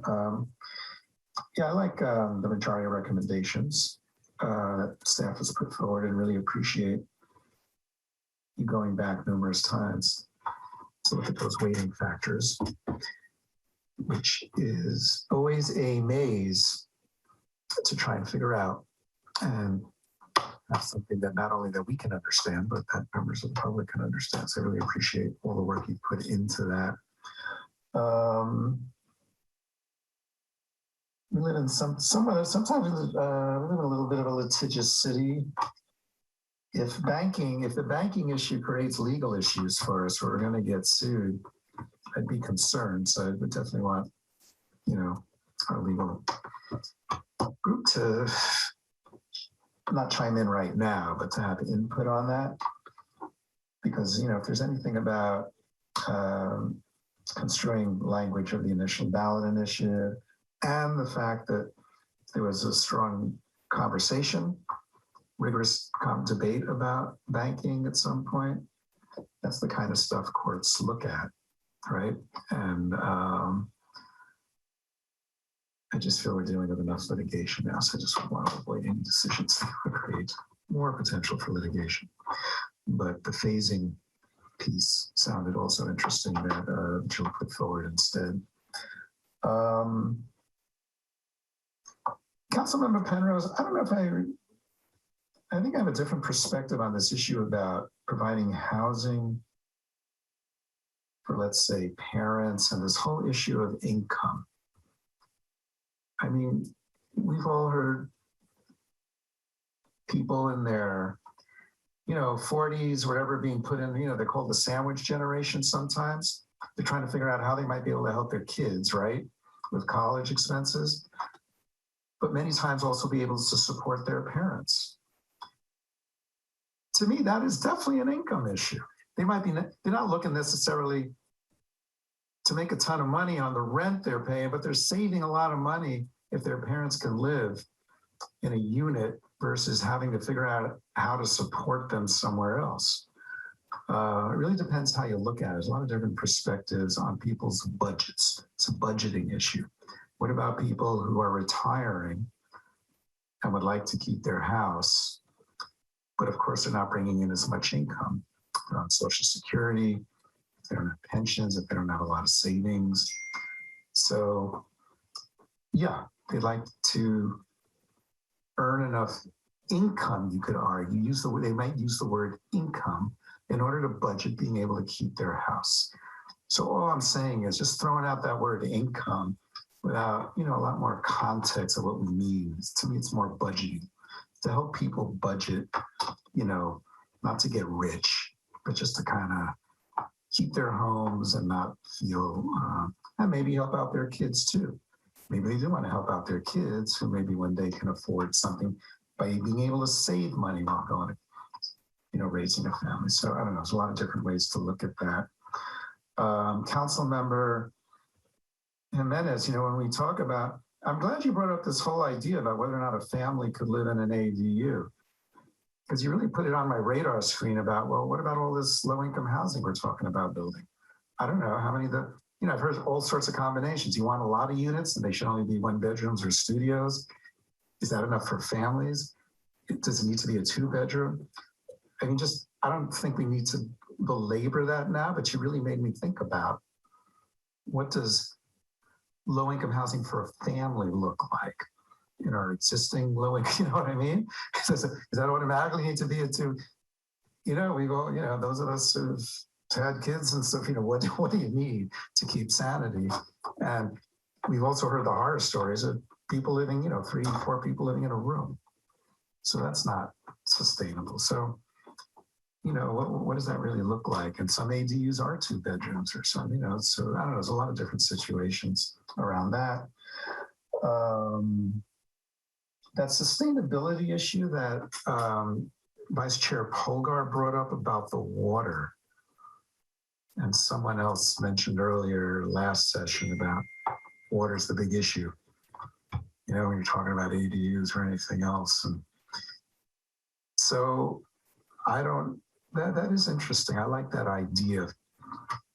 I think Vice Chair Polgar, you said, let's not just rocket out that whole sustainability thing. There might be pieces around it, around people having a good plan for water usage, et cetera, that can, you know, be weighed more heavily. So it's 10:07, so we've definitely gone over our 5-hour mark, and I think I'm not alone saying I'm getting pretty tired and fogged out. And I don't know if we've given staff enough direction here or what they need more of. Feels like we've all favored certain pieces, not other pieces. You brought up a lot of good points about things you would be for as long as it's downtown, not outside. How is Jill? How are you feeling? We're in good shape. Thank you very much for your discussion. Trust that we are very cautious about any legal issue that might come about amending Measure D ordinance, and there would be a complete legal review of it. It is good to hear the context of the ballot measure and the carryover language, so we appreciate always hearing more about that. I've heard mixed input about partial allocations for ADUs. I'm sorry to hear that folks are still really uncomfortable with them. They really are doing well. We understand it's early days and we could use a lot more data. And so fully appreciate that. So we'll take a look at that, but do see that there's some concern there. I wanted to respond to 2 of the public comments earlier this evening about requiring plans. It was actually 3 commenters who were asking about how onerous it is to have plans and studies required for these applications. That is not our intent at all, and I don't want to leave that hanging in the record. Our intent was to have a really basic set of architectural plans so we can at least confirm the rating that is being presented to us. We likely can do it with a site plan and a pretty detailed narrative.